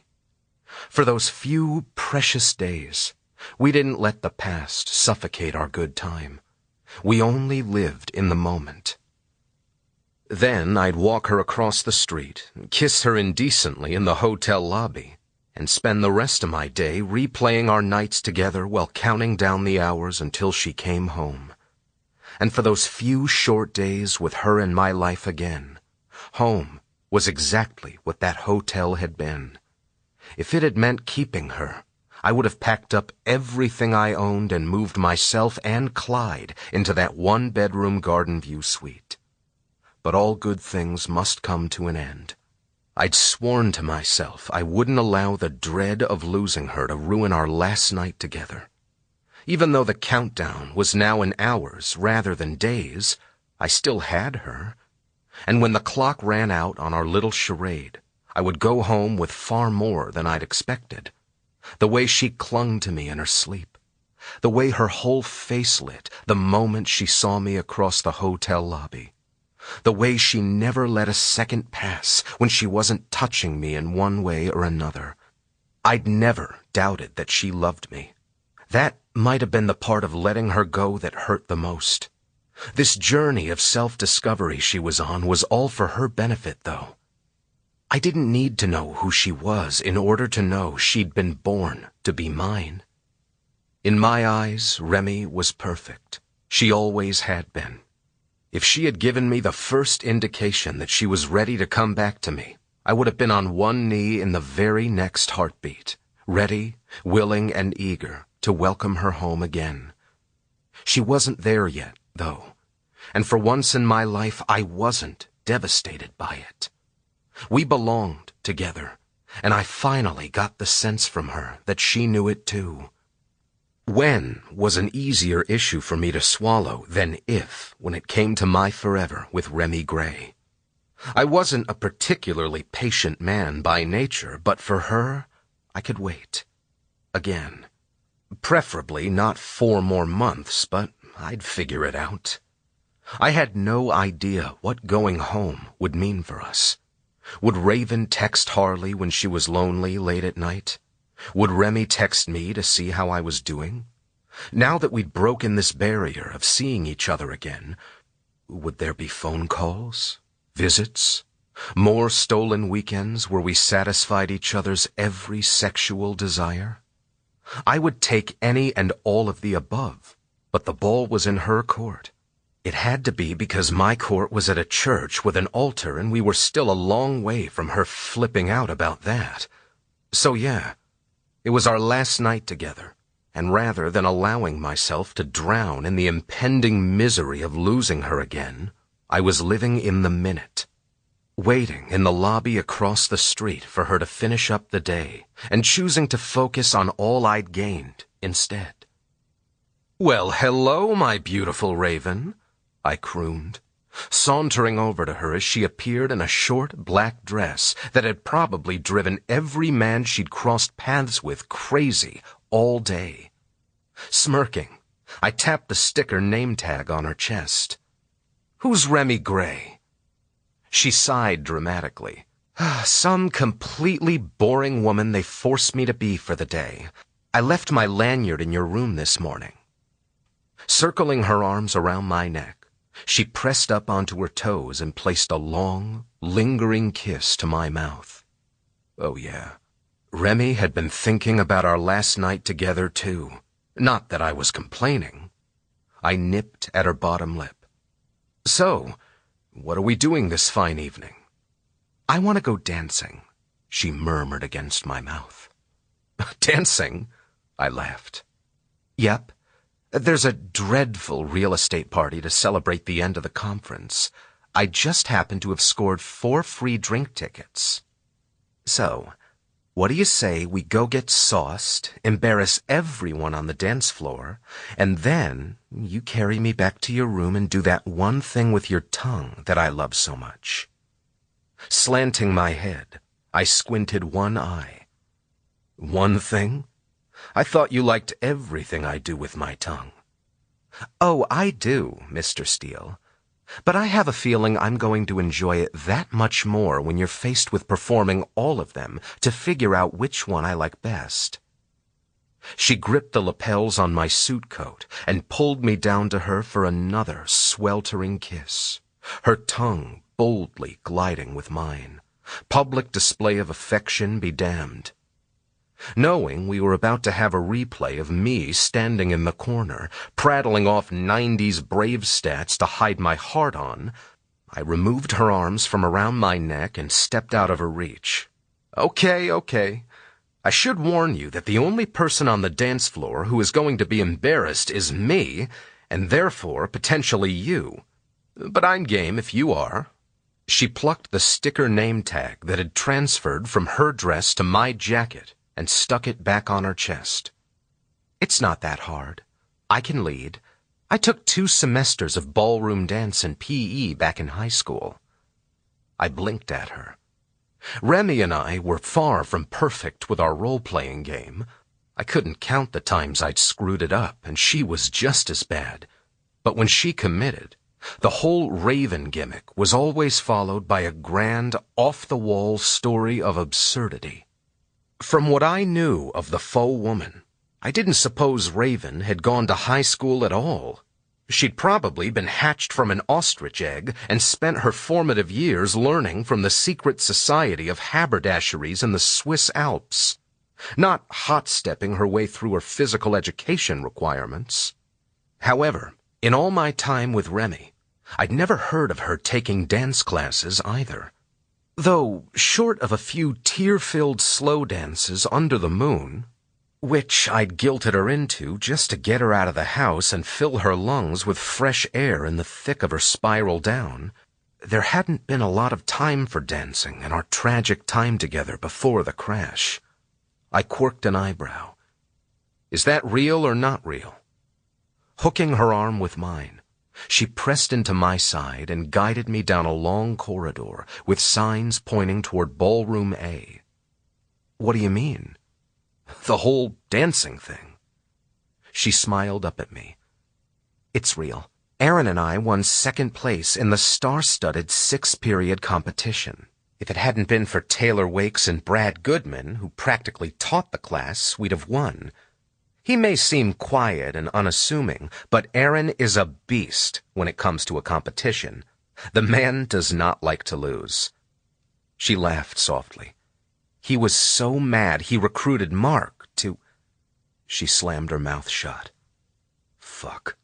I released her arm, but only long enough to slide mine over her shoulder. I'd spent a lot of nights wondering and worrying how she was doing after losing Mark. Logically, I knew she wasn't Sally anymore, but the memories of her fading into the darkness were too vivid for me to forget.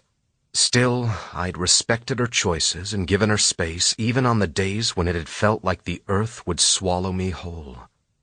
Pride swelled in my chest when she didn't miss a step. She simply changed the subject and carried on. So, anyway, I can teach you a few things, though I doubt there will be a waltz competition.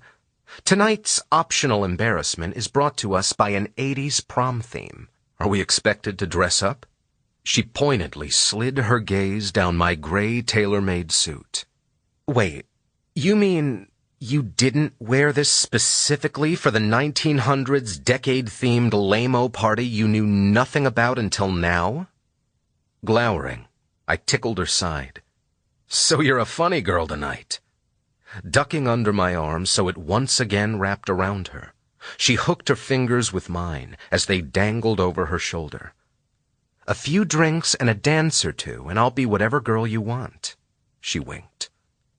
As much as I loved our game of no-strings-attached shenanigans, there was only one woman I wanted to be with, and she didn't make hats for birds. We stopped at a white plastic table under a large blue and yellow balloon arch. A woman was sitting beneath it, sporting a side ponytail and large neon hoop earrings. "Hi there," she greeted. "Do you have your badges?" "I left mine at my hotel across the street." She tapped her chest. "They told me this name tag would be all I needed for the day." The woman leaned from side to side. "What name tag?" "Oh, shoot," Remy whispered, patting down her chest. "I just had it." Searching, we both looked down at the floor and then came up empty. "Aha!" Remy said, peeling it off the bottom of my jacket. "You thief! You stole it again! Oh, you know I have a faulty sticker fetish, and you promised you wouldn't bring it up," I teased under my breath. "Remy Gray," the woman said, scanning a guest list on her clipboard. "Okay, then this must be Bowen Michaels. Give me 1 minute." She walked to the corner and bent down, searching through a long line of sparkling blue and chartreuse bags. "So, who is this Bowen Michaels guy?" I whispered. Keeping up the act, she whispered back. "I'm not completely sure, Harley. From what I can piece together, he's an accountant who could be taken out with a single handful of Reese's Pieces and the love of Remy Gray's life." My back shot straight, and the sound of my heart roared in my ears. She loved me. It wasn't a secret. But this was different, bigger. An admission that had not one fucking thing to do with Charlotte, North Carolina, and everything to do with our entire future together. It was probably just semantics that I was reading way too much into, but she hadn't said that Remy was the love of my life, which we both already knew.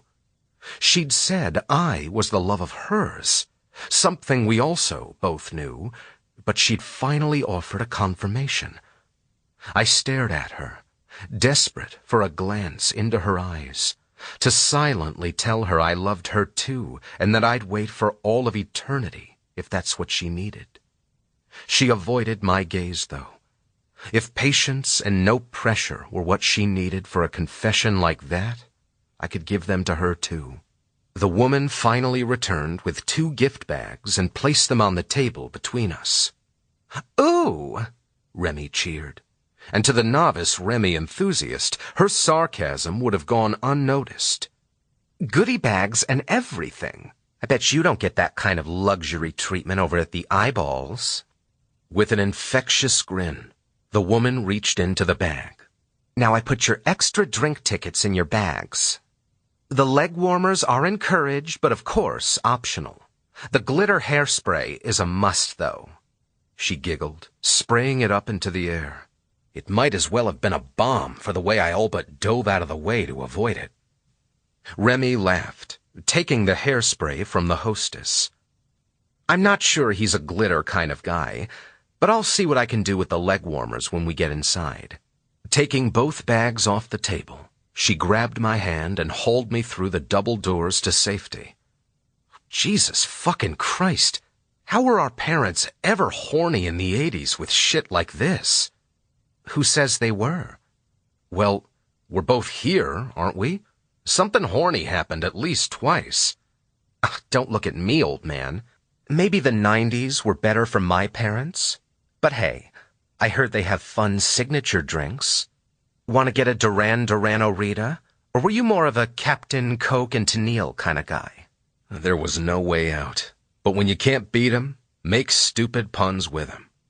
I sang, "Rum, rum will keep us together."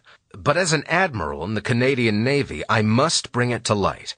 The captain and his Tennille were from the 70s, not this blasphemous point in time. They're real estate agents, Harley.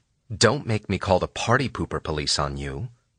By the looks of it, someone needs to call an ambulance, nay, a wham-bulance, to resuscitate this pitiful celebration. The place was empty, And when I said empty, I meant me, Remy, a bartender at a sad portable bar, and a DJ with nothing more than some lights and a laptop playing Huey Lewis and the news. Act right, or I won't poison you later. Oh, baby, I bet there will be plenty of poison here at this radical rager tonight, I teased as we made our way to a table covered in glow-in-the-dark bracelets and necklaces. Remy set the bags down and started piling them on her wrists while I politely declined. She shrugged. Please never say radical rager again. Plus, I prefer to look at this as a glass-half-full situation. I think of all the obnoxious people we are avoiding rather than the ones we might not have missed. I clucked. Beauty and brains. What a double threat. I'm a triple threat, and there's no line at the bar. If you have a 20 to slip the DJ to play Total Eclipse of the Heart early, we can be out of here and back in your room in 30 minutes flat. Solid plan, but if you think I'm leaving before he plays True by Spandau Ballet, you are sorely mistaken. She laughed and pulled me in for a hug, burying her face in my chest. I'd sworn I wasn't going to harp on it being our last night together, but I was starting to worry about how I'd ever chase the chill away once I'd lost her warmth. Resting her chin on my chest, she peered up at me. I'll get the drinks, you show some cleavage to the DJ.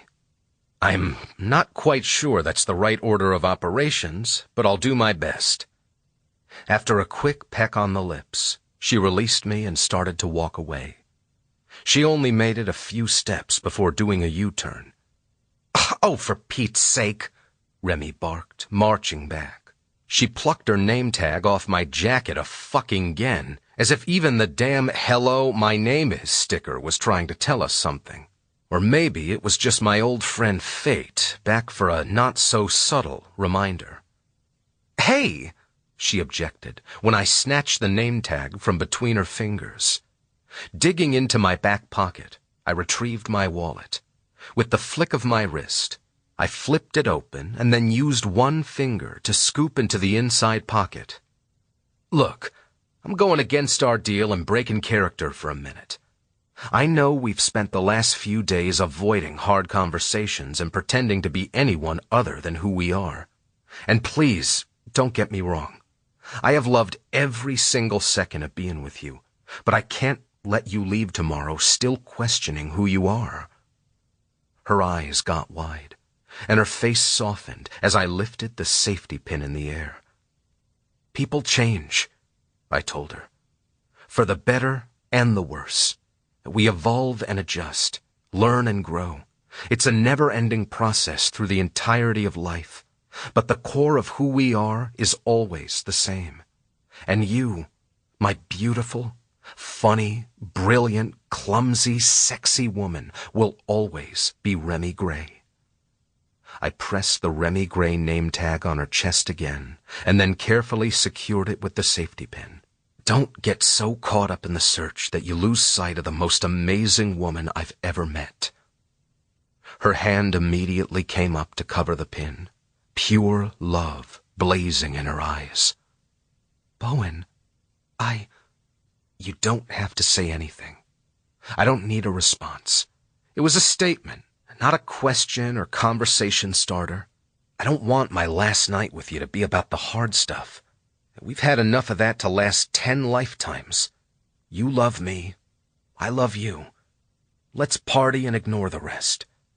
She stared at me, a million words hanging in the air between us. I didn't give any of them time to linger. I kissed her, slow and deep. My hands glided around her waist, hers around my neck. I pulled her as close to my body as space would allow, wishing I could absorb her. But not all space was bad. We had a lot of truly amazing things to be grateful for. Maybe I was the one who had lost sight of myself in the search. We were both alive, healthy, living on the same plane of time, existing under the same stars. In a world that measured over 4 billion years old, that, in and of itself, was a miracle. And no matter what happened after that night, I was a better man for it. Remy and I spent hours on the empty dance floor, making utter fools of ourselves during the fast songs, and then swaying and staring into each other's eyes during the monster ballads. We had too many drinks, stumbled back to our hotel and ate 2 a.m. room service, gave the bathtub another shot before abandoning water sex forever. And finally, we lay in bed, our bodies tangled together, talking and laughing until she eventually fell asleep mid-sentence. It wasn't enough. It would never be enough. But I fell asleep with a smile because I'd had her at all. Remy Gray, elusive as ever, was gone when I woke up the next morning. Chapter 18. Remy. "Hey," I cooed, catching Sugar as he darted from between Jenna's feet when she opened her apartment door. I plucked him off the ground and hugged him to my chest. "Did you miss me, buddy?" He wiggled and whimpered in my arms like he hadn't seen me for a year. Jenna glared at him. "Don't let that little faker fool you. We had a blast." I stepped forward and pulled her into a side hug. "Thanks again for keeping him. All your shoes make it through the week." She laughed and leaned her tattooed shoulder against the door jamb. "They did. We went on walks, picked up a few cute guys at the dog park. Me, not Shugs. His eyes were on the ladies. We did almost get kicked out because he kept humping this little girl's Yorkie, but besides that, it was all snuggles, pets, and treats. What about you? How'd the conference go?" My stomach pitched. I offered her a sad smile. "Amazing, orgasmic, metamorphic. A real estate conference? Really?" I chuckled. "Yeah, my ex was there." "Bowen?" She gasped. Well, I hadn't told Jenna everything about my past, because, after all, that would have defeated the purpose of the whole fresh start thing I had been aiming for. We'd had plenty of late-night heart-to-hearts. I told her about the plane crash, my memory loss, and the man who'd betrayed me. I was pretty sure she assumed Bowen had cheated on me, but whatever. Assumptions were easier to digest than reality in our case. On those nights, Jenna had done her fair share of spilling the beans, too. She told me about her parents who'd kicked her out at 16, and her ex-boyfriend who had left her for another woman. It was nice to have someone to commiserate with. But even if she didn't have the whole story of my past with Bowen, the look on her face told me she understood exactly how big of a deal it was for me to have run into him again. "That's the one," I answered. "Please tell me you kicked him in the balls." "No, but I did do some other things to him in that general vicinity. I'm sure it taught him a good lesson." She blinked rapidly. "Okay." She motioned for me to come inside. "Get in here. I need to know all the deets. I'll whip up some lunchtime mimosas." "Don't you have to work tonight?" She made the eek face. "I'm currently between positions." I squinted knowingly. "You got fired for sleeping with the boss's son?" "Actually, no. I got fired for throwing a drink at the boss's son and telling him to go fuck himself in the middle of a shift. Mimosas, and I'll spill all my juicy gossip, too." I yawned, exhaustion almost as all-consuming as the longing. "I can't. I've been in the car all morning, and I barely got any sleep last night. I have a million emails to catch up on, and an entire lecture about why I don't need a man to give myself in the mirror." My nose began to sting, but I'd promised myself no more tears after I'd ugly cried for the first hour of my drive home. Was it dramatic? Probably to the guy picking his nose beside me at the stoplight, but damn, leaving Bowen in Charlotte was even harder than the first time. When I'd moved to Savannah, I'd had a healthy dose of anger and betrayal fueling my departure. This time, the drive away was slightly harder to emotionally define. I'd been happy in Bowen's arms, truly, deeply happy. The sex was great, don't get me wrong, but it was more than that. Not just because he was ridiculous in all the best ways that complemented my ridiculousness, like peanut-free butter and jelly. With Bowen that weekend, I'd found a sense of peace and belonging I'd never felt before. The turmoil of letting go of something that had seemed so right was seriously doing my head in. "I'm tired, Jenna." Pursing her lips, she slanted her head. Don't leave me hanging long. I don't like this defeated look on your face right now. She lifted her arm in a bicep curl. Fuck this Bowen guy. We are women, hear us roar, am I right? Yeah, totally. I smiled and robotically parroted, "Roar." She glared at me. Okay, that was depressing. There's no way a man did anything to you that was any good if you came home roaring like that. Oh no, it was good. I laughed. I'll try it again after I take the world's longest nap. Wake me up if you don't hear from me by next month. That I can do. And if you need anything, just remember I've been known to give a good men suck speech a time or two. I'll keep it in mind. Thanks again for watching my guy. I nuzzled Sugar on the top of his head. I forgot to stop for cash, so I'll Venmo you some money later. Girl, get out of here with that shit. You're not paying me to hang out with Savannah's best wingman. Besides, Sugar and I snuck over to your place earlier to get one of his sweaters, and I stole some of your food. I had to cook it on my own, so it wasn't quite the same, but it hit the spot. I also watered one of your plants. My eyes flashed wide as panic struck me. The cactus? Yeah, I'd saved Quincy the cactus. He was surprisingly resilient after he'd shattered against the door the day I'd thrown him at Bowen. It was stupid, because every time I walked past the cactus, all I could think about was when Bowen had given him to me, as he'd lied about the maze he'd been trapped in after losing his fiancée, Sally. I'd left a lot of my plants behind with Aaron, sent some to Miami with Dad and Crystal Dawn. I'd even dropped a few off on Linda's front porch on my way out of town. She was a mom. Surely she could take care of my babies. I hadn't had the space for all of them when I'd loaded up my car and moved within the week. But Quincy had come with me, Margaret Monstera, and my Swiss cheese plant Meredith, basically everything he'd given me. They were all reminders of Bowen, and while it probably made me a masochist to keep them around, I couldn't stand the idea of leaving them behind. I hadn't left Bowen because I didn't love him. I cherished our time together, even when the memories physically pained me. Surprised by my outburst, she quirked an eyebrow. I may not be Susie Greenthumb, but even I know not to water a cactus. Oh, thank God. I blew out a ragged exhale. Which one, then? The one on your end table. I know. You told me not to touch them, but he was all droopy and parched. You should have seen how fast he absorbed the water. I winced, mentally planning a funeral for my dragon jade Drogo. He was an air plant who absorbed most of his water from humidity through the leaves. Thanks, I muttered. No prob. She smiled and then ruffled the top of Sugar's head. Get some rest. I'll see you tomorrow, I told her, walking the 10 steps back to my door. I set Sugar on his feet and bypassed my suitcase just inside the apartment. Unpacking my baggage, both literally and figuratively, could wait for a while. When I didn't hear Sugar trotting behind me, I stopped in the hallway. Come on, buddy. He ignored me, standing on his hind legs, sniffing my suitcase like a bloodhound, his ears perked, tail wagging. Oh, God. He smelled Bowen. I didn't have canine senses, but if I closed my eyes, I could smell him too, and feel the scruff of his beard against my cheek, hear the sound of his laugh, see his brilliant smile, so full of love, aimed at me. Fuck. He's not in there, baby. I walked back over to my bag and flipped it on its side.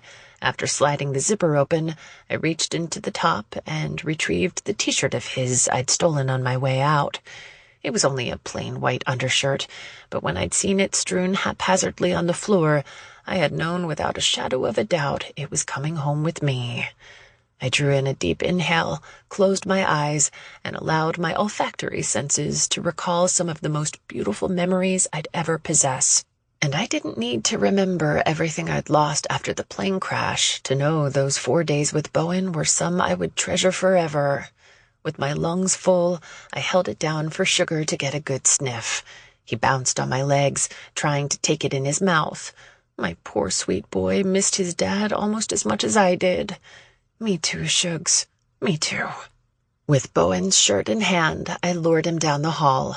I quickly slipped out of my clothes and into Bowen's shirt, and then flipped the light off. Sugar used the staircase at the foot of the bed to climb up and join me, sniffing me from head to toe as if Bowen might suddenly appear from under the covers. God, I could be so lucky. With me, Sugar was a boop man, preferring to sleep directly on the center of my chest. I laughed as he settled on my shoulder the way he had with Bowen. I snapped a quick selfie of the two of us and then burrowed into the covers. The bed was lonely and cold after having shared one for the last few days. But since I couldn't have him in person, I closed my eyes with a smile, hoping my subconscious would bring me the next best thing. "Where did you find this?" Cassidy gasped as we huddled around a large black box in the center of her tall four-poster bed. "Don't ask me. This was all Remy," Bowen said with his arm tight around my shoulders, a knowing dimple dancing on his cheek. Nervously chewing on my nail, I peeked up at her. I know it's a lot, but I found it online, and seriously, it wasn't that expensive if you consider that it's vintage. Her long black lashes fluttered at me, as if she'd heard what I was saying, but couldn't quite believe her eyes. "You bought him a dummy?" "It's Charlie Chaplin. Every good ventriloquist needs a Chaplin." Another round of the blinking. "Remy, are you crazy? I love my son more than my own life, but not even I am crazy enough to buy a 6-year-old a $500 dummy for his birthday." It was $600, hence the aforementioned part about it being vintage. It was not the time to mention it, though. I love the boys. They mean the world to me. Seeing that smile on Preston's face... I sighed. It will be completely worth every single penny to me. I know it's kind of a big gift for a kid. I just don't want you to be mad. Of course I'm mad. I bought him a new baseball bat for a sport he desperately wants to quit and some books. When he sees this thing, he's going to ask you to adopt him. It gets worse, too. I tipped my head back to look at my man. My stomach fluttered when our eyes locked. He was all but beaming at me. Bowen got him an iPod loaded with smooth jazz hits. "Oh my God," she complained. "First of all, you two are seriously making me look bad. Secondly, why is my kid a 70-year-old man?" Bowen popped one shoulder in a half shrug. "Trust me, of all the freak genes he could have gotten from you, a little jazz is the least of your worries." She glared at her brother, a typical sibling stare-off. "So it's okay?" I asked timidly. "I can give it to him?" Her face got soft, and she glanced up at Bowen before sweeping her gaze back to mine. "Remy, you're family. You don't need to ask.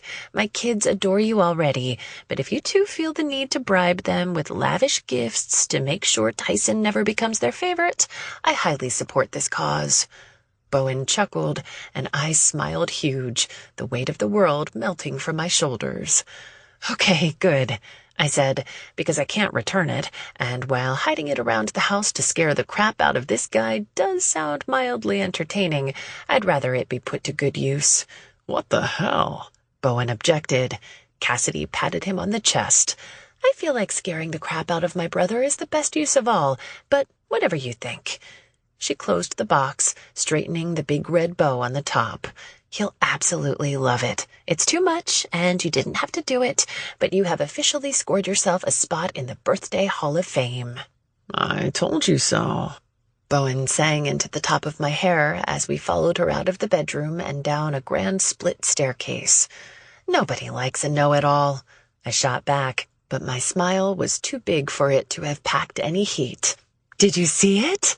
Linda asked excitedly as we rounded the corner into the large open living room that connected to the massive commercial-quality kitchen. "Yep, it's even more incredible than I feared," Cassidy replied. "Right," Linda exclaimed, her tasteful bun of thick auburn hair bouncing with her enthusiasm. "He's going to lose his mind." Cassidy picked up a half-empty plate of cookies off the L-shaped bar. "Not if he loses his dinner first. Jesus, Mom, I told you not to let him eat so many." Linda winked over at me before feigning innocence with her daughter. "I have no idea what you're talking about. I ate all those cookies." A calm I hadn't realized I was missing washed over me. I had a family. My dad, Aaron, Mark, but the Michaels crew were something else completely. Their love for each other was infectious, even as they relentlessly gave each other hell. They were funny and kind, thoughtful and understanding. It wasn't hard to see how Bowen had turned out to be such an amazing man. As the mother and daughter pair continued to argue, I curled into my fiancé, wrapped my arms around his middle, and rested my chin on his chest. His brows furrowed as he peered down at me. You okay? So okay. Thank you for bringing me with you tonight. His chest deflated as though he'd been holding his breath. Thank you for coming with me. My cheeks heated as he tucked a hair behind my ear, pure adoration staring back at me. Do you have any idea how much I love you? The side of his mouth hitched. I'm going to go out on a limb and say not as much as I love you. After stealthily slipping my hand down to his ass, I gave him a firm pinch. One-upper. Woman, he teased, my mother is sitting right there. Are you really scandalizing me in front of her? Clearly eavesdropping, Linda called out, Scandalize away, Remy. If he's anything like his dad, he likes it rough. Oh, God, Mom, ew, Cassidy complained as Bowen rolled his shoulders forward, faking a gag. Laughing, I pinched his ass again. It was hardly my fault. He had been blessed with a truly amazing posterior. All right, that's enough out of you. He wrapped me in a bear hug, pinning my arms to my sides. I pretended to fight against him, but I was so damn content. For several minutes, he held me. Front to front, I rested my cheek against his chest and snuggled in close. The world carried on around us as I closed my eyes and became lost in the present with the man who had stolen my heart. I'd never felt so comfortable in my life. Our perfect moment was suddenly interrupted when Tyson came flying through the front door. Uncle Ty! Preston and Simon shouted in unison, abandoning their Legos to race over to him. Oh, please. Who was Cassidy kidding? It would take more than a Charlie Chaplin dummy to jump Tyson as the favorite on the Michaels family ladder. With disheveled hair and a misbuttoned dress shirt, he dug into his back pocket and retrieved his wallet. Extending a wad of cash to his nephew, he panted, Look, kid, don't ever forget I gave you a present before I ruined your birthday. Preston smiled huge, snatched what must have been several $100s, and then sprinted away. Cassidy strutted over to her brother, her arms crossed, her attitude locked and loaded. What the hell do you mean, before you ruin his birthday? A wicked smile curled Tyson's mouth. He didn't as much answer as he lifted his left hand in the air. A diamond-encrusted band wrapped around his ring finger. The room exploded with a symphony of laughs, gasps, and cheers. My own mouth stretched to the limits, but when I looked at Bowen, his face had fallen, aging him years rather than seconds. Hey, I whispered, what's wrong? He didn't reply. He just kept staring at his brother. Bowen, I repeated. Babe, what's going on? This time he smiled, but it was wholly fake. I glanced over at Linda, and unlike the rest of the room who only had eyes for Tyson, her gaze was locked on her oldest son, concern painted all over her face. What the hell was going on? Linda walked over and pressed up onto her toes to whisper something I couldn't quite make out into Bowen's ear, and God did I try.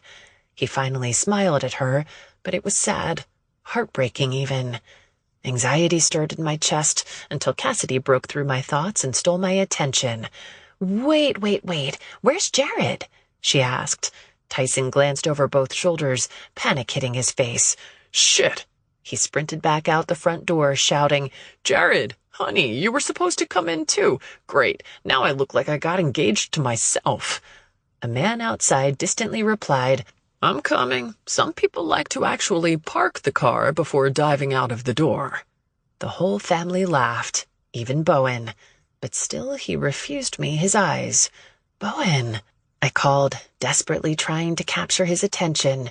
He was standing right there. There was no way he couldn't hear me. Bowen, I repeated, trying to grasp his arm, but when I reached for him, my fingers brushed through the air. Bowen! I yelled, terror overtaking me. Why couldn't he hear me? Why couldn't I feel him anymore? Bowen! Chapter 19. Remy. Bowen! His name tore from my throat as I bolted upright in bed, my heart thundering against my ribs. It took several seconds for me to remember where I was, and more importantly, where I wasn't. Fuck. I groaned, completely out of breath. It was after 9 p.m., and while I was grateful Sugar had been a champ at sleeping straight through the night, without so much as a peep or a left shoe snack, I could have used a slightly earlier wake-up call, preferably before my dream had dissolved into a nightmare. What the fucking hell had that been about? I'd never had a dream about him before that wasn't all sunshine and rainbows. But then again, I'd fallen asleep with some seriously conflicting emotions about leaving the man. I didn't need an interpreter to figure out how my subconscious had come up with this one. Sugar and I took a walk, but not even the fresh air and a stroll under Savannah's famous Spanish moss could clear my head. With nothing in the fridge, I made myself a bowl of cereal for dinner and then took a shower, after which I slid right back into Bowen's t-shirt and crawled into bed again. We hadn't discussed communication after leaving Charlotte. It was a fling. By definition, that was a short period of enjoyment or wild behavior. And yes, I'd Googled to double-check there wasn't an alternate definition that allowed for an extension of wild behavior in the event of desperately missing said fling. Surely a text was allowed sometimes.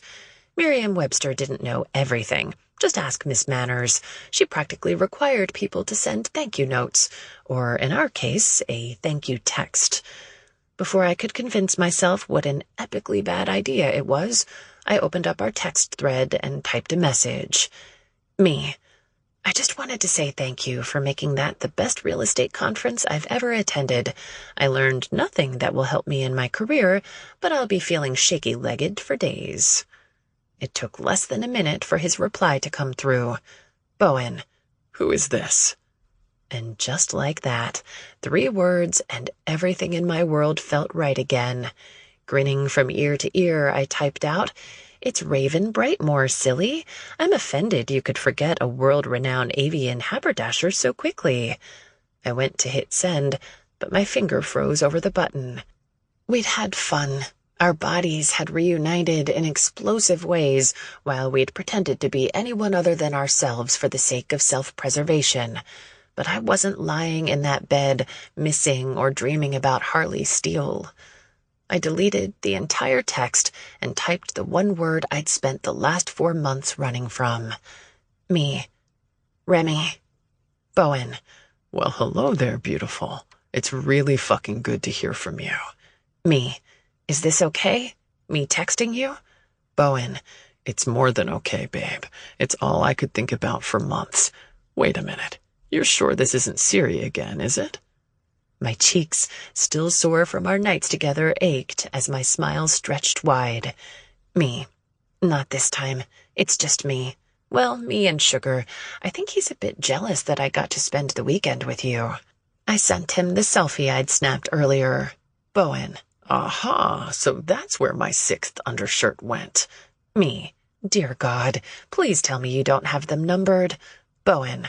Wouldn't you like to know, you little thief? Me. Not my smartest crime. It smells like you, so now I miss you. Bowen. In that case, I'll have all of my dirty laundry shipped to you first thing in the morning. Me. Tempting, but I'll pass. Bowen. Give Sugar a hug from me. I miss my boy. It hasn't been the same around here without him.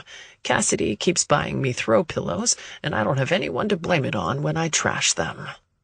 It was dumb, but damn, I even missed his couch. I gave Sugar a hug from him before replying. Me. Sugar sends his love, too. A big slobbery kiss. He currently has beef breath, if that helps with imagining it. Bowen.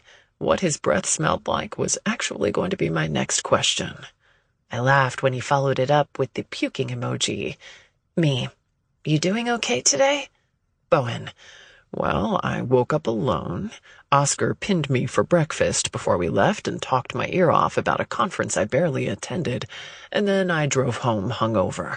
But I did get to spend 4 days with the most beautiful real estate agent I've ever met. So, I'm not complaining. So fucking sweet. Me. See, when you say stuff like that, I almost feel guilty about stealing undershirt number 6 now. Bowen. Don't. Between the two of us, we're a whole damn crime ring. I sucked in a sharp breath when a picture came through. He had wide eyes and my black lace thong hooked in his finger. Rolling over in bed, I buried my face in my pillow, laughing. Bowen. Though, for the record, I didn't steal this as much as you left it behind. Due to my failing business after losing my best client, I will be unable to afford postage to mail it back to you, though you are welcome to come to Atlanta and retrieve it at your earliest convenience. I giggled for a while, typing and deleting flirty messages that would no doubt spiral into more conversations and likely a trip to Atlanta if I wasn't careful. If I'd had my way about it, we would have spent the rest of the night on the phone, talking and laughing like the last 4 months had never happened, or better yet, like the last year had never happened. However, pretending with Bowen Michaels was what had gotten me into this predicament to start with. Before I had the chance to overthink my next move, the phone vibrated in my hand. Bowen. Hey, you should probably put a collar on Sugar. He's a runner. The strangest feeling struck me.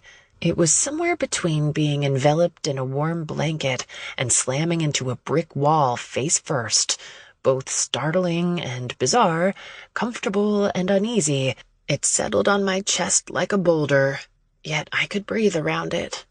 I stared at his text, reading the short 2 sentences over and over again. My dream of us chasing Sugar rose from the fog in my brain until it was all I could focus on. Why'd you take his collar off? You know he's a runner. It was a common phrase. Sugar was in fact a runner and tried to take off every chance he got. That was nothing new. I took his collar off when we were in the apartment because short of diving out the window or secretly hiding opposable thumbs, there wasn't any way for him to get out. Still, no matter how unextraordinary the statement had been, the hair standing on the back of my neck said otherwise. Holy shit. What if that dream hadn't been a dream at all? What if it had been a... No, wait. Of all the shit that could have possibly come back to me, my brain had picked an innocuous day when Bowen and I had chased Sugar down the road. Not, say, an actual plane crash, or a kidnapping, or the most horrible depression a person could face if I had been willing to end my own life. But a day of chasing the dog, capped off with a trip to Home Depot for a bed swing and hydrangeas? I rolled my eyes at myself. This was stupid. It wasn't a memory. I loved that swinging bed on his back porch. We'd spent many a night swaying back and forth, making love under the stars. Hell, our very first time in this timeline had been on that porch. The hydrangeas in his backyard were beautiful. Obviously, I'd noticed them. Before I'd written off flowers for plants, hydrangeas had been my favorite. There was not one single detail of that dream I hadn't seen, witnessed, or experienced.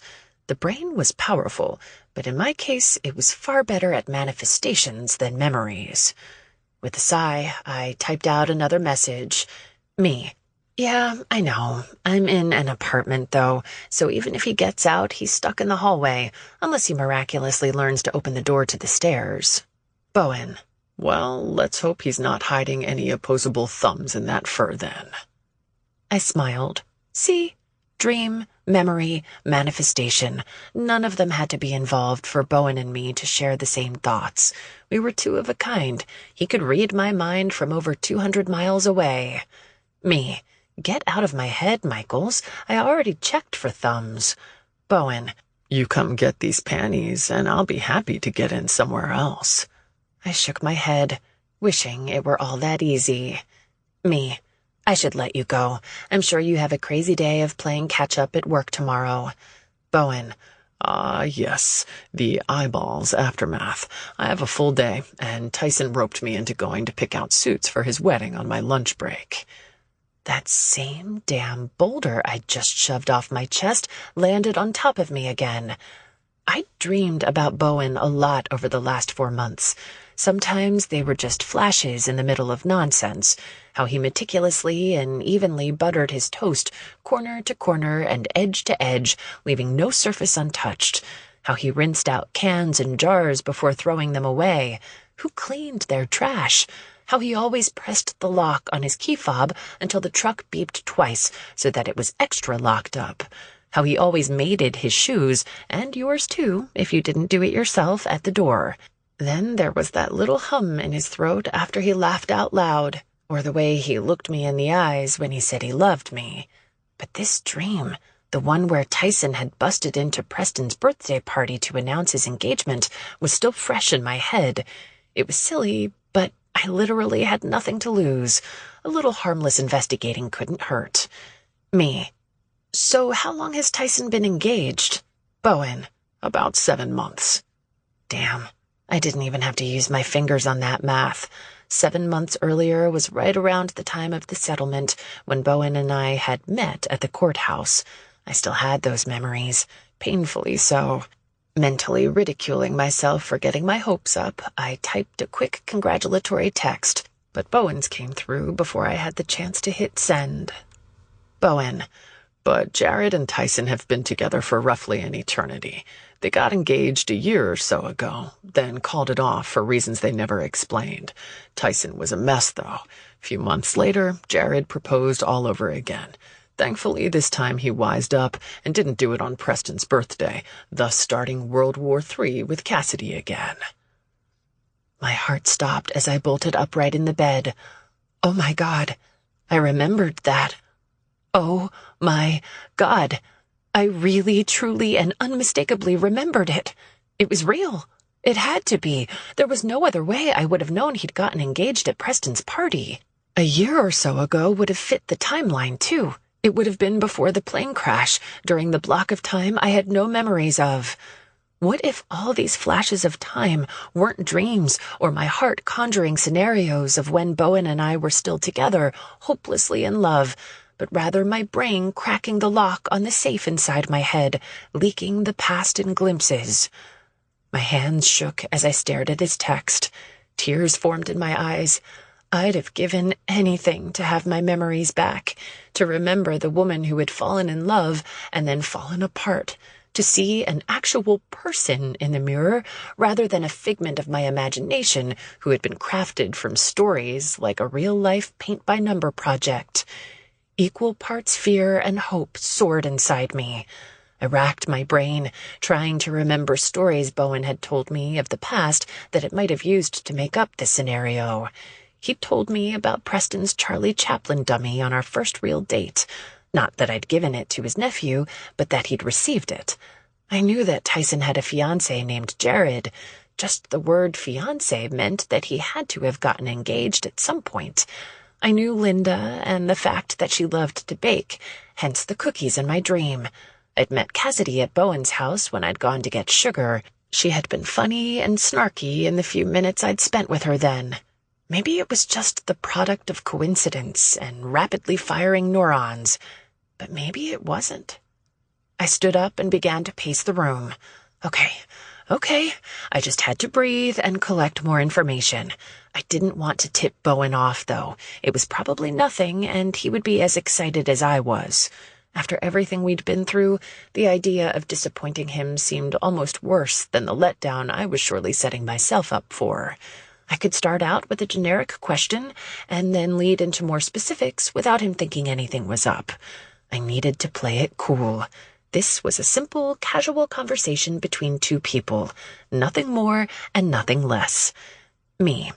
So, did I go to Preston's party that year? The one when Tyson got engaged? I already had a mental list of follow-up questions prepared, my fingers poised over the keys. His reply rendered them all useless. Bowen. No, you were away at a mental health facility. The proverbial record came to a screeching halt. All my hopes crashed down around me.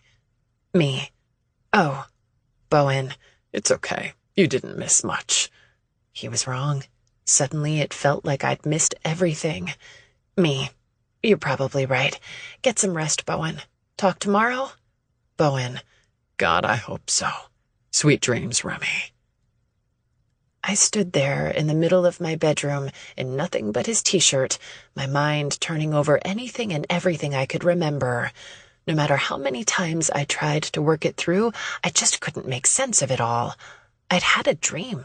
Parts of it were real, parts of it weren't. There were things I couldn't have possibly known unless they were memories. Others were slightly easier to explain. Hell, even if they were just memories of something someone had once told me before the plane crash, they still constituted as memories as far as I was concerned. But then again, what if this was all for nothing? I had no frame of reference to decipher between fact or fiction, dream or reality, truth or lies. Not an hour ago, the likelihood of these dreams being memories seemed ludicrous. Now, I wasn't so sure. I'd long since written off the possibility of ever getting my memory back. But what if Sally was still in there? We were the same person who came from two completely different worlds. But what if this time I could save her? There was only one man who knew the truth, the whole story, beginning to end. But we couldn't talk about it through text or over a phone call where doubt could linger or history could repeat itself should he feel the need to protect me with lies. It was just my luck. He had a pair of my thongs I needed to pick up anyway. That long nap was about to seriously come in handy. Chapter 20. Bowen. I woke up standing beside my bed. I hadn't fallen asleep there, nor had I been sleepwalking, but Clyde's thunderous bark in the middle of the night was enough to have me on my feet, ready to brawl, before I'd even roused to consciousness. "What the fuck?"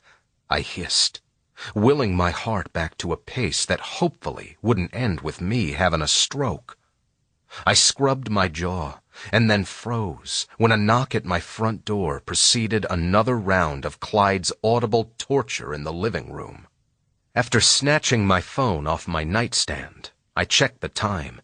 It was 2:30 in the morning, but that wasn't why my heart stopped. 5 missed calls from Remy. Jesus, I must have been comatose not to have heard that. No fucks given about who was knocking on my door. I immediately dialed her back. "There you are," she greeted. "What's going on? Is everything okay?" She tisked her tongue. "Will there ever be a day when you don't ask me that?" "At 2:30 in the morning? Probably not." "Fair enough. Can you come let us in? I've been knocking on your door for the past 10 minutes. My whole body roared to life. "You're here?" I asked, long strides already carrying me to the door, to her. "Yeah, I know it's late." I snatched the front door open and found her standing outside, sugar tucked under her arm. Then I listened to her finish in person. "We need to talk." "We need to talk" was rarely what you wanted to hear from a woman.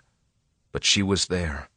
And honestly, I'd survived pretty much everything the universe could throw at me when it came to Remy Gray. Besides, she'd come to me. It wasn't like she could tell me to leave again. I stepped out of the way and swept a hand through the air beside me. "Come in." She wasn't all the way in the door before I went in for a hug. Just the night before, I'd been exploring her body with my tongue, yet she was rigid, keeping her arms at her sides. Okay, so we were back there, at 2:30 in the morning, after she'd driven all the way from Savannah. This did not bode well for me with the "we need to talk." Dropping the hug, I stepped away from her and attempted to shove my hands into the pockets of my sleep pants, only to remember they didn't have said pockets. So yeah, that was fun and not awkward at all. She set Sugar on the ground, and he took off with a case of the zoomies around the house, bouncing off my leg like I was part of a parkour course before dive-bombing Clyde. The old guy's hackles were still raised from the early morning wake-up call, But it didn't take but a second for him to collapse onto the ground and roll around with his long-lost brother. Remy smiled as she watched them play. It was strained, and I fucking hated it. Completely ignoring the stifling blanket weighing on the room, I gripped the back of my neck, to flex my bicep, of course, and said, "I presume you've come for the panties?"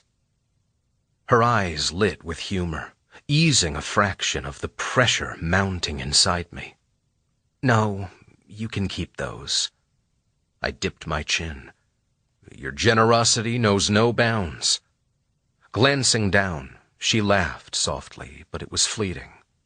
When her eyes came back to mine, all humor had vanished. "I have some questions, and I need you to promise to tell me the truth." My shoulders sagged.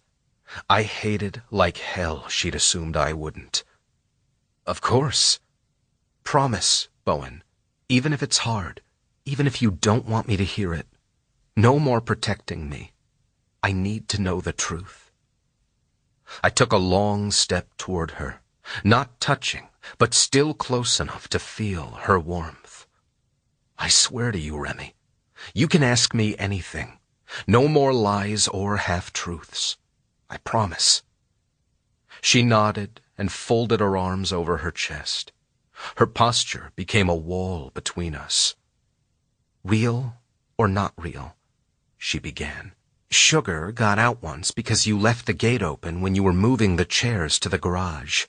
After we caught him, we went to Home Depot and got the swinging bed because you saw it on my Pinterest board." Chills exploded across my skin as my back shot ramrod straight. "You remember?" She slapped a shaking hand over her mouth and repeated from behind it. "Real or not real?" My pulse skyrocketed as I stared at her. "Real." She nodded. "And the hydrangeas, in your flower bed, I planted those. Real or not real?" My every muscle strained under the weight of this realization. My legs were no longer strong enough to support me. I stumbled back, finding the arm of the sofa before sinking down. "Real." "Oh my God!" A loud laugh bubbled from her throat, her smile wide and brilliantly white. Meanwhile, I couldn't find oxygen in my own damn house anymore. "How?"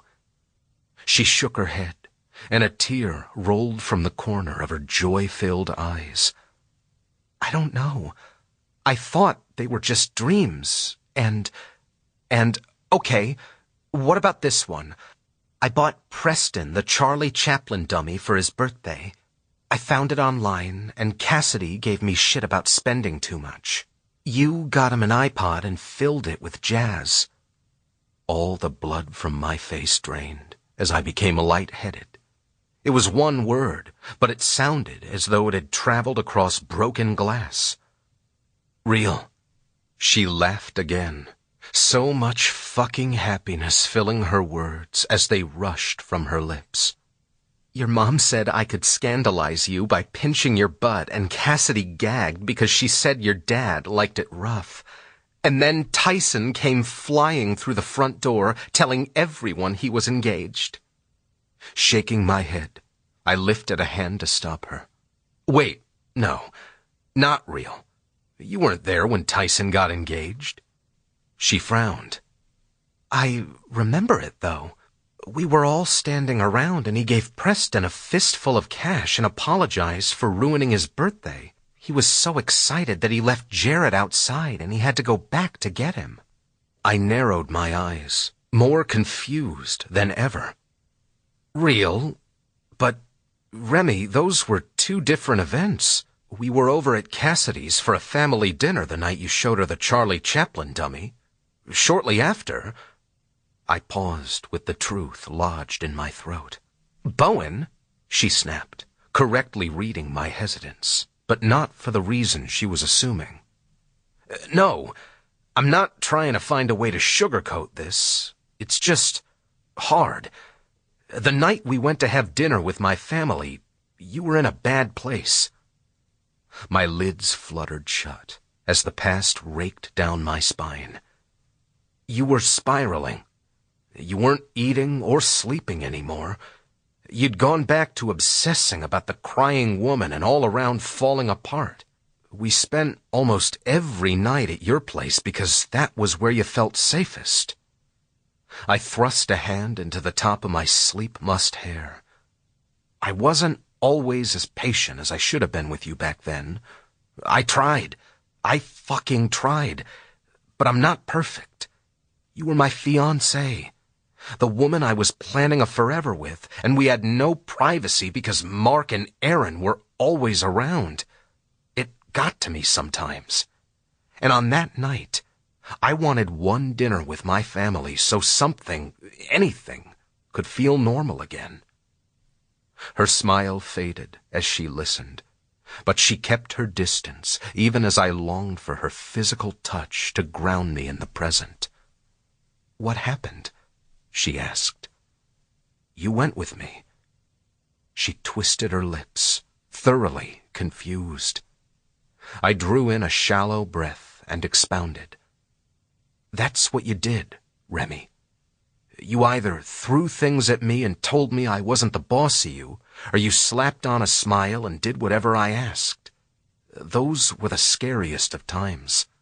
I lived for the arguments because it meant at least you were still fighting. When you'd get quiet and compliant, it was because you'd already planned another way out." "Oh, God," she breathed. "Yeah," I croaked. "So we took the dummy over there for Preston's birthday, which wasn't for a few more weeks. You laughed and chatted with my mom and my sister. You played with the boys. You touched me every chance you got. And then, when we left, you made a point to hug every single member of my family and tell them how much you loved them." My voice broke. "I thought it was sweet, until 3 days later, after I found you bloody on the bathroom floor. That was when I realized you'd been saying your goodbyes." "No," she whispered. Her legs closed the distance between us. Wrapping her hand around mine, she squatted in front of me. "I'm so sorry." "Don't apologize. I should have seen it. That was on me. But sometimes I think I ignored the signs because it gave me hope that maybe there was light at the end of the tunnel after all. That's a natural human response to trauma, Bowen. Trust me, I've been through enough therapy to know." I smiled weakly. "Maybe, but I still felt like a failure." "You're allowed to feel that way. The same way I'm allowed to feel that you're not." She rested her hand on my cheek. "And for the record, we will always feel differently about that." I nodded, choking back the emotions I'd thought I'd long since dealt with. But there they were, bubbling to the surface, fresh as the memories returning to her head. Desperate for a distraction, I said, "I can't believe you're finally remembering things." She sighed. "Yeah, it's weird, though. The majority of them are just flashes or things that don't completely make sense. Like, why do I remember Tyson getting engaged if I wasn't there? Is it possible you told me about it afterward or something?" The light bulb of understanding suddenly went off in my head. I shot to my feet, using her hand to pull her up with me. "I showed it to you." Her head snapped back. "What?" "Come here." With long strides, I marched down my hallway, all but dragging her behind me, straight to my office.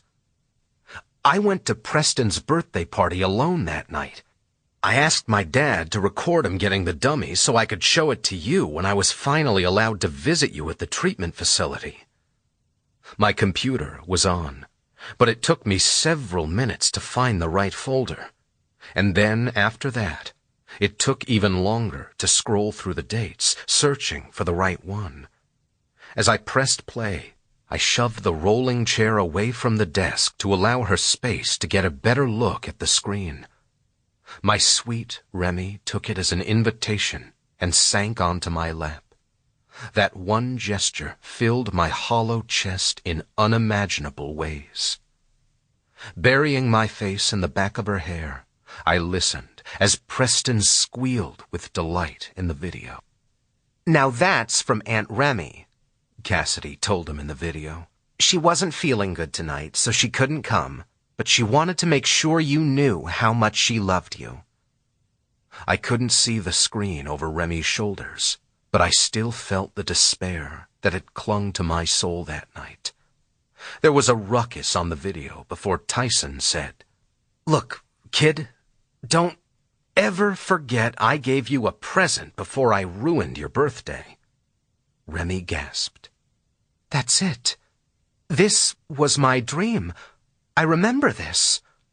She leaned in close, shifting on my lap, just as Cassidy snapped. "What the hell do you mean, before you ruin his birthday?" "I remember this," Remy repeated, followed by a burst of laughter. "Oh my God, Bowen, it was a video. That's why I couldn't touch you. Holy shit, I'm getting my memories back." My throat got tight, and a wave of nausea punched me in the gut. My face began to tingle as my lungs struggled to keep up with my body's increased demand for air. With a wide smile on her face, she put her chin to her shoulder. "Can you believe?" That was all she said before the color drained from her face. Chapter 21. Remy. My stomach sank as I took in the desolation on his handsome face. A brutal storm clouded his eyes as he sat stiff in the chair. I turned, sitting sideways across his lap, and curled my arm around the side of his neck. "Jesus, Bowen, what the hell is going on?" His Adam's apple bobbed, and he licked his lips. "I swore to you I wouldn't lie." I nodded. "Never ever feel like you have to lie to me." "Right, well, I want to be happy for you right now, Remy. Getting your memories back is what you've wanted for months, but I am fucking terrified of what it means." He covered his eyes with one hand, gripping each temple. "I can't do it again. I can't do that again. It fucking destroyed me. The constant roller coaster of watching you slip below the surface, constantly questioning if I could even reach you at all anymore, never knowing if it was the day that I would finally lose you once and for all. I can't go back. I'm not saying this so you feel guilty or to insinuate you were ever a burden to me, but I promised to be honest. And right now, I'm so fucking afraid of what it will mean for you to get your memories back." Guilt rolled inside me as I studied his face. He'd been put through the ringer. I'd seen it in his eyes each time he'd told me about his Sally, and then again the day I'd left my phone in my car when Catherine had broken her arm, and he'd shown up at the hospital on the edge of an emotional breakdown. He'd been through hell. I had taken this wonderful man who once upon a time had lived a carefree existence of safety pins and almost appletinis through hell. It had never been his journey to take. We'd only been together 3 weeks when I'd been abducted the first time. No one, myself included, would have blamed him for walking away. But not Bowen. When he loved, he did it wholly and with his entire being. He'd proven it over and over, time and time again, on every single plane of time in which we'd existed together. Yet he had selflessly buckled up beside me on that journey through the darkest abyss of my life without hesitation or consideration. He'd never left my side as Sally, not even as the flames of the inferno had scarred him inside and out. He'd never left me as Remy either. I'd felt abandoned when I'd discovered the depths of his lies, but even those were to the detriment of his own mental and physical well-being. He had the scar on his wrist to prove it. And there I was, after 4 months of soul-searching while he'd suffered, after 4 days of pretending at his expense just to keep him at arm's reach, showing up at his door in the middle of the night for him to welcome me in with a Bowen Michaels specialty hug. I'd heard a saying once that every relationship needed a flower and a gardener. The flower was the person who needed nurturing and tending to thrive. On the other side, there was the gardener, someone who catered to the flower's needs and adapted to its every requirement. There was absolutely no question that I was Bowen's flower, and he had been the world's best gardener for quite literally longer than I could fully remember. But it was time. After everything he'd done for me, this man deserved a lifetime of being cared for, physically, mentally, and emotionally. I could only hope I was as good as a gardener as I was a plant mom. "Bowen, baby, look at me." His hollowed gaze flicked up immediately. "I won't disappear into the darkness again." You can't possibly know that. Damn it, Remy, I know this was fucked up, lying to you about your past. I said I would never regret it, but every single day for the last 4 months I have done just that, because it ruined us. But when it comes to you, I don't always think clearly. I'm fucking broken. I tried to save you so many times. I was afraid after the plane crash what it would mean if I failed you again. And honestly, I'm still fucking paralyzed with fear over it. I stood up only long enough to face him and then straddled his lap. Palming each side of his face, I brushed my nose with his. His labored breaths fluttered across my mouth. "I'm broken too, Bowen.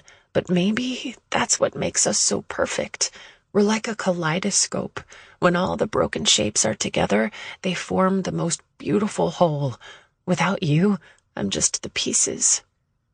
Gently, I touched my lips to his. It wasn't so much a kiss as the seal of a promise. I still don't know who I am, but I promise you I will never be a woman you have to worry about like that again. But what if... I kissed him again. We've lived through every what-if imaginable. Let's move on to the what about now portion of our lives. I kissed him again, and this time his hand slid around my hips, wrapping me up tight. "Right now, Bowen, my memories are all happy. In my dreams, we're so in love. When you find me in my sleep, a warmth unlike anything I've ever felt before cocoons me for long after I wake up. I'm only remembering the good stuff. Whatever we had in the past, inside my brain, love and happiness trump the pain and misery." He smiled, weak and timid, but I wouldn't let it stay that way for long. "Now is not the time for you to give up on fate, Mr. Michaels. I'm regaining my memories, good memories, fun memories." I rolled my hips, hopefully some sexy memories, too. I nipped at his bottom lip, "And they're all of you. Every kiss, last kiss, one." As he opened his mouth to deepen our connection, I leaned away. "If the bad memories come back, we'll deal with them then. But I won't fall apart again. You don't need to take care of me anymore, Bowen. But I'd really like it if you came to bed with me and let me take care of you for a change." He squinted like he was puzzling out a mystery in his mind. Don't you get it? You're here. That's all I need. It's the earth under my feet, the air in my chest, the life in my veins. His hand roamed up my chest and neck to the side of my face, causing my eyes to flutter. You're all I'll ever need. He kissed me deep and slow. His tongue glided with mine, and he moaned into my mouth, just as consumed by me as I was by him. I'm sure it was all romantic, how he carried me to his bed, and then we stripped each other bare, but honestly, the details were lost on me, because there'd been some kind of bond made with our mouths, and we barely came up for air. On autopilot, our bodies had a conversation only our hearts could hear. I'd wanted to please and give to him, but there was this new sense of balance I'd never noticed before. The scales were level. The seas had calmed, the playing field was even, and we found peace in the passion we shared for each other. In no rush, we explored each other, feeling and kissing until we reached a fevered frenzy. He rolled me to my back and settled his hips between my thighs. I'll never have enough of this. With those words, he surged forward, filling me, physically and emotionally, completely.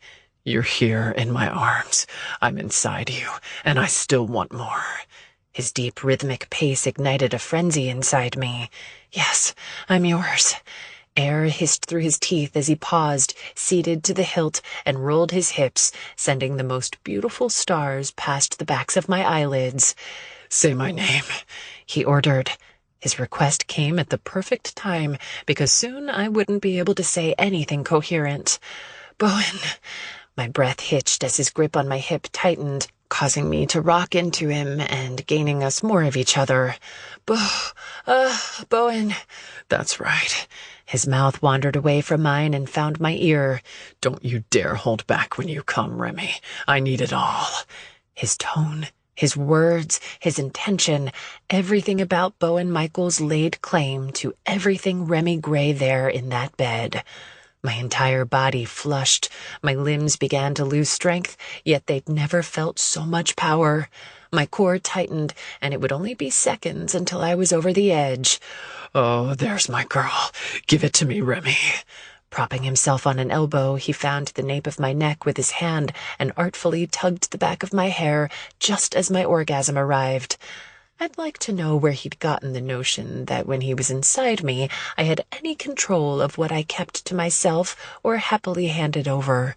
I was nothing more than a sentient being along for the ride in a body possessed by this one and only man. My man. Oh, God, I cried as he pushed his forehead against mine, our eyes locked, and he didn't have to say anything. I felt it all. We came together, the way we'd be doing everything from that moment on. Together. We didn't bother getting up. For several moments we lay there, catching our breaths. He hugged me to his chest, holding me as he was still inside me. That connection, paired with the one in our hearts, had me falling asleep to the last words out of his mouth. How do I love you so fucking much? I didn't answer, because I felt the same unexplainable way about him. Chapter 22. Bowen. For a man who had spent the night making love to an obscenely beautiful woman, I didn't have quite the pep in my step that I should have.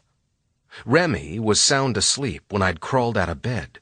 With limited time together, I hated the idea of leaving her there, but I needed a few minutes to clear my head.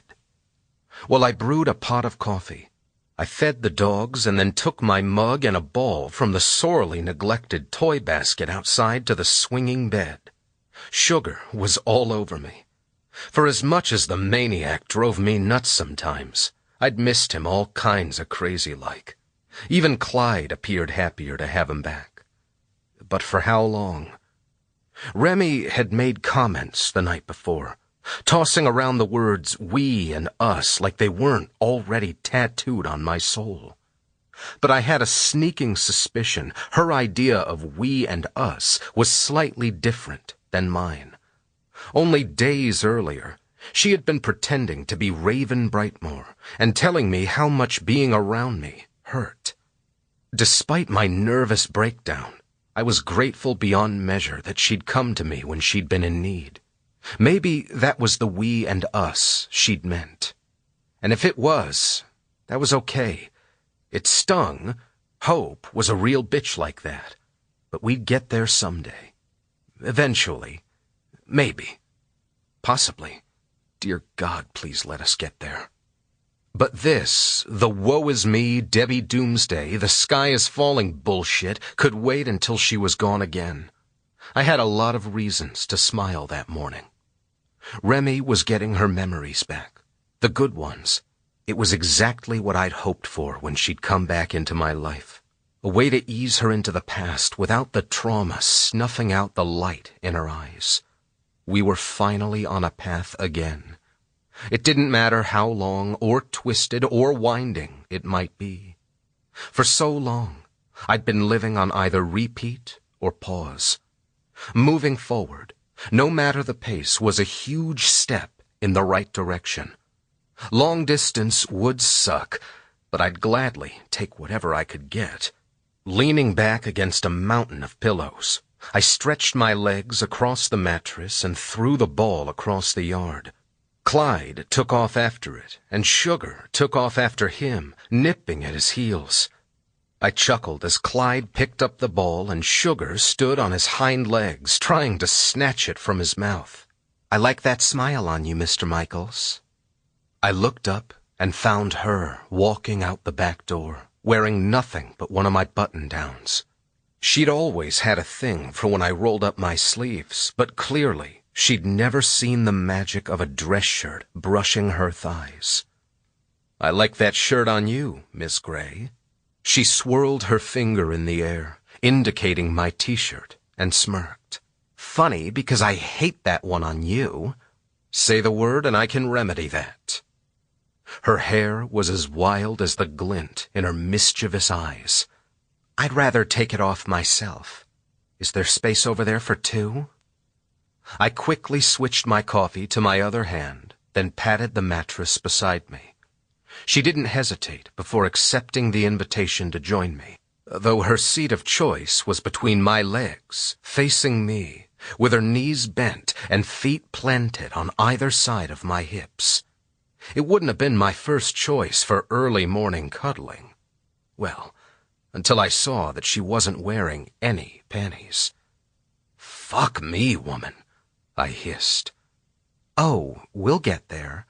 But first, we need to talk about today. Clyde dropped the ball beside her, and she blindly threw it off to the side without ever tearing her gaze off mine. I only noted it from my peripheral vision because my gaze was still aimed between her legs. I need to go to the Wave today and at least check in on things. I haven't been by in months. It's highly possible my dad passed down his pride and joy to the worst restaurant owner in history, but I've been living by the old no news is good news theory. She laughed and used her finger under my chin to guide my gaze back to meet hers. Using the backs of my fingers, I brushed over her clit. She sucked in a sharp breath through clenched teeth at the contact. "Babe, if you wanted me to listen and participate in making plans for the day, you really should have worn panties." She grabbed my wrist, moving my hand to her inner thigh. Or you could pay attention now so we can figure out exactly how much time we have left for you to tease my clit however you like. I gritted my teeth. I did not like the talking part of that equation, though watching her come as I finger-fucked her from that angle would have been well worth the brief interruption. "I'm listening."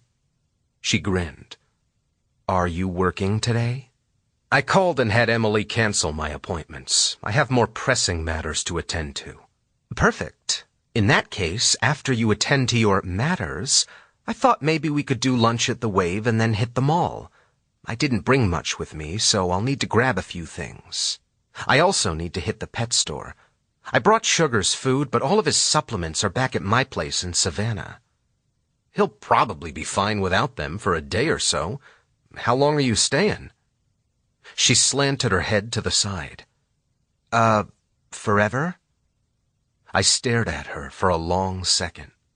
After all this time, my brain couldn't quite fully compute. "Like a week or two?" Her brows pulled together, and she glared at me down her wrinkled nose.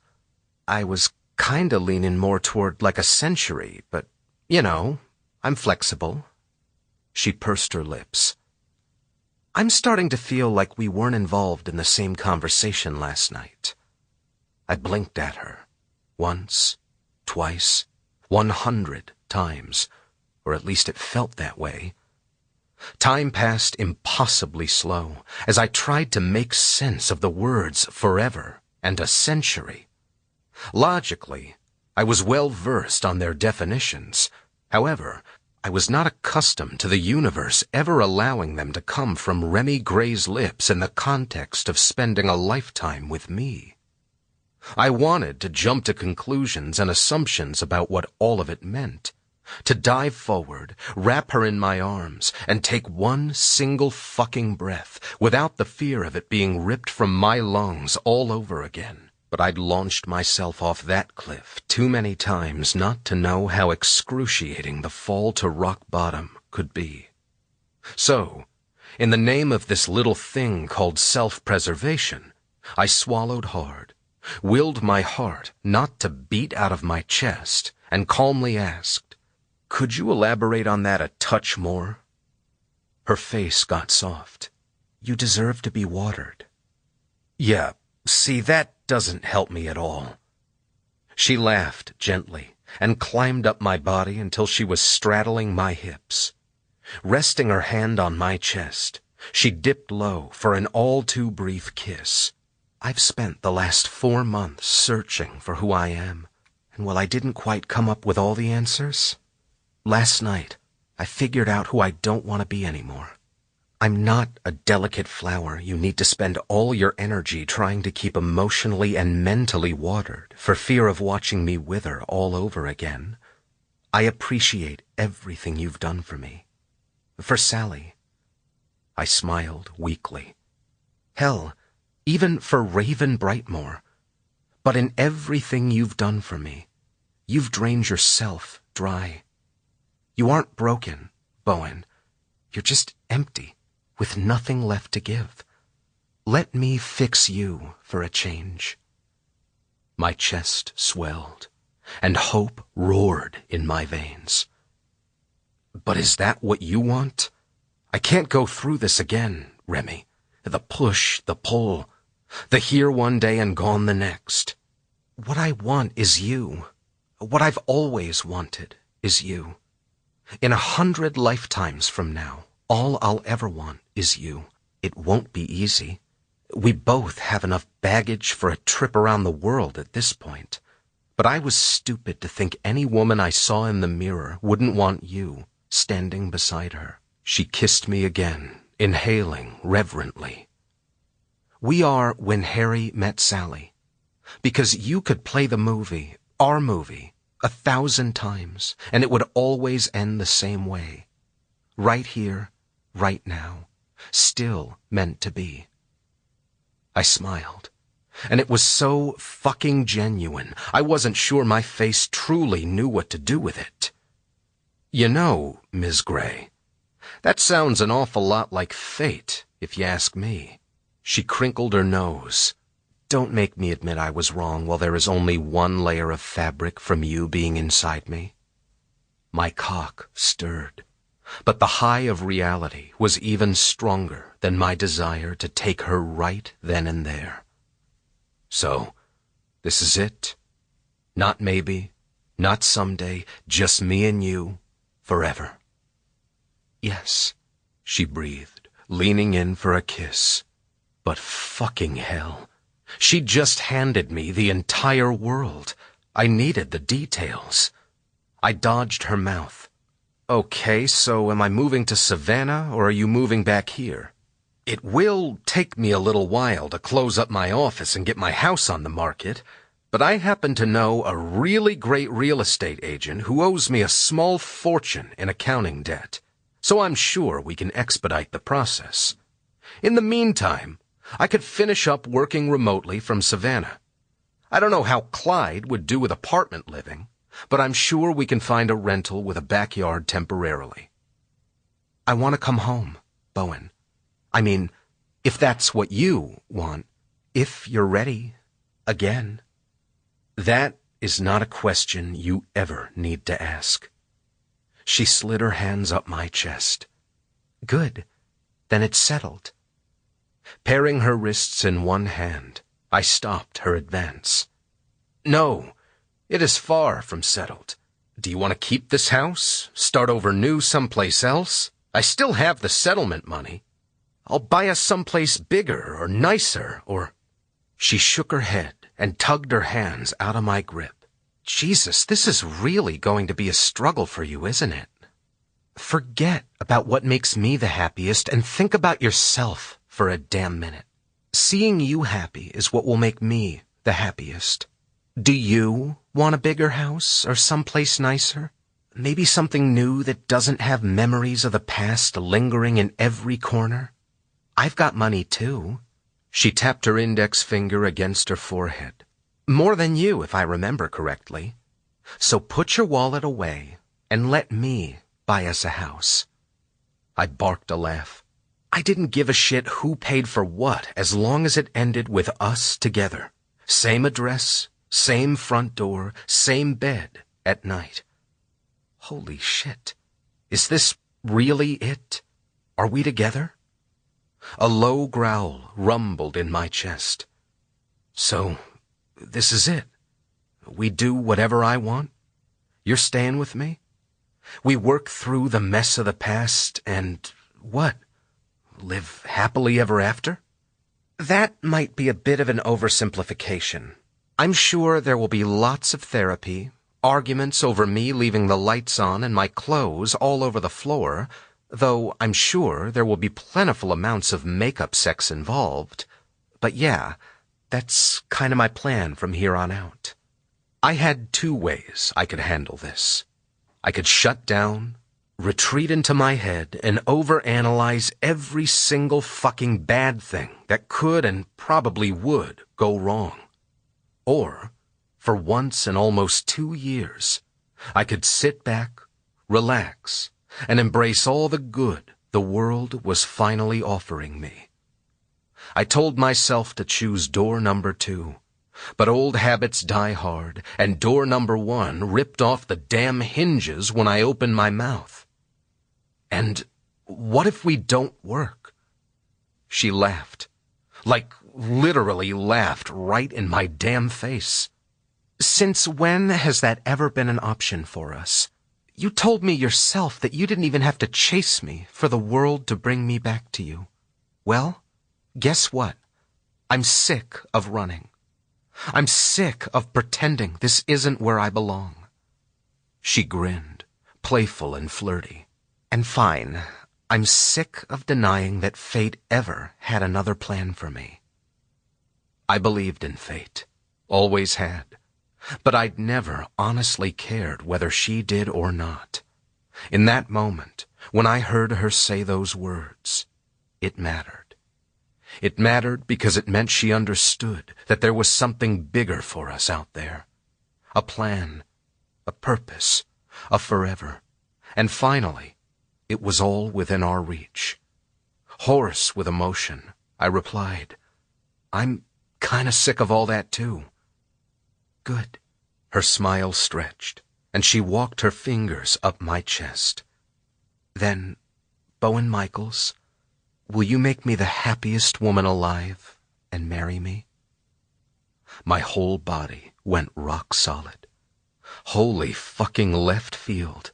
I had not been expecting that. I had but one answer. No. Her face fell, and her back shot straight. What? Why the hell not? I suddenly sat up, plucking her off my lap and setting her beside me. Because you're not proposing to me. I stood and planted my hands on my hips. That's my job. Yeah, she scoffed. And you already did it once. Yeah, I mimicked. But you don't remember it. So? She curled her lip. So, if we're doing this, I'm going to fucking do it right. I'll get you a new ring and plan some... I don't want a new ring. Do you still have my old one? She rose on her knees and peered up at me. No. I mean, yes, I do. But I want you to have something that's special. Something Remy Gray. Pressing her palm against my stomach, she forced me back a step and then climbed off the mattress to stand in front of me. Hooking her pinky with mine, she swung our hands. But you already bought a ring for Remy Gray, and I've never worn it. Bowen, the past exists. I think we both failed at trying to erase it or change it. The more we try to avoid it, the more it will become the wall that divides us. The only way we are ever going to work is by facing our history head-on and learning from the mistakes. Together. Always together. She pushed up onto her toes and didn't so much as kiss me as she spoke against my lips. I want to marry you. I don't care if you propose or I do, old ring, new ring, no ring. It's not the how, what, when, or where that matter. I know the who. The who will always be you. Fuck me. Fucking fuck me. I was a man who'd just gotten proposed to, and I couldn't find it in myself to give the first damn. She wanted to marry me, make a life with me, spend forever with me. That was enough. It would always be enough. In that case, I will absolutely, 100% without question, marry you, Remy Gray. I kissed her hard and fast, and then folded her hand in mine. Come with me. She giggled as I dragged her through the house at the speed of two wide-eyed kids who were up to no good. When we reached my bedroom, our bedroom, I sat her on the edge of the bed, snatched open the drawer on my nightstand, and started digging. You kept this, she breathed, leaning over me, pulling out the framed photo of us from when we'd first started dating. I packed it away when we'd started dating again so she wouldn't see it, but I'd moved it to my nightstand as of recently. I couldn't bear to leave it out, but it was always there if I needed it. She traced her fingers over my face. I'm so stupid. She lifted her eyes to mine and laughed. You never had a beard in my dreams. I always felt so safe and comfortable with you that I never thought about it. I found the little black box and closed the drawer. I can shave it off if you want. She squinted one eye and tilted her head from side to side, examining my face. Nah, this version of you is my favorite. Good call. I think it solidifies my whole edgy bad boy vibe that really sets me apart from the other nerds. Oh, absolutely. She turned the picture in my direction. This guy? Geek Central. Chuckling, I shook my head. Hey, do you think we can leave it out? I mean, just look at these kids. They are too damn happy to be hidden away in a drawer. I closed my eyes and I nodded at least 100 times. They were happy. So fucking happy. But little did they know the worst and best were yet to come. Her eyes flashed wide as I dropped to my knee in front of her. You're sure you're okay with this? I asked. I have no problem buying you something else. Bowen, hurry up and give me back my ring already. Yes, ma'am, I teased. I was damn near giddy, but my hand still shook as I removed the princess-cut diamond ring from its silk pillow. They had to cut it off you after the crash, but I had it fixed so you can't even tell now. She lifted her left hand and wiggled her fingers. With nerves rolling in my stomach, I slid the ring onto her finger, stopping at her knuckle. Remy Gray, you are the key to my past, the key to my future, and will forever be the key to my heart.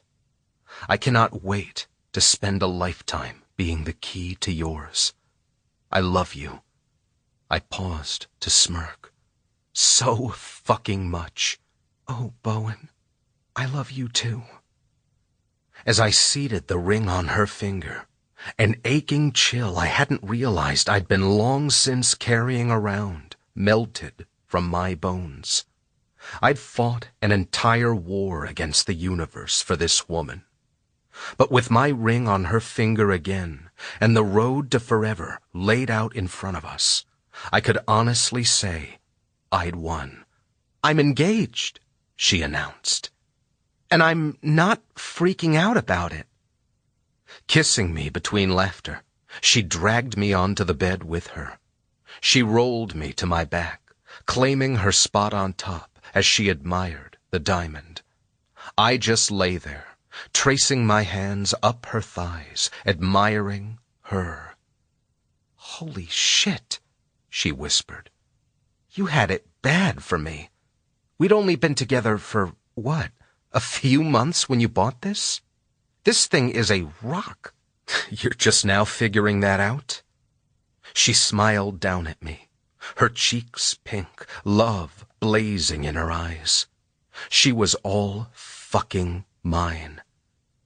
After slipping my hand under the stolen dress shirt, I palmed her breast.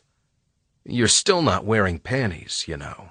Yeah, I think we should probably leave that detail out when we tell the grandkids this story. Oh, baby, we're going to have to leave a lot more than that out of this story.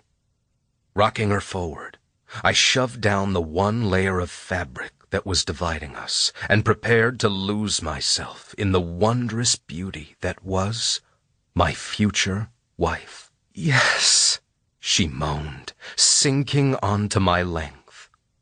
I did love her in my shirt, but I loved the sight of her bare breasts as she rode me a fuck of a lot more. I popped every button off the front. Chapter 23. Remy. You've reached Aaron Lanier. Please leave a message and I'll get back to you as soon as possible. Thanks. His voicemail beeped. Juggling a drink carrier holding 3 bubble teas, mango with cherry pearls, I tucked the phone between my shoulder and ear and walked across the parking lot. Hey, it's me. I know you were planning to come visit me in Savannah soon, but I'll have to take a rain check. How about dinner tonight instead? I think I finally found myself, and I was not where I was supposed to be. As of yesterday, I am once again a permanent resident of Atlanta. More geographically specific, Bowen's house. I'm sure you are absolutely stunned, but please hold your I told you so until I've had an absurd amount of sushi and fill you in on the rest of my good news. Call me back. Love you. Tempting gravity, I shifted the carrier to one hand and slipped my phone into the pocket of my crossbody purse. As I reached the sidewalk in front of his office, a whistle caught my attention. Well, hello, beautiful, Bowen said, followed by 2 beeps from his truck. A sexy smile tipped one side of his mouth as he prowled toward me. Did you bring that for me or my lobby floor? I had a hunch you'd make a joke. That's why I didn't bring you one at all. Me, Oscar, and Emily. You're on your own for afternoon refreshments. I smiled like the brat I was being. It wasn't true. I'd forgotten about Oscar until I saw that his name had been added to the front door, but Bowen didn't need to know that.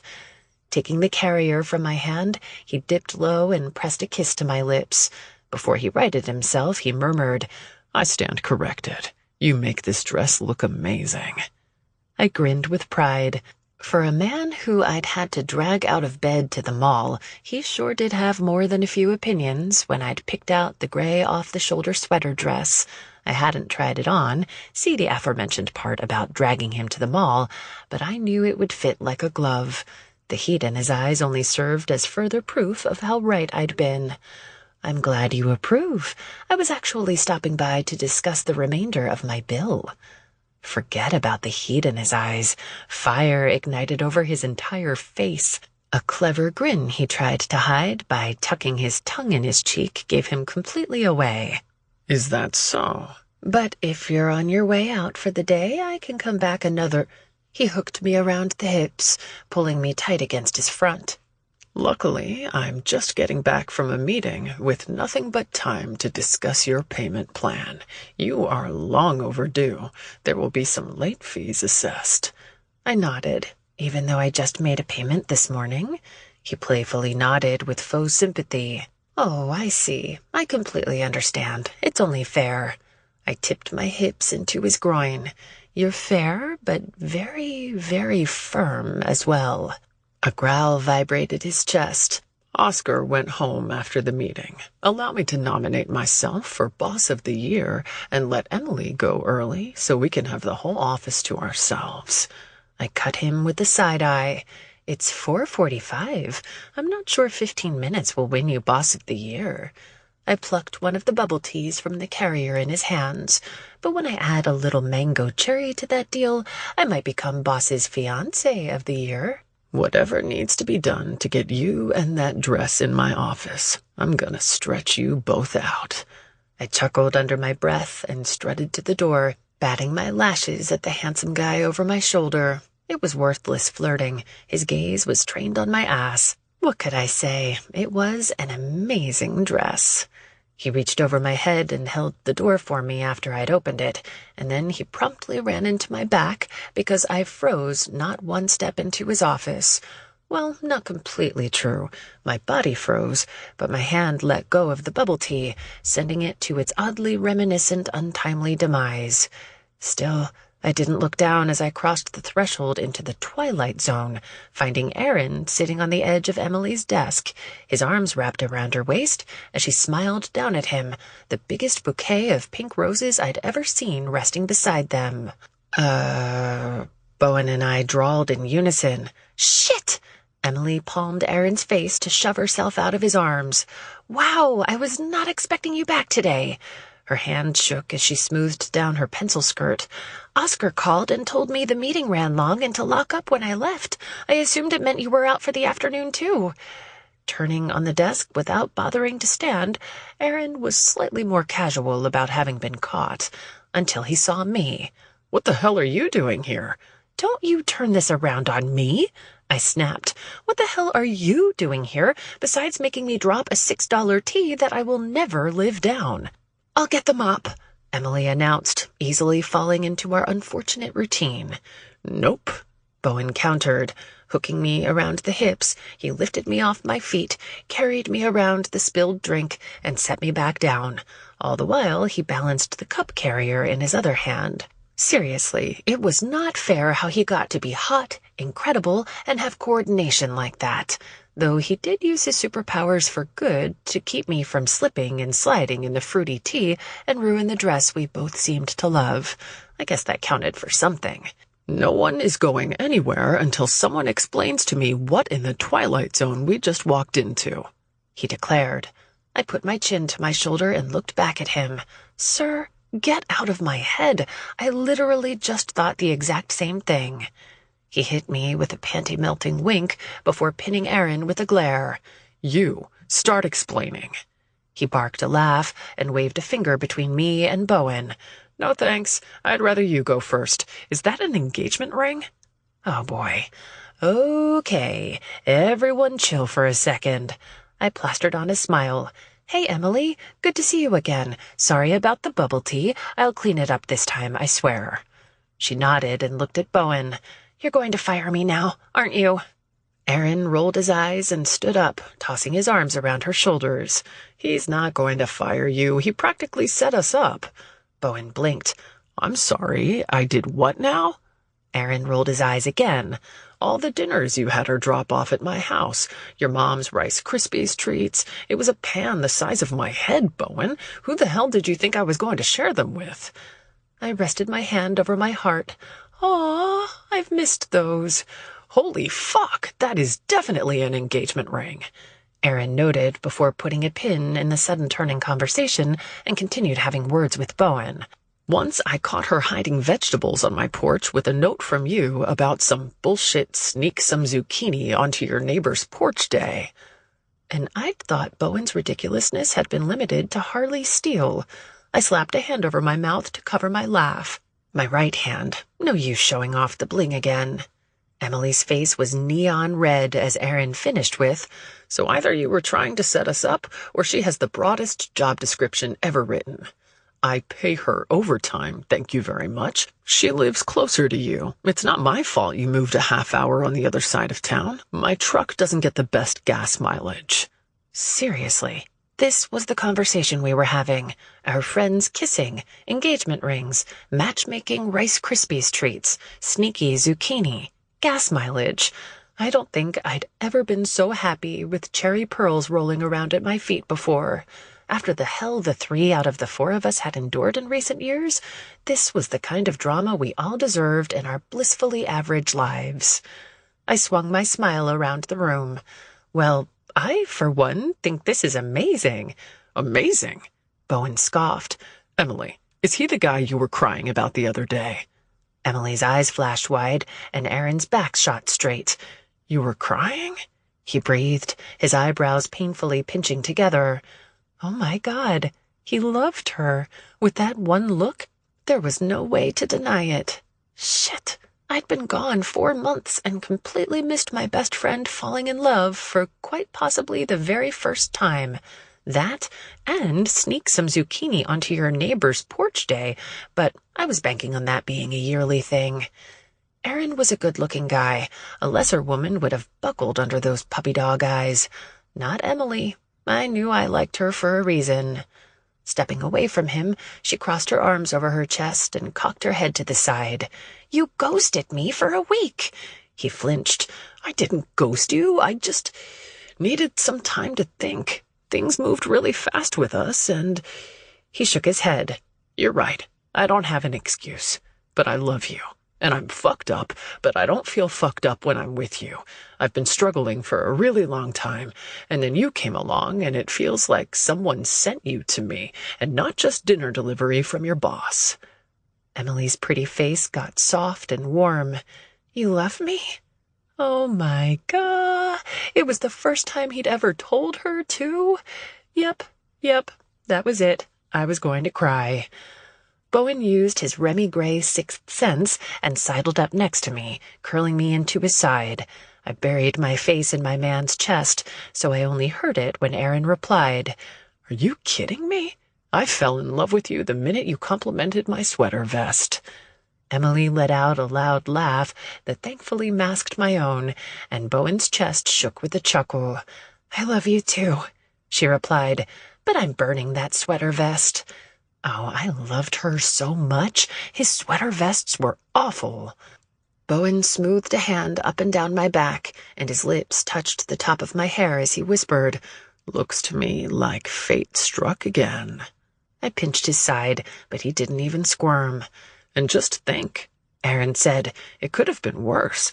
That one over there ghosted Bowen for over 4 months, and apparently they're engaged now." "Hey," I defended, spinning to face him. With Emily firmly and lovingly tucked against his side, Aaron mirrored Bowen's hold on me. The corner of his mouth twitched arrogantly. "And you? Is your phone broken? Didn't think to call and at least tell me you were back in town? Maybe check your voicemail." I snapped back, mocking his tone. "Don't come at me with that crap. You have a whole woman you're in love with who I knew nothing about." His brow shot up his forehead. "Oh, I'm sorry. Are we talking more than once a week now? And if we are, will it involve you taking a breath between drawn-out stories about this guy and a cactus named Quincy?" Bowen's face, smirk and all, snapped my way. "You still have Quincy?" "You hush. Don't think I missed that perfectly cared-for garden table. Those succulents have been living a life of luxury in my absence." His mouth stretched wide and toothy as he looked back at Aaron. "I told you so," my friend taunted. "You did indeed." Bowen cleared his throat. "All right, everyone, wrap it up for the day and let's get out of here. We can all catch up over dinner. First round's on me." Aaron sighed. "I'll get the first round. Apparently, congratulations are in order." He shared a quiet exchange and a chaste kiss with Emily before he broke off from her side and moseyed over to pull me into a hard hug. "That ring mean you're back for good?" he asked. "I'll be here as long as he'll keep me." He chuckled. "Then you're back forever." I knew it. Bowen knew it. But I really liked the fact that our love, tumultuous as it had been, was so obvious, even from the outside. Chapter 24. Remy. "Hey, babe, do you want me to prep the lettuce, too?" I called from the kitchen. He leaned in the back door. "Already did it." I loved Bowen Michaels, but being a gardener for a gardener was not nearly as easy as I'd imagined. In the 5 days I'd been back, I'd woken up to fresh coffee and a hot breakfast each morning, my laundry done and folded, the dogs fed, and little love notes written in the steam on the bathroom mirror. Thank God he actually went to work every day, or I was pretty sure I would have been served lunch on the patio, complete with a full-body massage, too. Not that I would have complained. He did have magical hands. But I was supposed to be refilling his emotional reserves, not the other way around. However, he seemed happy, breathtakingly so I let him have it his way the majority of the time. I had always been a resourceful person, so I found other ways to spoil my man, usually with my mouth, but he wasn't picky. Tomatoes, onions, pickles, anything I can do? I asked. Done, done, done. Short of tossing the burgers on the grill when everyone arrives, we should be good. I shot him a glare. I really wish you would have let me at least help. What are you talking about? He walked inside, shutting the door behind him. You made 3 different desserts, 2 pasta salads, and chicken kebabs. If it weren't for my famous burgers, I'm not sure anyone would even care if I was here or not. It was true. I had gone a touch overboard for the cookout, but come on, who could blame me? It was my first time meeting his family. Again, I knew that Linda loved me. Tyson, too. Cassidy had acted like we were still friends the last time I'd seen her, but after the hell my situation had put Bowen through, I wouldn't have blamed any of them for being less than thrilled about us being back together, and freaking engaged, no less. The cookout had been planned for weeks, and rather than canceling, Bowen thought it would be fun to surprise them with me. Me, the woman who had repeatedly broken his heart and even once put him in a situation where he'd had to wrestle a gun away from a madman and then dodge bullets as he'd carried me to safety. Yay! I'm back! Let's eat burgers! I blew out a ragged, self-deprecating sigh. Okay, fine, but I'm getting out the cute bowls and filling them with condiments instead of just putting out the bottles. It seems like extra dishes to wash, but whatever floats your boat. Hey, have you heard from Jenna? I rolled my eyes. Well, we'd done some shopping to get me enough clothes to squeak by for a few days, and body wash that wasn't volcano-scented, whatever that meant. I needed the rest of my stuff. Overachieving as always, Bowen had paid a small fortune to get packers and movers for me the very next week. But I needed more than 1 pair of shoes, and I had been terrified of what was happening with my plants. I'd planned an overnight trip down to Savannah since Bowen had to work, but he was having none of it. While I'd been on the phone with Jenna, filling her in on my life and explaining to her why I was moving back, Bowen had taken the phone from my hand and offered her almost a full month's rent to drive my plants and a few other things up to me. She'd gladly accepted before I'd had the chance to snatch the phone back. I'd wanted to be annoyed, but she was still unemployed and probably needed the money. She's supposed to be here around 6, I answered. Will it be a problem if your family is still here? I've seen your plant collection, babe. We're going to need all hands on deck hauling them inside. He walked to the foyer and grabbed my shoes off the floor, pairing them together before tucking them into the hall closet beside a row of his own. Nerves momentarily forgotten, I admired his backside before saying, I remembered that. He stood all the way up and turned to face me, not quick enough to hide the flash of fear in his eyes. I hated that it was still there. We'd talked a lot over the last few days about being open and honest when memories arose, and he seemed far more comfortable than before, though I didn't think he'd ever truly stop worrying. You remembered what? He asked. The way you pair the shoes, hooking the first one on your index finger, then carrying it to the second to do the same with your middle finger before arranging them in a neat little line. It was something silly that I just assumed I'd observed before, but seeing you do it now, I think it was definitely a memory. Same with the way you butter your toast. With slow, measured steps, he made his way to the kitchen. And how do I butter my toast? Thoroughly, thoughtfully, corner to corner, no surface left untouched. Drawing in a deep breath, he stopped in front of me and rested his hands on my hips. He jerked his chin, and, well-trained in Bowen's silent orders, I placed my hands on his shoulders as he picked me up to sit me on the counter beside the sink. What else do you remember? He asked, wedging his hips between my thighs. How you rinse out containers before throwing them away, how you always click the button on your key fob until the car beeps twice, how you hum after you laugh, and the way you insist on looking me in the eye when you say you love me. I leaned forward and pecked his lips. You know, just the little stuff that adds up to the big stuff. He stared at me for a long second, like a painfully long second, to the point that a chill broke out across my skin, but I didn't have to question him before he gave me the answer. That was your last suicide note. My head snapped back. What? He peered down at the space between us. When I got home from work that day, you'd left a card propped up in the middle of the table. I didn't get the chance to read it before Sugar came out with bloody paws, and all hell broke loose as I tried to keep you alive. But eventually I read it, only to discover it wasn't a card for me at all. See, your final thoughts, just before you tried to take your life, were to write a letter to the woman who would love me next.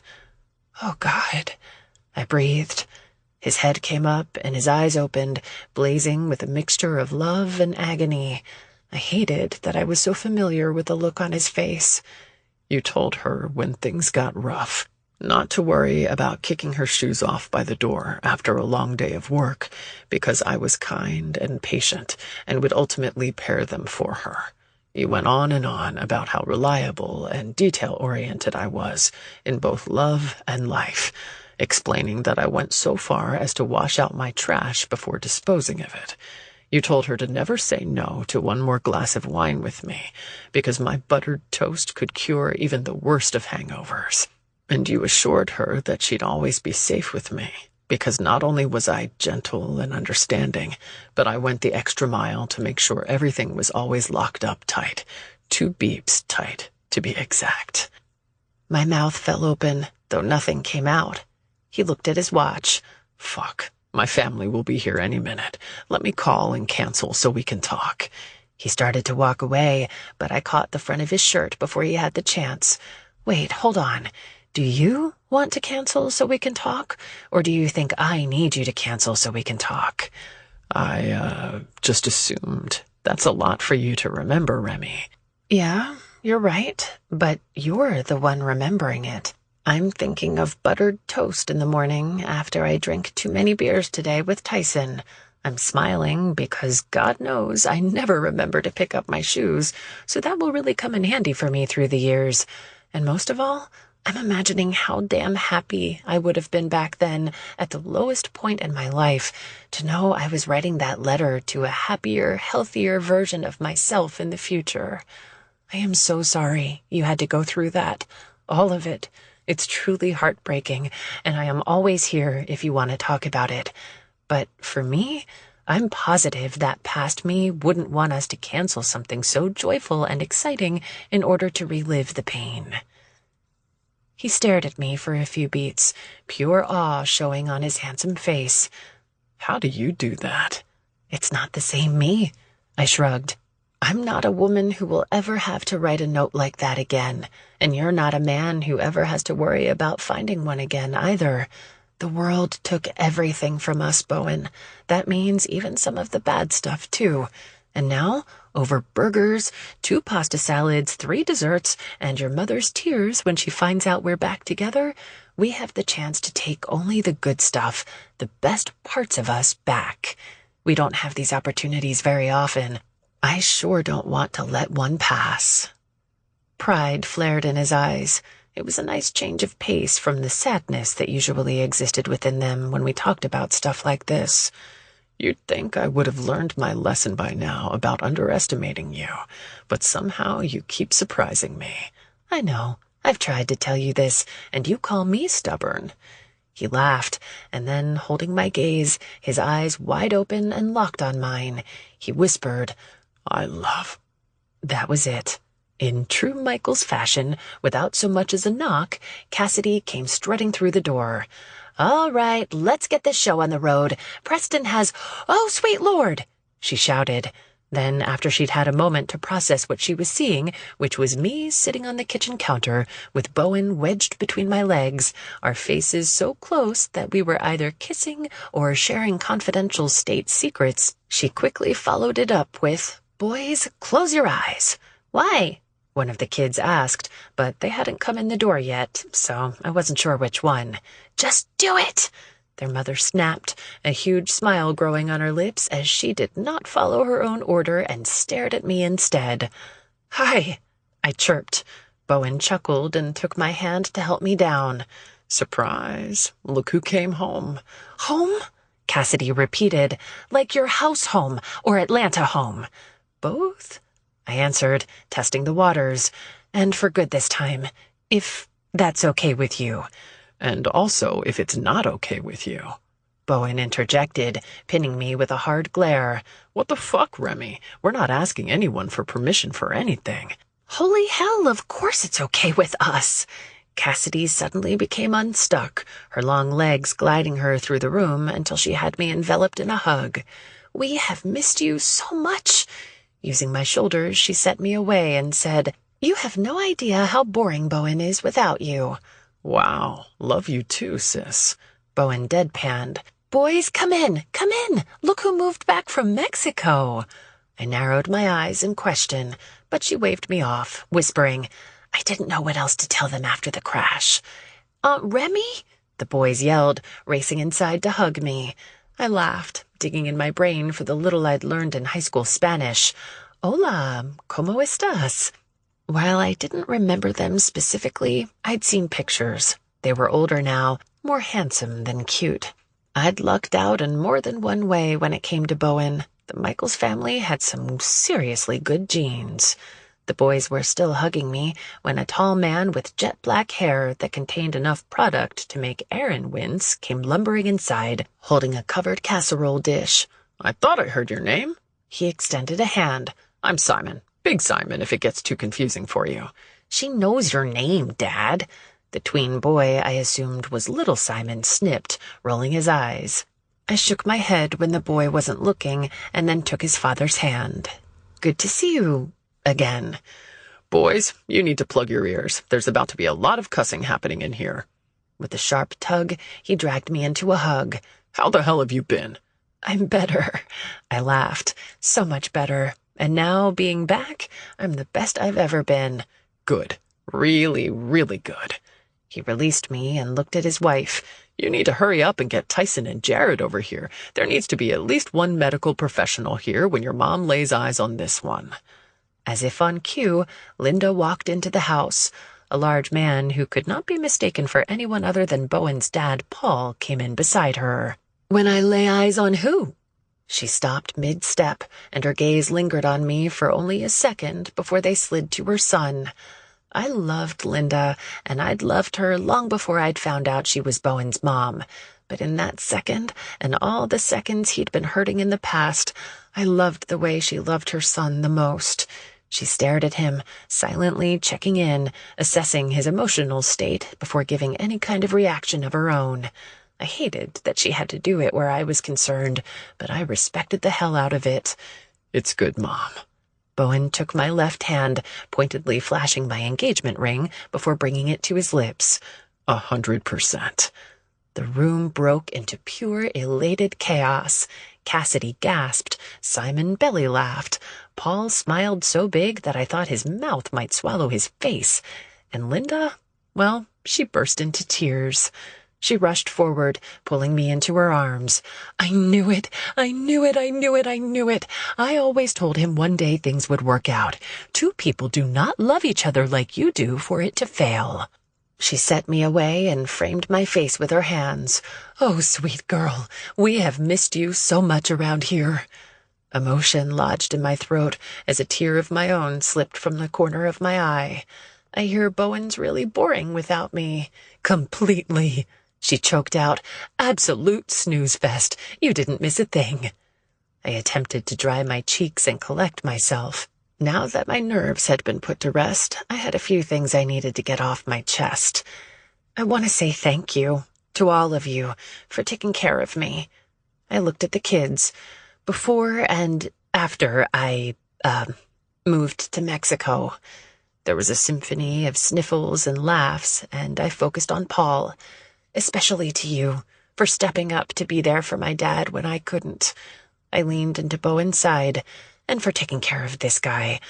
I'm just so sorry. Don't apologize. Paul soothed. You're our family. This is what family does. Well, this and give each other endless amounts of shit, but you're stuck now, so good luck with that. There were more laughs, but as I glanced around the room, there wasn't a dry eye in sight. I need a drink, Tyson said, flying through the door and interrupting the silence. A shorter gentleman who was dapper and insanely attractive, in a regal type of way, sighed as he shuffled in behind him. Jared, no doubt. Ranting, he marched straight past me to the kitchen and opened the fridge to retrieve a beer.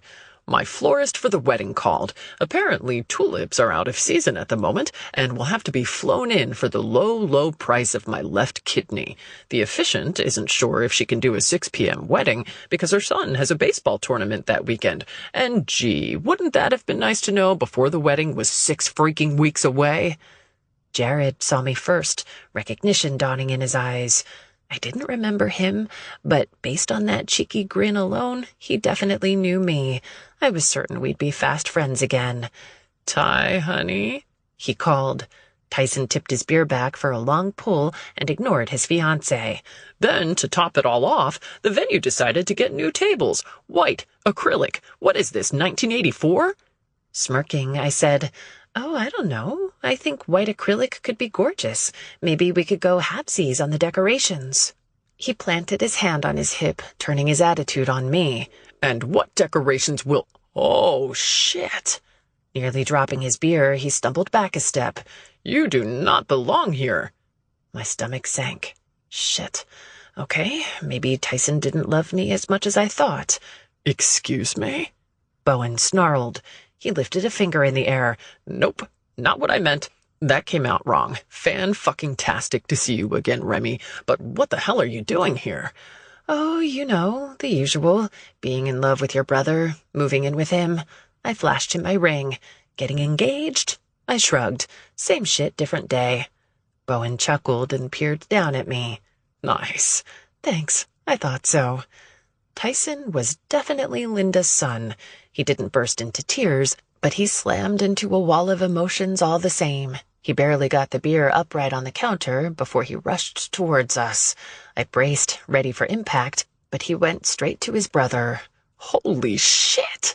he chanted, slapping Bowen on the back. Stepping away, he gripped Bowen's shoulders and gave him a hard shake.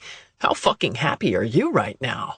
Bowen nodded, his smile unrivaled, even if his reply was choked. "Yeah." Tyson moved his grip to the back of his brother's neck. "You deserve this. Do you hear me? Every single minute of it. You live it up. Don't get in your head, okay?" Bowen gave him a hard shove away. "She won't let me. I've tried already. I figured that's why we love her." No less exuberantly, he wrapped me in a bear hug, lifted me off my feet, and spun me in a circle. "It's so damn good to see your face again."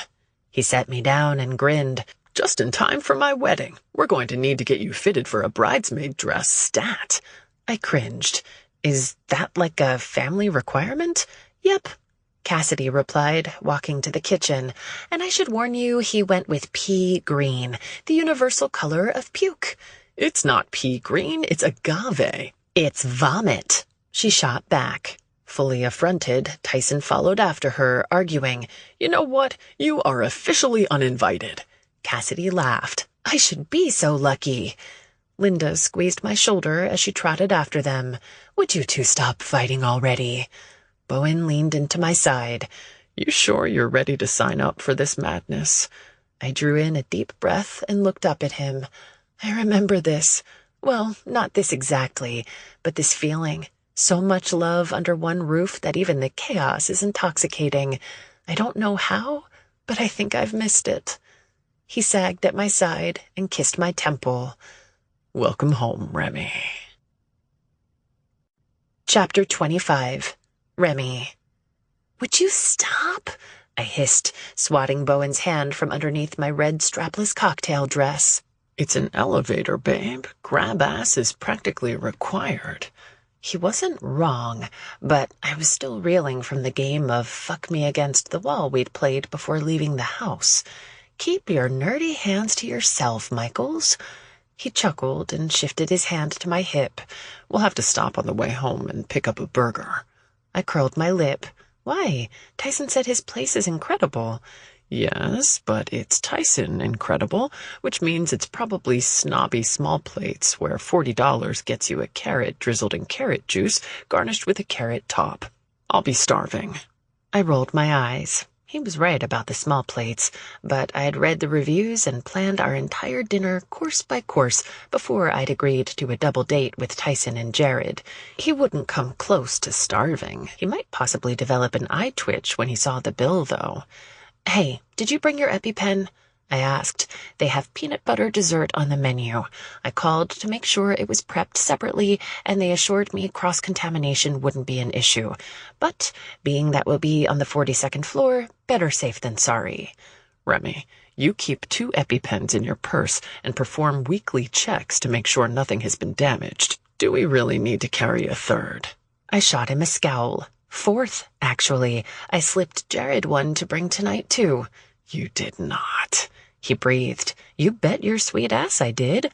Unlike some people I know who have had entirely too many brushes with death, he understands the seriousness of anaphylactic shock and didn't bat an eye at the request. He shook his head, wrapped his palm around my wrist, and lifted my hand to pat the slight bulge hidden inside the breast pocket of his suit coat. "Relax. I brought it." "Damn, I felt that earlier. I just thought you'd been working out."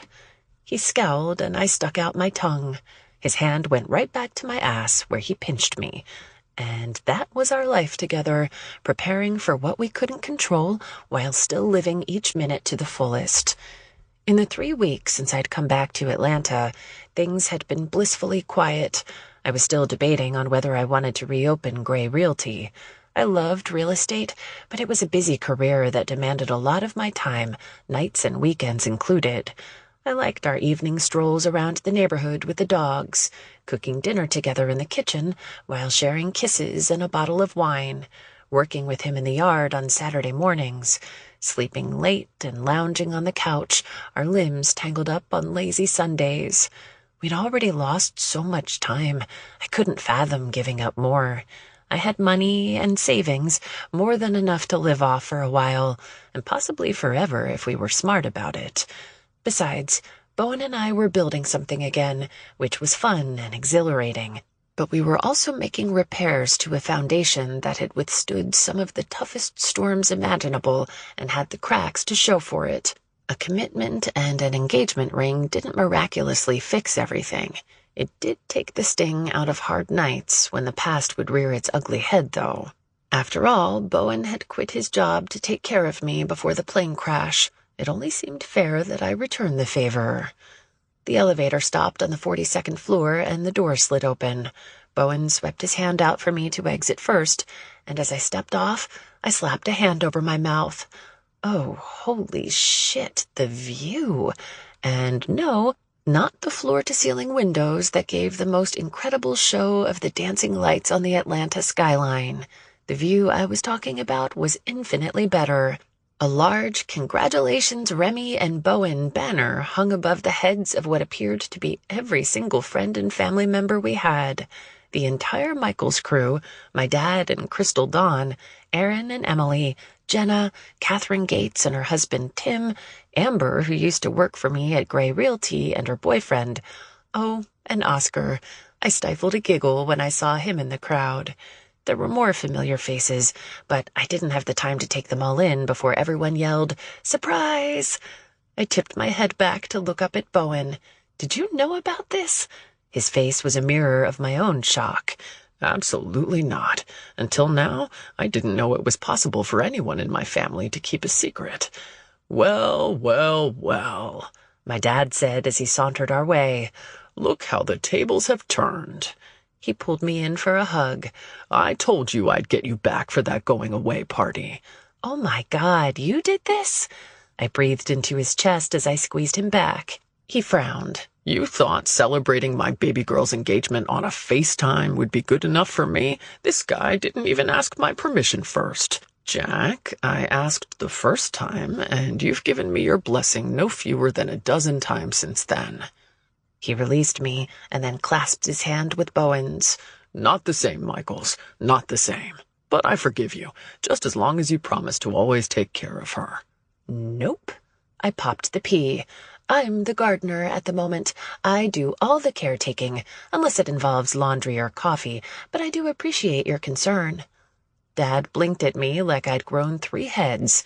"Best not to ask, Jack," Bowen said. Right. Well, I'm going to grab a drink. He waved a finger between us. Paul and I split the open bar for this little shindig. Don't let it go to waste. Bowen leaned into my side as my dad walked away. Dear Lord, an open bar. This should be interesting. Right? Did you see there's a dance floor? I waggled my eyebrows. I hate to disappoint, but Harley retired his dancing shoes, Raven. Good. I'm done with swine orthodontists forever. I'm looking forward to spending my engagement party with my fiancé, even if he does have 2 left feet. He laughed as he stared down at me. Love, happiness, and yeah, even a little heat was brewing in his eyes. Without a shadow of a doubt, the same mixture in my eyes was staring back at him. We were swarmed by our families and friends. Countless hugs were exchanged, toasts made to our future, entirely too much champagne consumed. Bowen was beside himself to find out dinner was steak and potatoes with all the fixings. Though, with as much as we danced, he would probably still be hungry by the end of the evening. As the night drew to a close, there was one person I still hadn't had the chance to spend any time with. And it was a shame because she'd traveled over 4 hours to attend. As the final notes of It Had to Be You played, I caught sight of her slipping through the door leading to the rooftop terrace. "Hey," I said to Bowen, "I'm going to talk to Jenna for a minute. Can you hold down the fort for a few?" He squinted one eye. Did Oscar leave already? Yep. Then say no more. I've got this. He saluted me and then kissed my forehead. It should be noted that Bowen had more than utilized the open bar, but what use was a surprise engagement party if you didn't? We would definitely be catching a ride home. In heels, I climbed the flight of stairs up to the rooftop. Cassidy had told me that it was gorgeous up there, so I'd been meaning to check it out all night. As I stepped outside, the wind whipped through my hair. It was chilly for a fall evening, and that high up the air was biting. For a moment, I regretted not stealing Bowen's coat, but the temperature was forgotten the moment I saw her sitting on the glass rail, feet dangling on the wrong side of the glass. My pulse spiked, but I tried to remain calm. Jenna had always had a wild streak, but this was a bit much, even for her. She must have been drunk. "Jenna!" I called, confused yet cautious. Her long brown hair pulled back in a ponytail blew in the wind as she looked at me over her shoulder and smiled weakly. "Hey, Remy." "What the hell are you doing up there? Get down," I ordered, trying to keep the anxiety out of my tone. My heart leapt as she kicked her legs forward, only to pull them back like she was on a swing. "It's beautiful up here." I lunged forward with intentions of grabbing her wrist, but she saw me coming and pushed herself off instead. "No!" I cried, my heart in my throat. Hands still on the rail, she turned, the tips of her black glitter chucks catching the ledge on the other side. "It's okay," she said so calmly that it made the hair on the back of my neck stand on end. Adrenaline caused angry tears to well in my eyes. "This is not fucking okay. Stop screwing around. Let me help you back over here. You're scaring the shit out of me." Robotically, she tilted her head to one side. "Don't cry. I can't listen to it again." I had no idea what she meant by again, but until she was safe and not dangling on a ledge 40 stories in the air, I didn't care enough to clarify. "Please, just give me your hand. It's been a long night, Jenna. You just drank too much. Come back over here and we'll go home right now. You can stay with us tonight. Trust me, nobody can mend a hangover like Bowen." She chuffed and shook her head. "Quit being so nice. You should be cheering for me to jump after everything I did to you." "What are you talking about? I would never want anything to happen to you." She laughed, loud and rich, but almost immediately she dissolved into tears. "I don't want to do this anymore." Panic exploded inside me. I knew exactly what those words meant. No, please don't say that. Jenna, look at me. Look at me." I glanced around the empty terrace. A whole party was celebrating below us, yet we were completely alone. Bowen would come looking for me eventually. I just had to keep her talking until somebody else showed up. Maybe they could distract her, and I could drag her back over the railing, or... Fuck, I didn't know. She was only a few feet away, just out of arm's reach, but I didn't dare try to grab her again. Lifting my shaking hands in prayer, I touched my fingertips to my chin. Tell me what you think you did. Let's talk about it. Put it to rest, and then we can go back inside and enjoy the rest of the party. I'm so sorry, she choked out. I could have stopped him. I should have stopped him. She swayed from side to side, her fingers slipping on the metal bar at the top of the railing. Who? I questioned urgently. Time was more of the essence than ever. One gust of wind and she would be gone. Mark. Instinctively, I flinched at the mention of his name, but it was the crushing reality of it coming from her mouth that felt like a knockout punch. What? I breathed, a wave of dizziness washing over me. I thought he loved me. It didn't matter that he swore me to secrecy about our relationship while we were at work, or that the majority of our dates were in the front seat of his truck. He loved me. I was sure of it. A bitter scoff escaped her lips.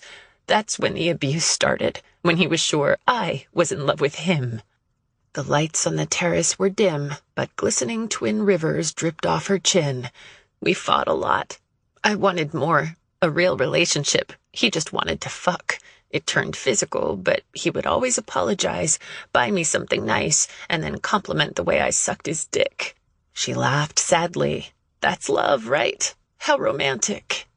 My stomach rolled as I stared at her. Nothing made sense. She hadn't been a part of my life in Atlanta. We'd met in Savannah, hours and hundreds of miles away. But she had known Mark, which made her coincidentally moving in next door to me all the less plausible. How did you find me? Her lips curled, not quite a smile, not quite a grimace. Which time? Those two words seemed to haunt me. First with Mark, now Jenna. Fuck. Fuck, fuck, fuck. Oh, Jenna, please tell me you didn't help him. No, she exclaimed, readjusting her grip. But I didn't stop him either. I was scared, Remy. You have to believe me. I didn't know what to do. Desperation coded every word as she hurriedly explained. The day I found you, I was bringing him lunch. We'd gotten into a big fight the night before, and I thought he was stressed trying to clean out the old brewery for the new Rusty Nail, so I wanted to offer my help. But he wasn't there. You were. My stomach clenched, the champagne threatening to make a reappearance as I tried unsuccessfully to wrap my mind around what I was hearing. She continued, You were all drugged up and cuffed to the wall. I recognized you from pictures in his office. It terrified me because if he'd done that to his friend, I couldn't imagine what he'd do to me. There wasn't a doubt in my mind he would have killed me if I'd told anyone. I left you there, desperate to convince myself there was nothing I could have done, but I was riddled with guilt that he was going to kill you if I didn't find a way to stop him. So I snuck back over there every day when I was sure he was at the main bar.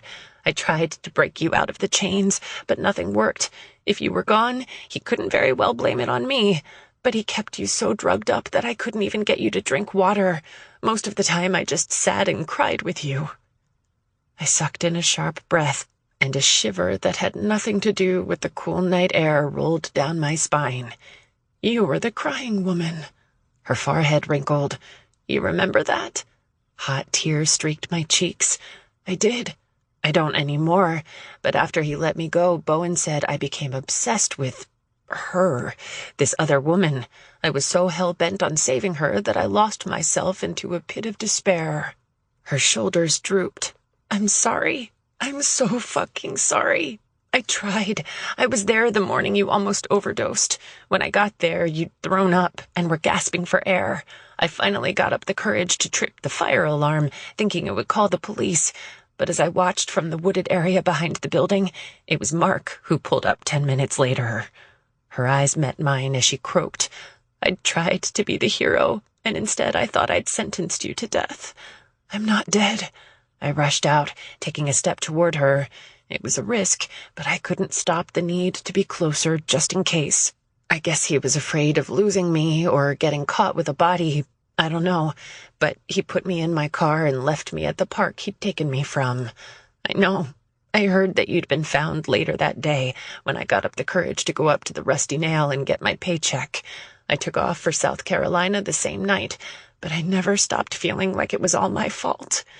A sob escaped her lips as she hunched farther forward, defeated and ashamed. Fuck Mark for having done this to her, to me, to everyone. I swallowed the lump that had lodged itself in my throat. Jenna, you did not do this. If anything, you saved my life by setting off the alarm. I would have overdosed in the cooler if it hadn't been for you. Maybe.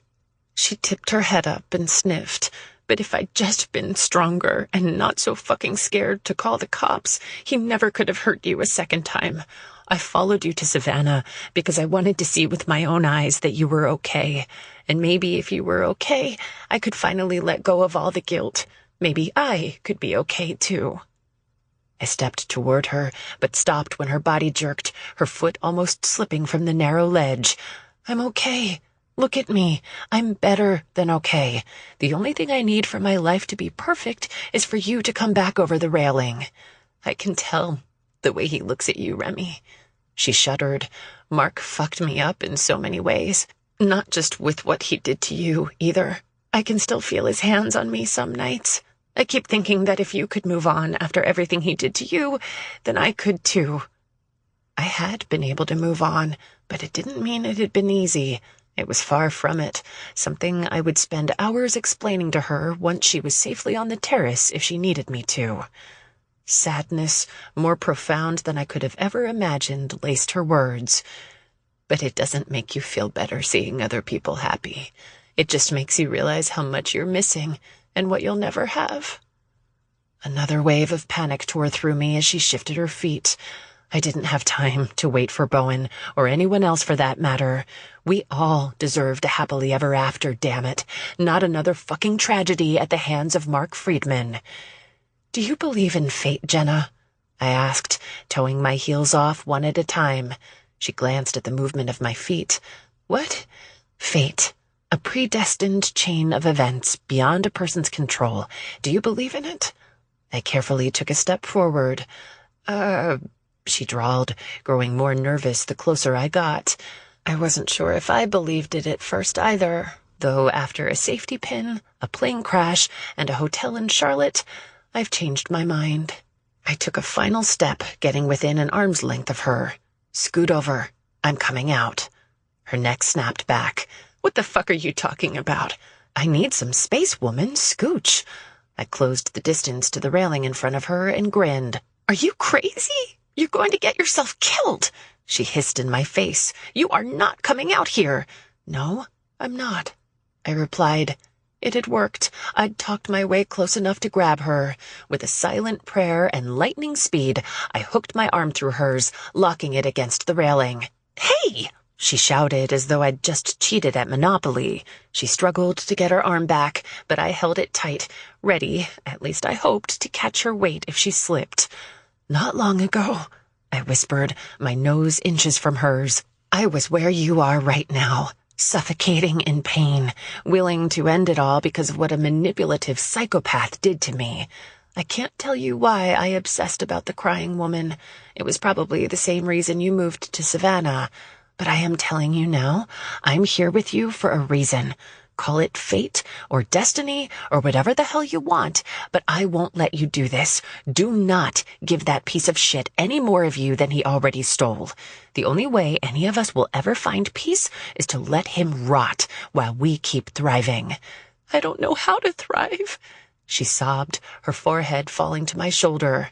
Desperation exploded out of me. Then let me help you. Jesus, Jenna, saving you is saving me. Saving you is saving every single person inside right now, because if you jump, Mark gets to take that much more from all of us. And damn it, I don't want to lose you. Please, I am begging, stay with me and let him be dead. For the longest second of my life, Jenna was silent, nothing but the quiet sob of a shattered woman. I held my breath, and as I waited for her to say something, anything at all, my lungs burned, tears dripped off my chin, and I had not the first fucking clue what my next move would be. Frantically, I tried to calculate it all the same. You'll stay with me? She finally choked out. Yes, I swear. Okay. One word, and new life burst inside me. I didn't remember the crying woman, but somewhere deep down, Sally was there with us. And as Jenna scrambled back over the railing, both of us collapsing onto the ground, our chests heaving, our hearts pounding, alive, together, and away from a man who could never hurt us again, the relief Sally felt was staggering. As we held each other, crying and shivering, she clung to me like a broken child, and I held her like the mother I'd never had. We startled when the downstairs door slammed shut. "Easy," I whispered. "It's Bowen. He's late for the first time in his entire life. I'll blame it on the open bar, but there is a solid chance he'll get a strike on his nerd card for it. We'll have to cut him some slack." She laughed through tears. "I'm going to tell him you tried to climb out on the ledge. Don't you dare. I'm not even married yet, and he'll divorce me." She hugged me tighter. It could have been anybody walking up to the rooftop, but I knew my man, and I'd been gone far too long for him not to worry. Sure enough, Mr. Tall, Dark, and Nice-Ass rounded the corner. "There you are. I've been looking for—" His body turned to granite. "What's wrong?" Oh, Lord, he was not what a watered flower looked like. He was about to lose his shit. I cleared my throat and braced myself. First of all, nothing is wrong. Anymore. Everything and everyone is fine. Nobody is bleeding or injured, but I need you to get on the phone and call an ambulance. "What the fuck?" He boomed, rushing toward us. "No," Jenna whined. "Yep," I replied. "It's going to be a whole thing of getting you happy and healthy again. But this is just the beginning for you, Jenna. We'll be there for you every step of the way." I crinkled my nose, and I say we because he's probably going to have me surgically attached to his hip after this. Bowen dropped to his knees in front of us. He rested one hand on Jenna's shoulder as he used the other to pat me down, searching for non-existent injuries. "Why do we need an ambulance? Should I get Tyson? What happened?" I cupped the side of his face. A lot had happened, and not just on the rooftop. We'd survived the unimaginable, fought a war against fate, fallen in love not once, not twice, but 3 times, had secrets tear us apart and truths reunite us, triumphed over evil, and loved harder than any 2 people in the history of the universe. I hadn't always been a believer, but Bowen and I were soulmates, plain and simple. Our love should have died in the depths of our darkness, but the sun still existed even when it wasn't shining. "It's all going to be okay now," I murmured, my eyes imploring him to trust me. He didn't seem convinced as he dug his phone from his pocket, but he didn't need to be. Fate was in control. It always had been. Epilogue. Bowen. 6 years later. "Would you stop apologizing already?" Remy laughed into the phone, our sleeping daughter tucked against her chest.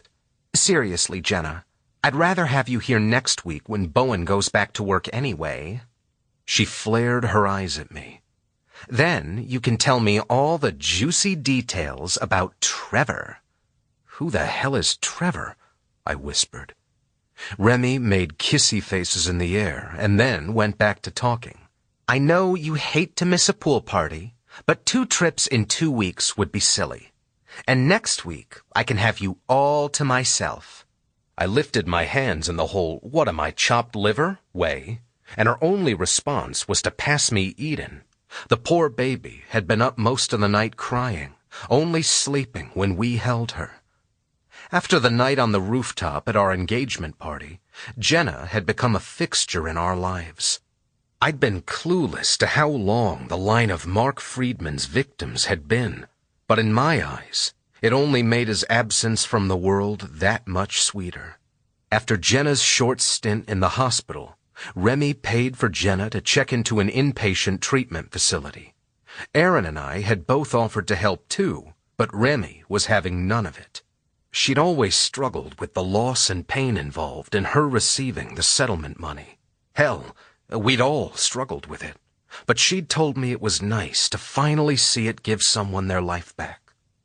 I hadn't known Jenna well before our engagement party, but she easily became another sister to me.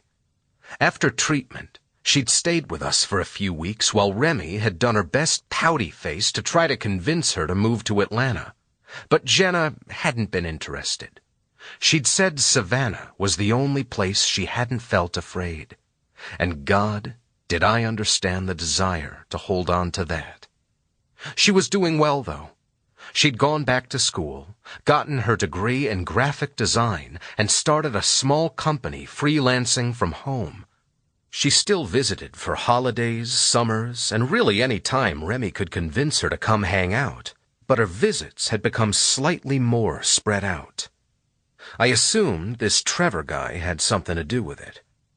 I also assumed Remy and I would be planning a trip to Savannah sooner rather than later to sniff him out.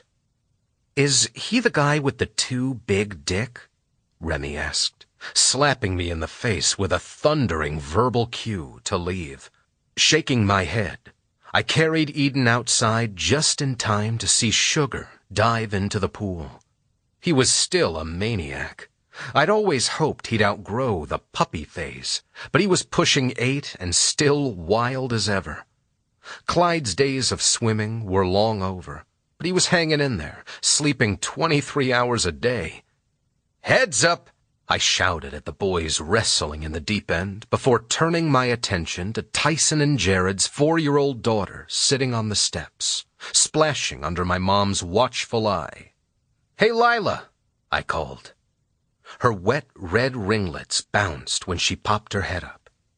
"Yeah, Bobo." Yes, she called me Bobo. My brother was an asshole and thought it was hilarious, but the joke was on him because it was fucking adorable. "Watch out for Sugar. Don't let him scratch you when he climbs out." "Okay." She scooted over as Sugar hauled ass up the steps, ready to race around the pool for another dive. It was opening day for the Braves, and Remy had decided to host everyone for the opening day of our pool, too. I'd begged her to plan something simple, but simple was not a word my wife was familiar with. Making Remy my wife had been substantially less time-consuming than making her my fiancée twice, but it was not without issue. Out of respect for Tyson and Jared, we'd waited until their wedding and honeymoon were over to even begin discussions of what kind of ceremony we wanted. I hadn't cared if we said I do in the parking lot at the Wave, something I'd suggested on more than one occasion. Something she'd also shut down and threatened to start feeding Sugar my left shoes if I mentioned it again. For a woman who once had had a panic attack at the mere mention of marriage, her desire for a full-blown formal affair had shocked the shit out of me. It had also really gotten in the way of my whole ASAP thing. But if it was what she wanted, then that was what I was going to give her. At the end of the day, all that mattered was she fell asleep in my arms every night and woke up beside me every morning. However, even after I'd acquiesced to a grand affair, I'd still worried that planning an event like that would take an eternity. I should have known better when it came to Remy joining forces with the Michaels women. The team of them had been hell-bent on going overboard, and as stubborn as I was, I'd had to pretend that it drove me nuts. They'd had every detail decided, booked, paid for, and marked off a shared checklist in 2 weeks flat. It hadn't been easy to hide how much they'd impressed me, but that's what I got for underestimating the women in my life. Besides, they were efficient psychopaths who only wanted to see me happy. 6 months after we'd gotten engaged, Remy and I had finally tied the knot in a gorgeous wedding at the Botanical Gardens. The venue hadn't hurt, but for me, the beauty of that day was when every hope I'd ever dared to dream had finally come to fruition as I saw her standing at the other end of the aisle. Rubbing his hands together like he was ready for a feast, Jack rose from his pool chair and headed my way. "It's about time for you to start the grill. Why don't you let me hold her?" "Nah, I got her." He frowned. "You can't man the grill and hold the baby." "Then you do it. Or better yet, Aaron can man the grill." "Don't drag me into this." Aaron said, tipping a beer to his lips. Emily was laid out beside him, wearing a huge, floppy sun hat she'd borrowed from Remy. They'd gotten married almost a year to the day after we had. I'd fired her immediately, stating that she was family now and could no longer be objective at her work. The truth was, she'd been looking for a way to quit. She hadn't needed to work anymore once Aaron had stepped into the picture. He loved nothing more than to care for her every want and need. I could relate, because it pleased the shit out of me having Remy at home with our babies. Still, I'd hated to see Emily go, but she'd managed to run Oscar off before she'd left, so I owed her a far bigger severance package than I had given her. Tyson stood up from the poolside recliner and hitched up his swim trunks. "I'll grill, you bunch of babies." "No," Cassidy snapped. "Jared, come get your husband before he lights the house on fire." I rolled my eyes. "He won't light the house on fire." "Thank you," Tyson drawled, leveling Cassidy with a snotty glare. "Good to know someone has faith in me." Swaying from side to side, gently bouncing my 3-month-old daughter, I elaborated. "No, I meant that literally. I moved the grill to the other side of the pool. It would be virtually impossible for you to light the house on fire. But I don't trust you with almost $200 worth of steaks, though, either. Dad, you're up." My dad kicked his feet up and shook his head. "No can do. I've got a game to watch." "Welp, it looks like we're eating sandwiches then." I shrugged. "I can make those one-handed." Remy walked outside, holding a casserole dish of her world-famous tortellini salad and set it on the table. "Why are we eating sandwiches? I spent 2 days marinating steaks." "Because out of all the men we have here, suddenly nobody can grill." "I told you," Tyson began to interject. "I told you no." He was practically known for cremating a good piece of beef, or chicken, or pork, or any edible substance he attempted to cook over the flames. "Sandwiches it is," Aaron stated absently. For 2 years, Remy and I lived the most incredibly quiet, uneventful life together. She hadn't completely gotten her memories back, but every so often, something would float to the surface, and we'd delicately deal with whatever it was. It took a long while for me to share her curious excitement when she came to me with questions of real or not real, especially when her flashes of the past led us to conversations about things I would have rather forgotten. Her memories didn't stay good forever. She eventually regained pieces from her first suicide attempt and clues she'd missed about Mark. But the darkness was no match for the bright light that was Remy Michaels. After I was finally able to internalize and accept that, the memories didn't scare me so much. And who needed the past anyway? Remy and I made new memories together, thousands of them. She'd chosen not to reopen Gray Realty so we'd have the time to grow as a couple, and together we'd flourished. We had taken a cruise and gone on road trips together. We'd learned that, regardless of our preference to not fly, driving for days at a time didn't really do it for us either. Trains were where we'd found our traveling sweet spot. Slow, unrushed, hours of laughing and pretending to be new people from the towns that passed by our windows, or stories we made up about the odd strangers we saw in the cars as we rolled down the track became some of the best parts of our vacations. But just like our lives together, it was never about the destination. We'd learned it was the journey that made us strong, made us love harder, made us unstoppable. We'd built a house together, something that was both of us, all wrapped in one. The porch was bigger, for me. The sunroom was bigger, for her and her rainforest of plants. We got a pool for both of us, or so I let her think. Her spending almost every waking minute of the summer in a bikini. That was all for me. And to top it off, we'd adopted a cat.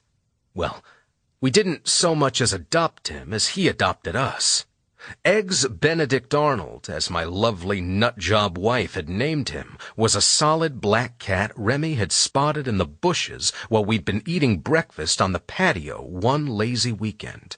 He was feral and batshit crazy, and he popped every pool float I bought the second we walked inside to grab a drink. But Remy loved him, so he was ours. He refused to let either of us pet him, but I had faith he'd come around. The good ones always do. For those years as newlyweds, we'd taken things slow. There was no gardener or flower. We watered each other, and when I couldn't take care of her or she couldn't take care of me, we trusted in fate to care for us both. It had never let us down before. "Babe," Remy said, smirking as she peered up at me. "I know you love her, and she only likes you when she's sleeping right now because you don't have boobs, but Dad gave up a whole life in Miami in order to move back and spend time with his grandkids. Let him hold her." Jack grinned and clapped his hands, as if my newborn were going to launch herself into his arms. Though, if she was anything like her brother, we didn't have much longer until she was doing just that. With abnormal cycles and spending the majority of her adolescent and adult life on birth control, Remy had feared that it would be difficult for us to get pregnant. I'd crunched some numbers while she'd called me a nerd and come to the conclusion that we should start trying to conceive about a year before we expected any results. Nope. 4 weeks later, she'd thrust the most incredible pea-covered stick in my face, while Clyde and Sugar had raced around sporting "I'm a Big Brother" t-shirts. 9 months after that, she'd given birth to my clone, Jackson Paul Michaels. No, seriously, it had freaked me out at first how much he looked like me. Remy was a natural at the whole motherhood gig, even with as klutzy as she was. You should have seen her with a newborn. The woman could suddenly walk across lava barefoot and tiptoe through a dark nursery like a ninja without ever stubbing a toe. I'd relished in watching her with our firstborn. The sparkle in her eyes, even when exhaustion had clung to her lids. The connection she had with him from day one had allowed her to decipher the slightest difference in his cries to determine his needs. The way she couldn't stay away, perching herself on the arm of the rocking chair as I'd read him a book each night at bedtime. I'd loved her with every fiber of my being before, yet somehow I loved her more each day. Having a second child hadn't been a hard decision for us. We had always discussed having 2 kids. If it were up to me, we would have had an entire baseball team. But she had been pretty adamant about only 2. As it turned out, fate had other plans for us, once again. I let out a huff, and ever so gently transferred my sleeping princess into her grandfather's arms. Turning on a toe, I marched toward the house, calling over my shoulder, "Fine, I'll just get Oliver." "Oh, don't you dare wake him up," Remy yelled, chasing after me. That's right. We had twins. "I'm not going to wake him up. I'm just checking on him." I never broke my stride as I shot her a wink over my shoulder. I'd barely made it through the door when she caught up with me inside. Her hand landed on my forearm, slowing my progress, but it was the slap on my ass that made me stop. "A woman?" I growled, turning to hook her around the waist and drag her to my chest. She let out a loud laugh that against all odds had become the soundtrack of my life. "If you wake that baby up, he's never going to sleep tonight. And you know what that means?" Oh God, did I know what that meant. My already limited opportunities to see my wife naked were about to shrink exponentially. "Okay," I relented, swaying her from side to side. "I'll make you a deal. I'll take the entire night shift tonight." She cupped a hand to her ear. "I'm listening." I'll take my shift and your shift while you get 8 full, uninterrupted hours of blissful slumber. Her eyes fluttered shut as she let out a moan. Say less. It's a deal. I accept. I accept. I chuckled. You don't even know all the terms of the agreement yet. You might be biting off more than you can chew, or ride, as it turns out. Oh, put it on my tab. You know I'm good for it. She winked. My line of credit has never been declined with you. And it never will be. We both jumped like we were already naked and had been caught in the act when the back door suddenly swung open. I gotta pee, Jackson yelled, racing into the house, soaking wet with Floaty still on his arms. Potty training was not going the smoothest, so neither of us was willing to stop him to get him a towel. If I'd learned anything in my tenure as a father, it was that mopping up a trail of wet footprints was the least of my worries. With a sigh, I rested my forehead against hers. You know, fate is not always my friend. She laughed. It would appear not, though I think she's been pretty good to us. Good was the understatement of the century. As I stood there with her, surrounded by the people we loved most in the world, including our son, who had clearly forgotten to shut the door to the bathroom, I realized we had created a life I'd never even known to dream about. Maybe I'd been wrong all along. Maybe fate wasn't something that brought people together. Maybe it was something that kept people together, and the rest was just paperwork. I love you, I whispered, brushing my nose with hers. She flashed me a grin that had claimed my soul all those years ago and finished the sentiment for us both. So fucking much. The end. The Difference Between Someday and Forever. Book 3 of The Difference Trilogy. Written by Ali Martinez. Narrated by Aaron Mallon and Lance Greenfield. Copyright 2022 by Ali Martinez. Production copyright 2022 by Ali Martinez. Production coordination by Lyric Audiobooks. Producer Kim Gilmore. Post-production by Noise International. Aaron Mallon and Lance Greenfield are members of SAG-AFTRA. For more information about this book and author Ali Martinez, please visit www.alimartinez.com.